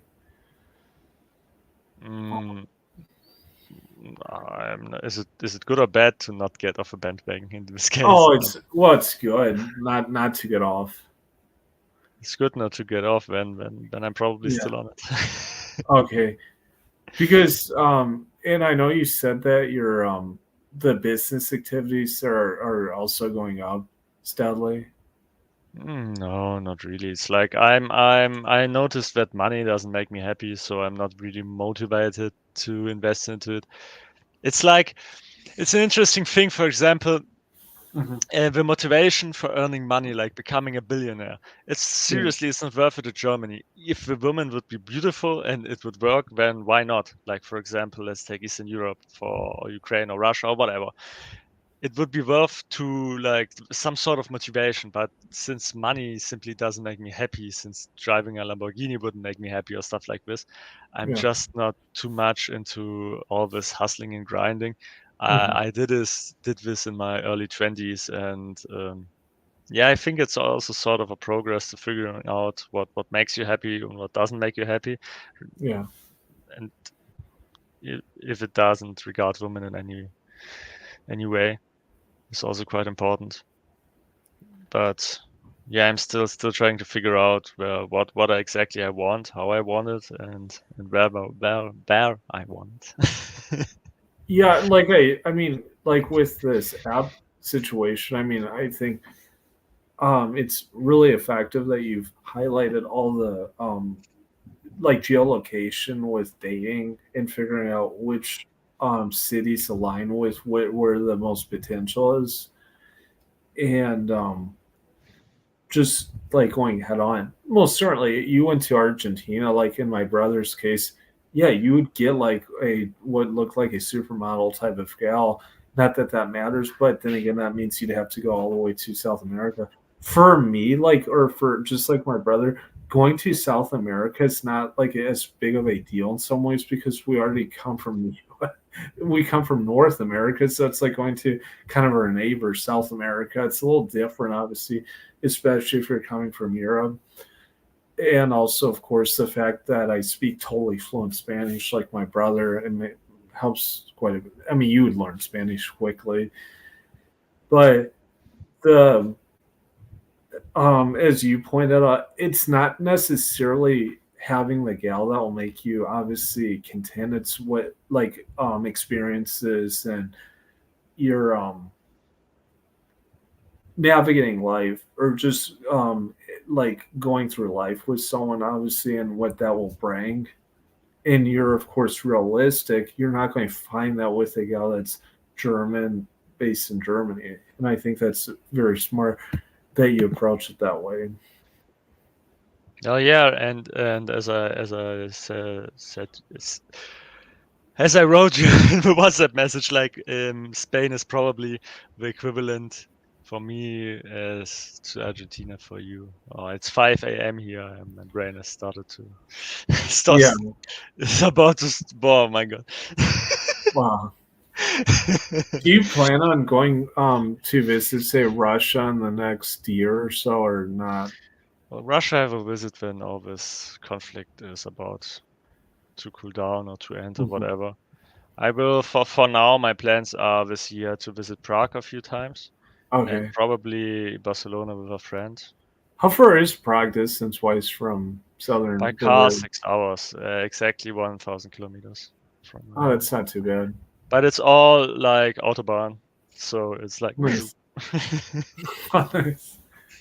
put Yeah. on the driving assistant in the car and it Okay. does the job itself, basically. Yeah, there's a video here. This guy's like driving a okay, it looks like Alonso got off. This guy's like driving like a he's driving like a Tesla on autopilot, and it was like, well, basically, like I didn't know that, or he would like literally sleep on the way to work. Yeah, it's not allowed in Germany by law, Yeah, but but you have to keep your hands on the wheel. yeah. If you're Technically, I mean, it's not allowed here, but finally, that he's gotten like pulled over a couple times Okay, and with in that. Germany, the cars aren't allowed to have this technology. You have to have the technology integrated to detect if you have your hands on the wheel. Yeah, I'm not sure what happened with Alonso. I probably just was busy with something else, but um, that was a bit odd though. He doesn't do that usually with. Oh, it's interesting. I mean, the well, I'll just leave it at this: is that there's like some people like will say if you're not well, I don't know if you've been on any of these live streams with these black people. Like it's interesting how some of those. On the live chat with these black people. I have no idea what you're talking about. Well, like some of their like debates and stuff will become very like heated, you might say. Like Okay. You mean like Twitch on and stuff like this, where the people. yeah, it's much more calm usually. Like if it's like, well, I'll just say European or white people. Yeah, Um, okay, I know what you mean now. Yes. so, but for some people, I guess it makes it makes it it makes it interesting, entertaining. Now, is it really that like engaging or educational, or I should say educational or informative? Probably not. But You're usually not. Well, actually, what we at the beginning we wanted to be educational because it was about the data I collected, but we for yeah, I ours got like way we off track. By the way, what did you use like a software program for collecting the data? I used a what program? Did you use any kind of software program for that? Solve. Software like web? Software program. No, Yeah. it was pretty easy. What I did was basically I used Baidu. Why did I use Baidu? Because if you set your geolocation on a country like Moldova, for example, you pay literally nothing for the premium subscription. Okay. So it's super easy to collect data. Also, if you try to delete your profile, you have the choice to clear all likes and messages. That's a super easy way to reset your profile. How I did it basically during the experiment, Baidu changed the interface multiple times. So now you have on desktop the same interface as you have on mobile. However, what I was doing, I simply installed a macro on my Yeah. mouse. If I click a button, it does just on the like button. Yeah. Additionally, I also had to install a Chrome plugin later because sometimes Badoo is opening you a weird interface with send her a crush, and yeah, the tool would skip that.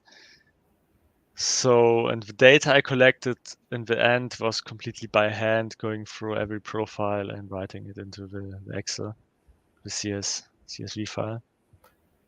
Yeah, I mean, it seems like the method that you went through and stuff. I mean, even if like worst comes to worst, obviously you figure out kind of where your profile connects best to people. Like, man, I would have, you know what would be cool is like if say you went through like say different cities like swiping, and then you had like a video camera to show your like firsthand, and then I could like show that experience like through an actual like published video. Obviously I could always do it myself. I have kind of an ideal of how I'll do that, but it's like in your case the fact you had kind of the data study to back it up was pretty useful. You mean on Tinder or on Badoo, like I did? Well, the data study that you sent, I don't know if that was Baidu or Tinder. Which It was one? Badoo. Mhm. Yeah. The Tinder is quite expensive to collect some data. I only collected raw data on Krakow, on Wroclaw, on Warsaw, on Prague, on Yeah. Tallinn, and on Riga. Okay. And I Interesting. can the numbers are very simple. I did it via Yeah. Boost, like, and in 30 minutes Boost, I got like 25 likes in pretty much every city I just mentioned, besides Riga and Tallinn. Yeah. In these cities, I got about 10, Wow. and the quality was also way lower. I'm curious, how many people your age do you know that are like say married in Germany? Same what? Are married? Married. Marriage in Germany is moving further and further away. It's also Okay. becoming less and less popular. But I would Okay. say 20% are married at 30, I would say. Something Okay. like this, if I have to guess. Yeah. This would be the number. No, Marriage is really uncommon. well, yeah, it just puts in perspective in terms of like okay, so with that said, do you know of multiple people say that still like say have children? At my age, or general. Yeah. At my age, okay. Yeah. Not that many, to be honest. Almost. Well, a friend of mine, he had an accident, I'd say. Yeah. And he's 29. Yeah. He will be 29, and he has like a daughter. She's 1.5 years old right now. Okay. But that's the only friend I'm aware of who has children. Interesting. Fun thing, his brother has like 3 children from 3 different mothers. Okay. Yeah, and I mean, no, it isn't like I. Not that it means anything. I mean, people. Some people think that like being say some really crappy parent, like, I mean that's like something distinguishing about them because even though like say someone else who didn't have any kids, but because they were realistic, I like but I bring that up too because like you'll find like down here in the deep south or in these small provincial cities, I mean you have all these like morons having children that have no place like having kids. I mean it is just like I mean atrocious like what you see like stateside. Yeah, I think it's like in every country like this, like the intro of Idiocracy. The Yeah. movie is pretty accurate, I guess, for most of Western Europe. But Yeah, I mean, generally, I always use this example. People can criticize me because I've periodically lived with my parents during like segments of my 20s, but there's a big difference. For one, it's my parents. Secondly, is I'm not bringing a whole litter of children. I'm certainly not bringing in a wife or girlfriend, etc., etc. So it's different. If I had a son that was say 30 and they were like they needed to live with me or whatever, I'd be like, yeah, come and live with me. I wouldn't care. My brother could live with me. My sisters could live with me. I wouldn't care. Yeah, that's I quite mean, common in Eastern Europe, right? Like such a mindset. yeah, it's like I wouldn't. It's like they could gladly live with me. My sister's son, he could live with me if he needed a place to live. I wouldn't care. Like I'm not, but that opportunity or that situation's not came up at least yet. Possibly when I get older, but that's the difference with like that's like what we're talking about. What's value for men and women is different. What they bring to the table. Um, and that's one of the reasons like if say someone's using that kind of situation to mobilize himself to become like way like stronger and stuff. I mean, like look at the real estate market, for example, in Florida. It is absolutely terrible, like in terms of how like many people cannot afford to live on their own. I mean, the numbers that you're seeing now in Florida are just unprecedented. I mean, it's just absolutely like insane how bad like this like it's not like just younger people, it's all age groups. And so like some people I think are so disconnected from reality, they think whatever they think, but it's like I mean you probably don't have a lot of exposure to people. So Yeah, um the market is also pretty broken here in Germany. I believe all over Europe, even in Poland, even in the Czech Republic, it's like everywhere. Yeah, and unfortunately, it's this same issue. It's the oligarchs first. Like, I mean, obviously, like Todd brought up, it's the middle class that's been whittled out. I mean, yeah. So that's what it is, and um, I do find it interesting how a lot of these gals have women have not caught up with the times that we're in. They seem to think that it's still like 20 years ago when it's not, obviously. Yeah, I recently matched with a Russian on Hinge, Yeah.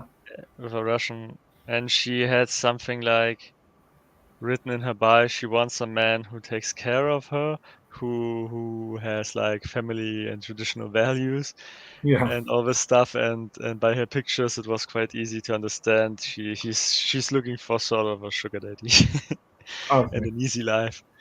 Yeah, and see, like, um, something like Todd has brought up also, and I mean, I understand in this case, like, including myself, there's so few family members with like our own homes here, like in the U.S. Whether that's owner, even just rental, but like more so ownership. There's like no one to like. So okay, if you go back like 30 or 40 years ago, like when our parents were younger, all these people would have like their own homes and stuff, but like it wasn't so like bad. Like the market wasn't so manipulated like what we see nowadays. Like say what the jobs were paying relative to what the rents were, and I mean just the whole circus, the circle jerk as I call it. What we see now is just on a different level, stateside. Um, it's like it's bad when my where I live's like the one of two largest naval bases in the U.S. This city, some of the guys that are like enlisted actually have to live in motels. Like, Okay.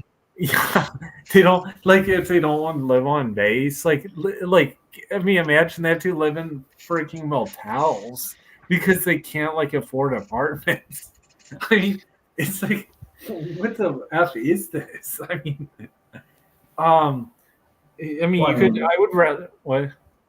well, the thing also though is that it's like I wonder to myself though, were those jobs ever created for like to be like viable, like long-term, like well-paid careers? Probably not. I mean, even if you, and I think this idea that like this ridiculous idea that somehow, like, well, I mean, it kind of goes back to this idea of just that being like basically a massive military or a massive welfare program. Yeah. But as you said, it's not, and it's not really a viable outlet for like a good long term like prosperous future, and that's why it was crazy. I thought when who were recommending you to go in that direction. I mean, being enlisted, it's like it's not really. I mean, just being totally honest. I mean, that's not a viable way to establish yourself. No. Because What? What? as you said, if they have to put these people up in motels, it's like, come on. I mean, like really, and not. If the whole perspective is going to receive a pension, excuse me, in like 20 years, 30 years, the U.S. may not be around in that amount of time. I mean, with the way things are headed, with like all these wars and like if you look at the economic situation, what pension? I mean, who's going to be paying it? It's like, Yeah. so I think it's completely fantastical in many ways. And if people buy into the facade, then great. But I mean, it's just sooner or later it can't survive. And I think you're seeing over there. I've read that or seen. Well, yeah, read in Germany, Artem, that deindustrialization is happening as we speak. It's unhappening. Yeah. Okay. It's happening. Deindustrialization. Okay. Yeah, got it. And so I think when you look at the future of a lot of these Western countries, it's really not that good in the long term future. Now, of course, for a lot of people, they can't, I mean, especially women, I mean, think very short term with things. So they're not going to be thinking how are things in 10 years or 20 years, certainly not 20 years. I mean, they can hardly think past like next week. So it's like, of course, that's not going to be something that they'll consider. It's just what it is. Yeah, I also have the feeling it's like a generational issue with even millennials. Most of the time, don't think what will be in 5 years. For example, we have like Berlin in Germany is like a different city compared to any other. They have like a special mindset. Nobody wants to plan anything in the future. Everyone wants to live in the moment. Berlin is known for this kind of mindset. Nobody wants to commit to anything. And I believe it's kind of representing the generation that's growing up here. Nobody is thinking about next year. I wonder why I know the Russians really like Berlin. Yeah, but Russians like everything that sounds like something that has prestige. Okay. Yeah, that definitely sounds true. So it's not necessarily Berlin, no matter if it's Paris, if it's London. Just throw a huge city out there and Russians will love it. Okay. Yeah, the keywords. Well, you should create a business that's just like catered to those people. Yeah. The question is, what kind of business will? It's crazy. Like, I mean, how intelligent and whatnot. Like the fact, like with the dating. I mean, you should be like attracting a whole harem of gals. But it, I guess, manifests how bad the like time sort of that we're in right now. So I remember my brother made a remark back not that many years ago about how it's literally easier becoming a millionaire now than like finding a decent, say, girlfriend. Yeah. Which is honestly probably true. What do you think? Regarding becoming a millionaire to find a girlfriend. A millionaire, not billionaire. Wait. In Germany, it's quite confusing because like what comes after 100K in Germany comes 1 million. Oh, okay. So it's well, quite. yeah. Sometimes it's confusing. Yeah, we'll just say like a U.S. millionaire with an M. I was for some time when I was also hustling like crazy for my own business. I was also making like more and more money, and I was thinking about getting women with money, and it's like ah, I believe it's something you in your 20s you think this is how it works, like Yeah, make money, get women. That's my opinion, kind yeah, of it. So I believe I was making money when I was having difficulties because I was still living with my mom due to the apartment yeah, situation. And when she moved out, and then when I was like, where are the women? When I was trying to figure out the next thing why it doesn't work, and step by step, I kind of came to the conclusion: no matter what you do, if you don't look like a supermodel, the only thing you can change is the location you live in. yeah. Yeah. What? Yeah, But I What's also your, oh, so you can continue. But I also started with the idea like money will solve it, like everything. It's fun. What do you think of like the whole cam girl stuff? You mean Like, OnlyFans or yeah, and OnlyFans and all the other video services. what I'm I have like a weird opinion on it because it would bother me if a woman I met already does it, but I would Yeah. have no issue with it if I would be the initiator of making her do it. Okay. So it would be quite fine if I had the idea, because in the end of the day, it's super. In my opinion, it's super easy to make money if you are just born as a woman. You just need the brains, and Yeah. it's not so complicated. No. S- No. I mean, that's why. Yeah. I mean, I just like. Well, If that's why you're with like, what? yeah, that's what like our sister. Oh man, I shouldn't even go on this because it's a live stream. But No, you I can mean, talk. I don't like, care. It's game. well, like the choices that our sisters made, like it's just so bad. And I think about like how easy her life could have been, and like just choices to me that would seem obvious, things that would seem obvious. And I guess the perspective of some parents is really not. I don't know. It's weird how people's perception of things can be so distorted because of like propaganda and program, like the way they're being programmed and so forth. But I think to myself, it would be like so easy being a female, and if you have this sort of situation where you see these females in a family situation that are like at the bottom, they can't even appeal to guys even in today's dating market. It's like they must really be like, at the bottom, because if you can't appeal to these thirsty guys in the US in today's dating market, I mean, you're doing something really wrong. Yeah. But I don't want to hear it. If you try to explain that your femininity is lacking, it's not what we want to hear. We want to hear something different. I don't know what, but it's something different. Yeah, it's funny because again, I think it goes back to this idea that um, a lot of the values, that a lot of the ideas, a lot of just everything that's kind of promoted is just kind of weird and goofy. And I think this is where you get like a lot of the problems that we see today with things didn't come as a result of people of our generation. They came from prior generations. Yeah. Um, the policies and so forth. I mean, I look at a lot of this stuff and I'm like, this is just stupid. But there's Well, nothing. I'll tell you. Like, for example,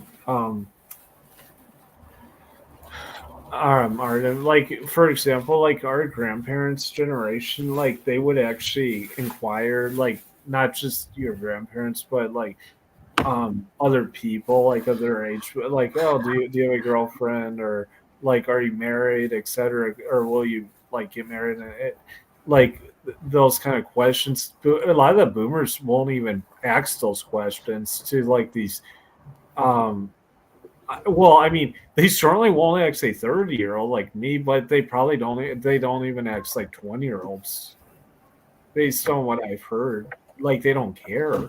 Basically, they don't. They simply don't give a crap. It is such a self-absorbed, like selfish generation. But that's, I mean, everyone. I mean, at this point around the world, pretty much knows this. So I don't like. I'm just beating a dead horse saying it. I think one thing generally speaking regarding women and feminism, what I noticed the last few years is, for example, Ukrainian and Russian women are taking over slowly the amateur adult industry, for example. Okay. Also like Instagram, e-girls, everything. You click on an Instagram profile Yeah. of a girl dancing, like this, and half of the time it's on Ukrainian. They got it. They understood that the Okay. looks are generating money, Yeah. and I believe it's sort of a question of time until all the few good-looking Western women will be pushed out of the market. Yeah, I guess like there's a lot of like underage girls now also on some of those applications. Yeah, that may be true, but Okay. what I mean by that is just at one point Western women will have to understand what men want. Yeah. Maybe they won't though. Maybe they don't care. Yeah, if money is involved. Do you see? I'm careful. Like the U.S. is such an extreme example. I mean, I'll be frank in that sense. Like, I don't think it's like wise to just use say like because it is such a liberal degenerate like when it comes to like the dating and stuff that it's like I don't like I have to put myself in a more normal perspective. Like for example, when I go down to say Argentina, like I'm going to be around more like normal, like that example Todd was saying where that woman threw like the toxic crap on that guy's face. That's not like most societies. They don't gals don't do that. They might do that to a guy that was like their husband or someone they personally knew well, but they don't do that to like a work colleague. I mean, it's shit like that like it's not normal. In most normal cultures, they don't do that. That's America for you though. Yeah, So. I mean, America is pretty huge. You have a lot of diversity regarding everything. Yeah, and it seems like now it's just like a bunch of dumpster diving, like the kind of people that want to come here. It's not like decent people. Certainly, people with any amount of money will just stay in their countries. Like even in your case, you'll just obviously stay in your country. But I believe the American dream is actually it is quite dead. Like when the 90s and the 80s and all the movies where the Yeah, American like dreams were promoted. yeah. There's a guy. I mean, a YouTuber. I think he's called Upflip or something. He like his parents were like from like Eastern Europe. I don't know which country. He didn't say, but he's like saying how it's so alive and real. I'm like, are you serious? I mean, you're just some like grifter, like what? Bueno. But like the guy's like some grifter that's like just trying to piece like an audience. Like, oh sure, it's real. Like, I mean, you're like talking about the '90s of the U.S. Like, and this is the other thing. It's just like if you join the U.S. military now, all they do is they point to the wealthiest, like the most, just it's the most like just ridiculous. Like as when I was younger, our dad would say this. There were like such anomalies, these situations that they'll point. Oh, look at that person, and all it ever boils down to is money, money, money. There's nothing else. Like as you pointed out, that's not like nearly as important with those relationships as what you thought. That's all the U.S. sells itself on is that. Yeah, this is pretty much also what we get in Europe from the US. This kind of Yeah, it's toxic garbage, and unfortunately, Because like the U.S. basically suppresses it like a lot of these people, it's like honest voices.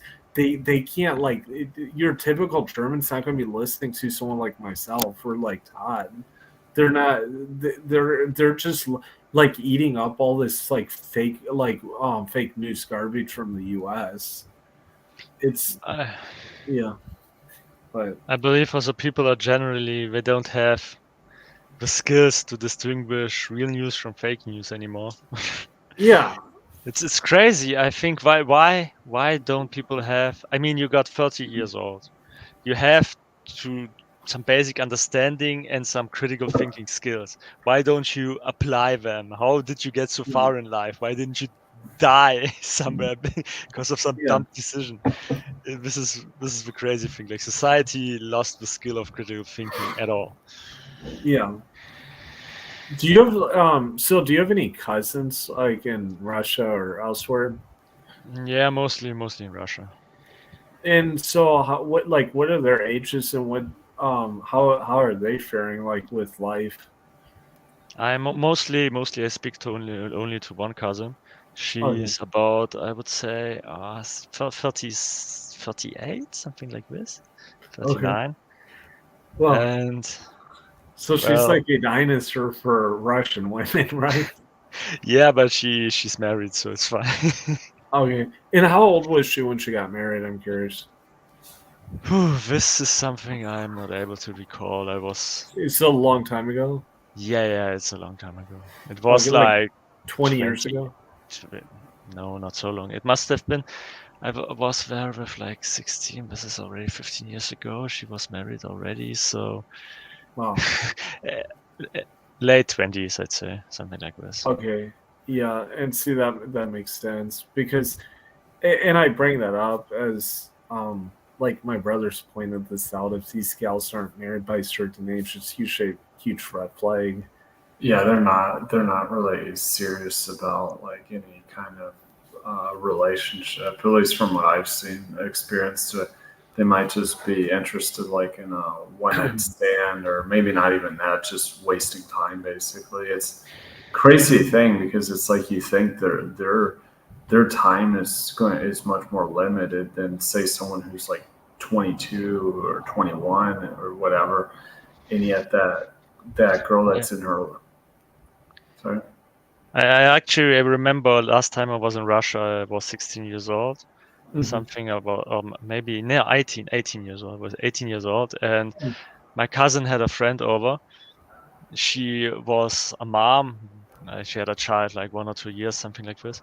And she told like a story how a guy stopped by her in a car and asked her if she wants to get in and they can drive somewhere and smash.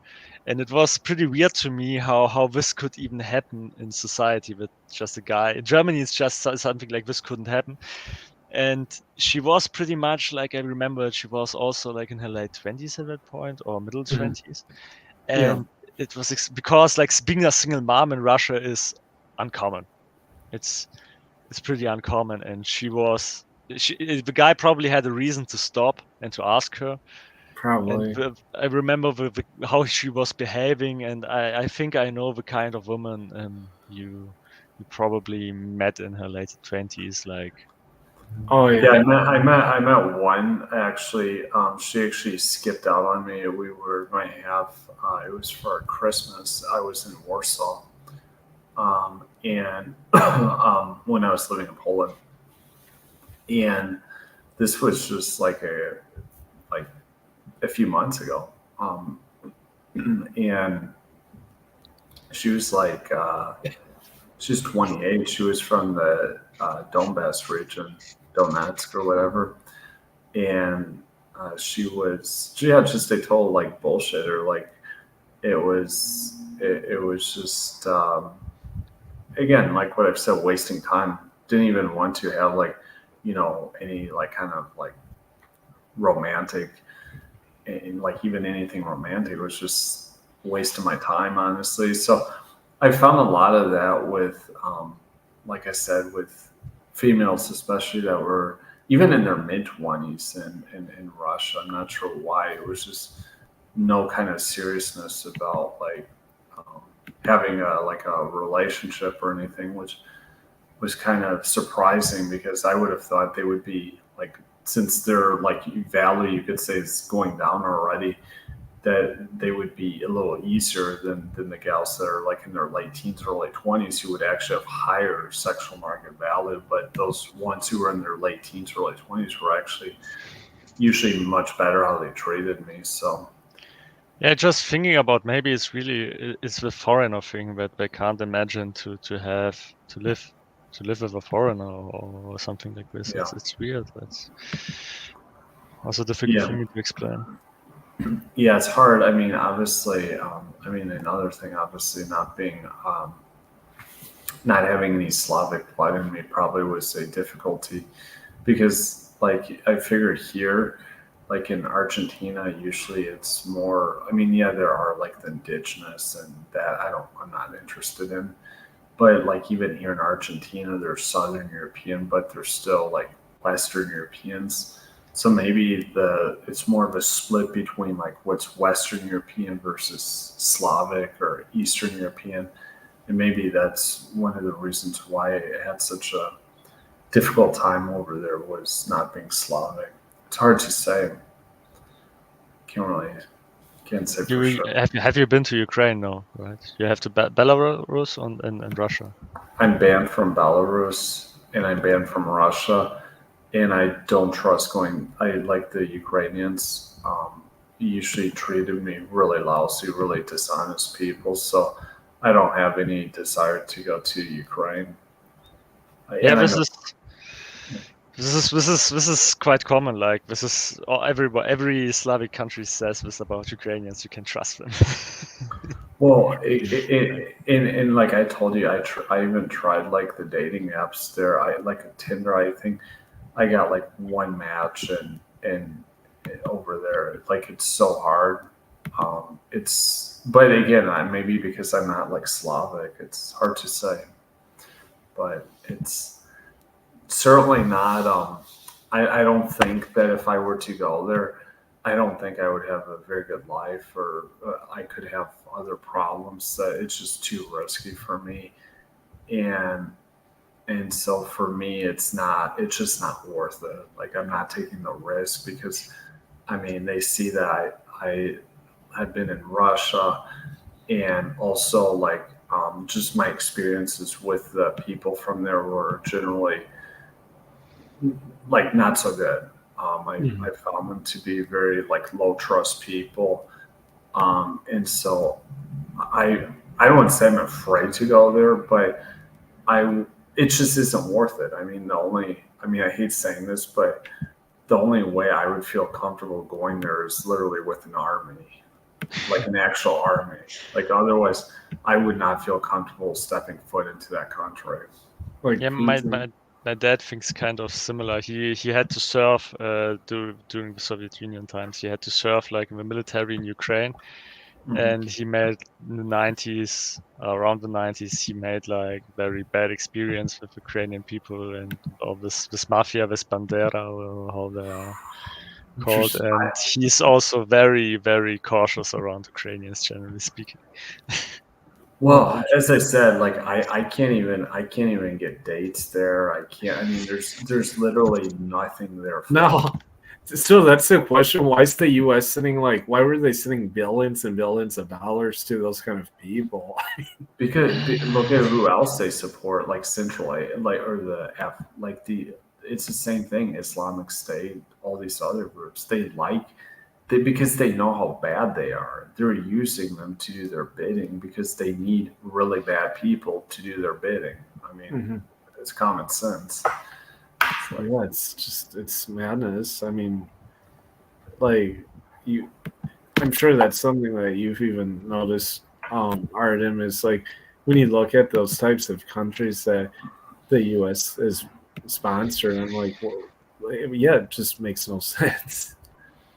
Well, I guess the US always spent a lot of money in very weird regions and had had always invested in conflicts all over the world. So, I mean, they have their reasons, I guess, but their reasons aren't for humanity. They're probably Yeah, they're extreme. certainly not helping myself or helping my brother. I mean, I can say that much.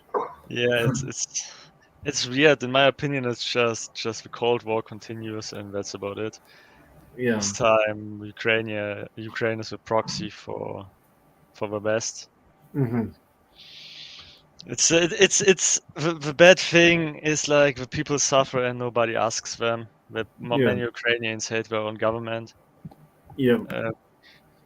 On the other hand, they have a lot of Ukrainians who believe everything the government says. So Well, like, nobody cares actually, to be honest, about the people in Ukraine. Nobody. They yeah, it's just funny too because like these people, they will tell like I've known of these military. Like one guy knew of he was based online.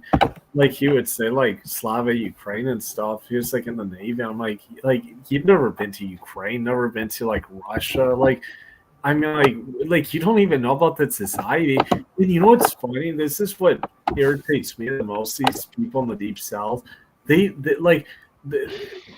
I'm like, if these people pulled the same shit like that they pull on people, like on you folks, like all this deceptive shit that I know deep Southerners absolutely hate. Like you, if that was a local person doing that, that you guys would be infuriated.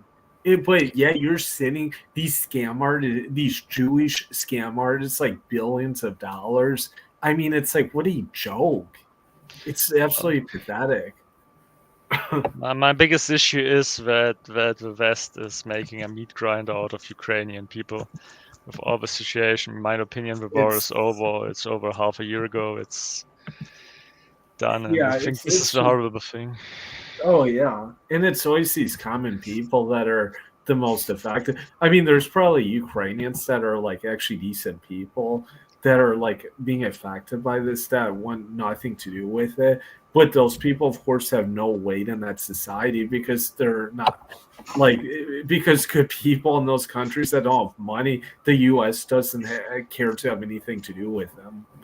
Yeah, all Ukrainians I met are different. This one girl was ranting about Russia all the time. The other one was saying like, yeah, well, it isn't so easy. Like Russia wouldn't simply invade just for the funds of it. So Well, I mean, it's funny because eventually Russia's probably going to be steamrolling over the U.S. I mean, so people can think they're so safe here. It's like, I mean, wait until they're like literally like steamrolling over America. this is a whole different story. Like Americans are so convinced of the military power because they have the most expensive gadgets and stuff like this, but they never had like a modern warfare conflict with nobody. Well, it's not going to be military. Their alliances are with North Korea and China, so that in itself is going like basically negate any like real.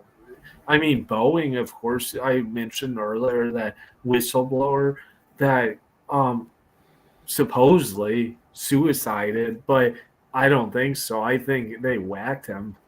That makes no sense, that situation. Of course there's no videos, no, it's the same with Epstein. Like it's the same bullshit over and over. I mean, the US government or their US proxy like situations or their tied corporations, it's the same bullshit over and over. They lie, they say, oh, we don't have videos, etc., etc. I mean, it's all the same like bullshit.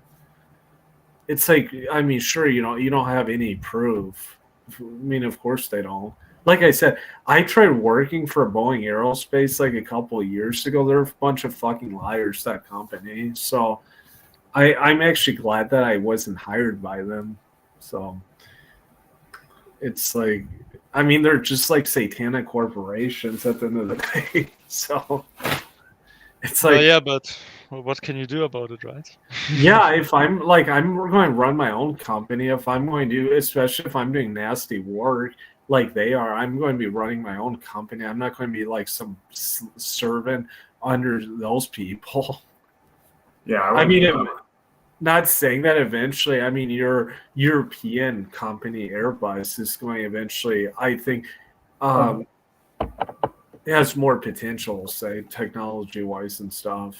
There are more how they handle stuff is much more professional. Their strategic vision, I think, is more optimal. What are you saying? I have to go to bed. It's been a pleasure today, and I hope you have a great rest of your evening. It was very insightful. It was Really, yeah. Yeah, it was nice. And yeah, have a good evening, Todd. So you can just sign off whenever. So. All right. Yeah, it was fun. I guess we will still have a small chat about my my data list, and Yeah, you can check it out later.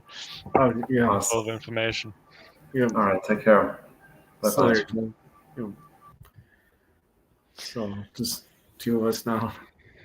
Well, yeah, there's a lot of stuff going on in the world. I spent some time like watching videos and researching it, and I always come to the same conclusion at the end of the day. Does it make me happy to read this stuff? Do I feel better? And the same, I was following the Ukraine conflict for half a year every day, like every day frontline updates, what's going on, what is happening here, what is going on there, and media is always lying here and there. You can trust nothing. What And was kind of your take on it when like it first started, the initial situation? You mean when the conflict started just 2 years ago or something like this? Yeah. At that time, I didn't follow it, to be honest. Okay. It was like, okay, the US says Russia is preparing an invasion. They are collecting troops at the border. Then Russia invades Ukraine. Then apparently the troops are pushed back.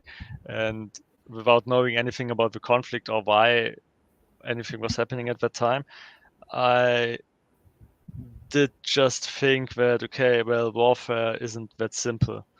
And maybe they really underestimated the Ukrainians. And on the other hand, the Ukrainians got a lot of Western support during the time after the Crim invasion.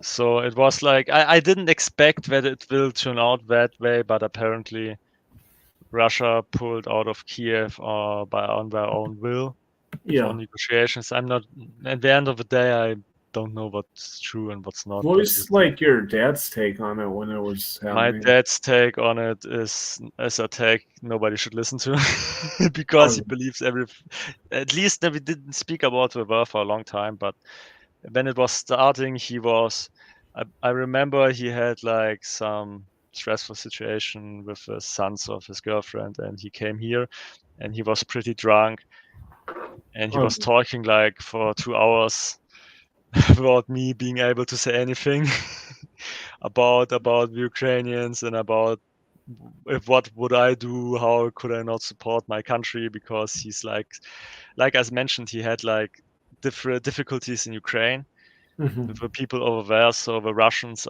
he considers himself kind of Russian. Yeah. And at that time it was for him like his guys, his comrades are dying on the front, and he was drunk and willing to get into a tank himself and drive to the front line basically. Wow. but right now, that was the beginning. He was it really it was difficult for him to on many levels, because on in some way he also considers like Ukrainians to be like ours. On the other hand, they are like different and they are controlled by a different government, stuff like this. But right now he calmed down, and he considers Ukrainians who are in Germany, for example, like the same as us, not like enemies or anything like this. No, I mean, yeah, that makes sense. I mean, and like you said, I mean, that was it was definitely kind of took some people by surprise, obviously, when President Putin said he was going to do it, but he obviously followed through. Yeah, I believe many Ukrainians cried because of it. Many Russians cried. It was stressful for a lot of people. Many wouldn't. Yeah, so how I felt about it. I think only in this here, we can go through the other like what the specific focus was, like another day.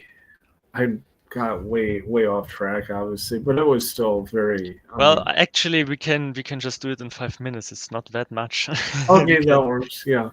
Yeah, because I just not sure if it makes sense if you take notes or not. It's how you decide. I'll just show you the data and. Oh yeah, let's go for it.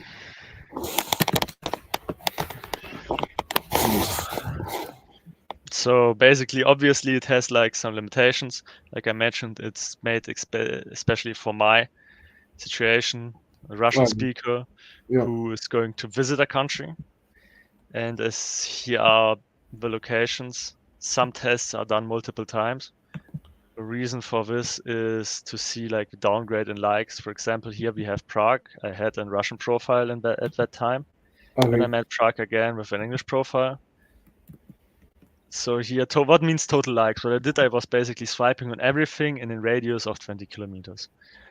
And total likes are basically the numbers of matches. What would have been likes. So these are the Russian number of total likes. And these are the matches. Matches are basically, I went through all the likes and checked with how many women I would match. Yeah. Yeah, I'm just. You don't mind if I zoom in? People. Yeah, it's fine. It's fine. Okay. So these are again the Russians. How many Russian matches I would get from this data, and how many non-Russian matches I would get. And this is like a formula, pretty simple. I just took 10% of the Russian matches and added them to the non-Russian matches to adjust for the non-Russian bias. So this is the table that would actually be the most representative, every row, no, the column that would be the most representative for non-Russian speakers. Yeah. And here we have like the messages I got where the women messaged first. Yeah. Here you actually did really well, I have to say, was in Spain. Yep. And this is why I mentioned that Spain was the only country in Europe that was not Eastern Europe that's actually quite okay. Interesting. Why do you think Spain was so effective? On one hand, I believe many countries in Europe have like economical issues. On one hand, Madrid and Barcelona are both very touristy regions, so the people are quite open for tourists. Yeah. On the other hand, I have a feeling that because Spain is quite a huge country, the difference to Portugal, for example, would be they are just more open to it. I'm not sure who. I believe you told me that, right? That smaller countries to more. I believe this also plays into it. Yeah. But in the end of the day, I'm not sure why, and it doesn't change anything if I would know why. I believe. Yeah. So it's just interesting. Here are like minor adjustments. For example, this is Kazakhstan. Yeah. I'm Astana and Almaty, and I just said how many from the matches were like Asian and how many were white. Yeah. Just to have some understanding. Yeah, I can't imagine, like, just a side note, like, if you're like ugly, how difficult it would be these dating apps, like you guys have told me, are completely pointless. This is, by the way, a map. Okay. You can see it because I did share something different. Wow. Do I fix this? Stop sharing. I try to share my screen. I guess this makes more sense. Yeah. So this is like the post from Reddit. There are a guy from 2018 or something like this. And he marked like the darker the color, the higher the match percentage. Okay. And we were talking about Japan, and Japan is slightly orange, what is not too bad, actually. Yeah. Oh, yeah. And it's the African country. I'm not sure. Okay. But I believe this is Dominican Republic, or is it Colombia? That's Venice, or is that Venezuela, or is it the other one? Venezuela, yeah, that's Venezuela, I think. Yeah, but the interesting for me was here we have Poland, here we have Ukraine, here we have Belarus, Okay. And here we have Kazakhstan. Oh, very And I fast. wasn't able to reconstruct his Kazakhstan results for whatever reason. Okay. But I it guess got- there's a lot of like Russian speakers in Kazakhstan. Yeah, but it gets less and less. More and more Russians leave Kazakhstan. For example, I watched a video, you are not allowed to run a business in Kazakhstan as a Russian if you don't speak Kazakh. You need to speak the language to be allowed to run Oh, a business. That's quite interesting. crazy if you ask me. That's crazy. Yeah, but they're pushing out Russians more and more, and I believe the economy is not really profiting from it. But Yeah, that's political- actually a conversation point I've spoken with other people, and that's interesting. You mention that. Of Yeah, course, the West. I mean, like the U.S. Of course pushes that country because it's the same as anywhere else. They push whatever fits their agenda. So here, for example, we had my old dating profile, and I tried to find my new I have a one. question for you. Hmm? Do you have any pictures of like your ex-girlfriends? I mean, Yes, it's I can share. I can show you a few. okay. I I think mean, she's it's up to fine. you. I don't like it. So these are on the left is like my new profile. On the right was my old profile from 2018. So Okay. they are basically about 5 years apart. And the left one is performing about 5 to 10 times as good as the right one. Would you say like physically? I mean, would you say you're better shape than most guys your age in Germany? Yeah. Also if you go to the gym, I'm more or less slightly above average. Not because of my looks, course. but because of the weight I can lift. Yeah. My strength is higher than average in the gym. But on the streets, Yeah. obviously, I'm more fit. Well, yeah, and I always tell people like your guys in the gym constantly aren't. They're the like way outliers. Yeah, They're not. but it's weird if you're inside of this bubble, everything, you still feel small. Yeah. Well, yeah, I mean that's why these gals love like getting all their like guy attention from the gyms because that's I guess where they get the most attractive looking guys like I mean watching them. Yeah, but the reason why I showed this is like this profile on the right isn't working like at all anymore. It's dead. It's completely Okay. dead. And the left is also not performing so great. And the one Where's on the the right, picture right here on the it's the one on the far right with that deer. yeah, it was in a deer park, and Okay. the deer was chilling around. Hmm. It's just lying on the ground, and we decided just to slowly Interesting. move closer, and it was cool with it. Wow. So we were like relaxing for half an hour on a deer. Yeah. Wow. But the point I was trying to make is like the one on the right was performing quite good 5 years ago, Yeah. and the one on the left, which is 5 times better at least in terms of numbers, is even worse right now than. Well, so the one on the right's from 5 years ago. Yeah, it's from 5 years ago. Holy cow! Wow. Well, you can see that I aged, but I mean, this is quite pixelated, so. Yeah. Because like it's weird, like in your mid-20s, so you look. I mean, you could easily have passed as being 30. Whereas it's not. Yeah, it's definitely not like as much like from like 5 years back. Well, we can. I mean, obviously, this photos are edited. Like I'm a Okay. photographer and I work with photographers, but it's not like it's not like a face app edit, like or like a filter like women do it. Yeah. So this is like. So you can see that I clearly aged. So my face got more. Oh, so matured. this one is the one on the left was the one from 5 years ago. Yes. Okay. Yeah, makes sense. Oh. But I just to point out the level of quality. You know something though that is interesting. Like I don't know if you've done like special strength training, but your neck definitely looks bigger. And I tried my neck. Yes. okay, I yeah, did neck curls like front, back, side.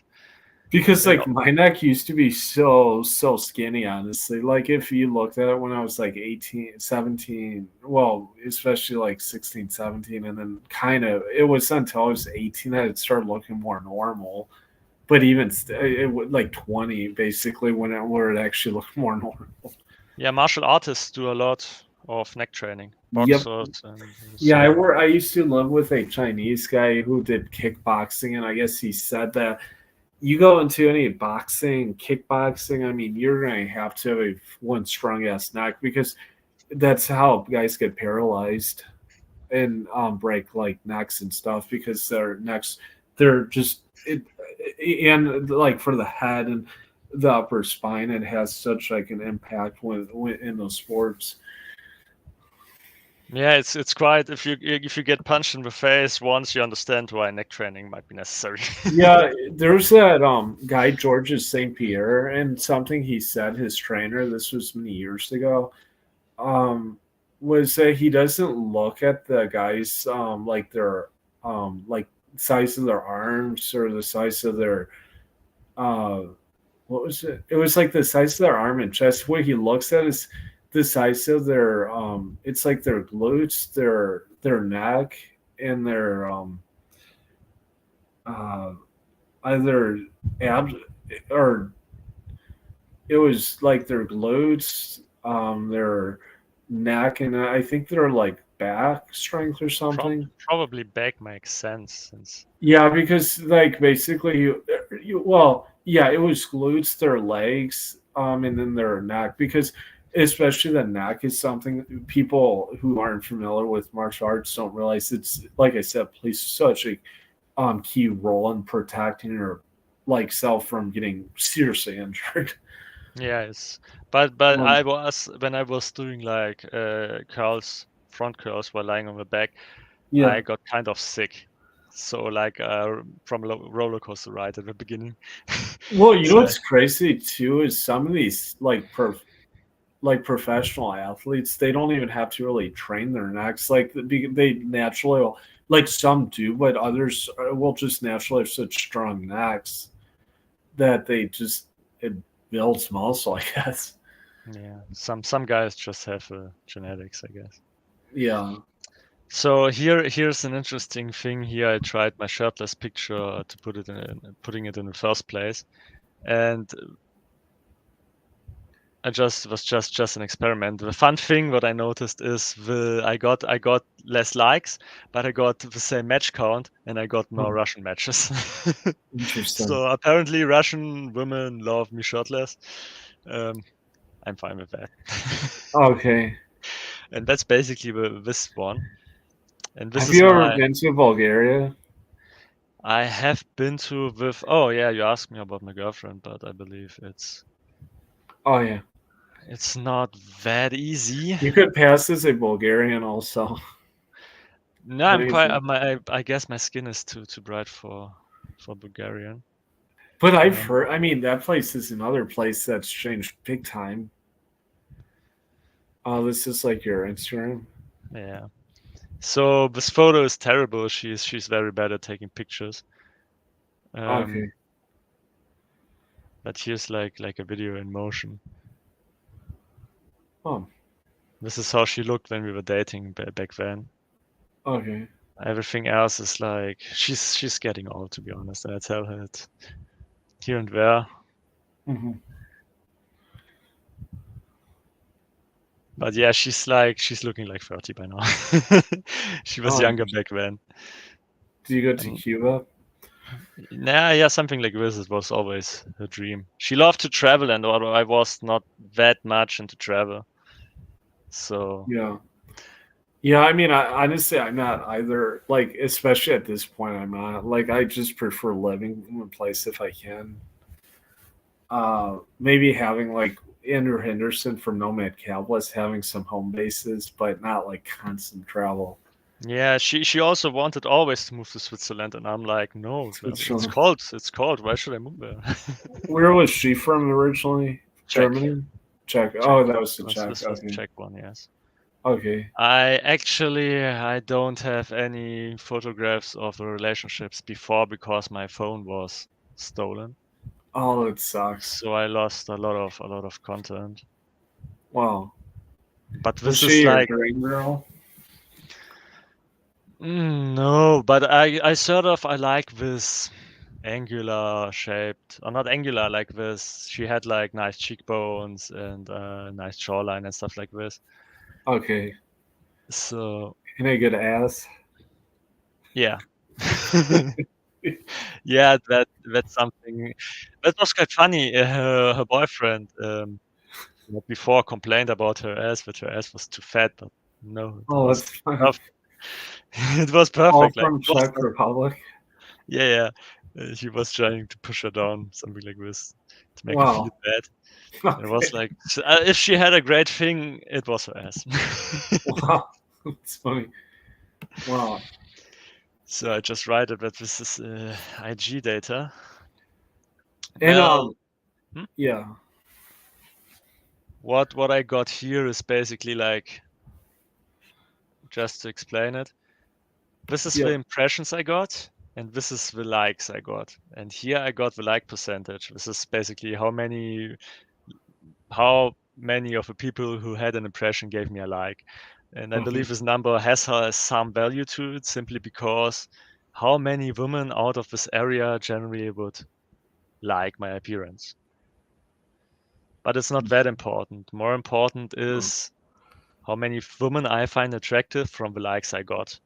And this Well, is yeah, the and something percentage here. I can tell, which is what you said. Yeah, and as you Um, can see, yeah, Germany, yeah, like you said, when you break down these numbers, it definitely is not a great place to be. yeah, this is my location where I live, and I got a Stupid. 5% rate. Obviously, I like mean, getting 50, 30, 70 likes is not representative statistically, but it's an indicator, and I would believe if I would double this number, something similar would still come out. But yeah. it's an indicator of something. Oh, And yeah. here's how much I have basically to pay for a like. As Andrew Tate would say, it's a failed country. You ever see Yeah, that? but I'm not sure. But didn't he say it about Moldova or something like this?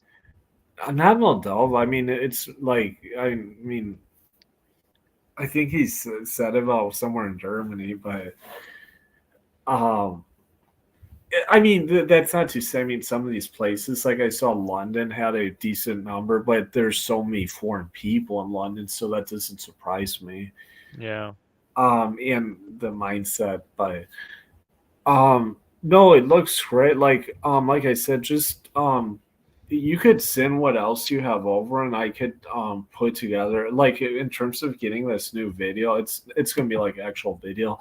It definitely helps having like the breakdown, the numbers and stuff. Yeah, it was just in case something, I mean, I gave them some description in case Yeah. something is not understandable, so you just have, this is basically the table I would send you. Oh yeah, it's incredible. And So well, I'll end that at here. It was really awesome catching up, and I guess we'll definitely stay in contact. So, have a great evening. yeah, thank you. You too. Yeah, I'm pretty worn out, but yeah, What time is at your place right now?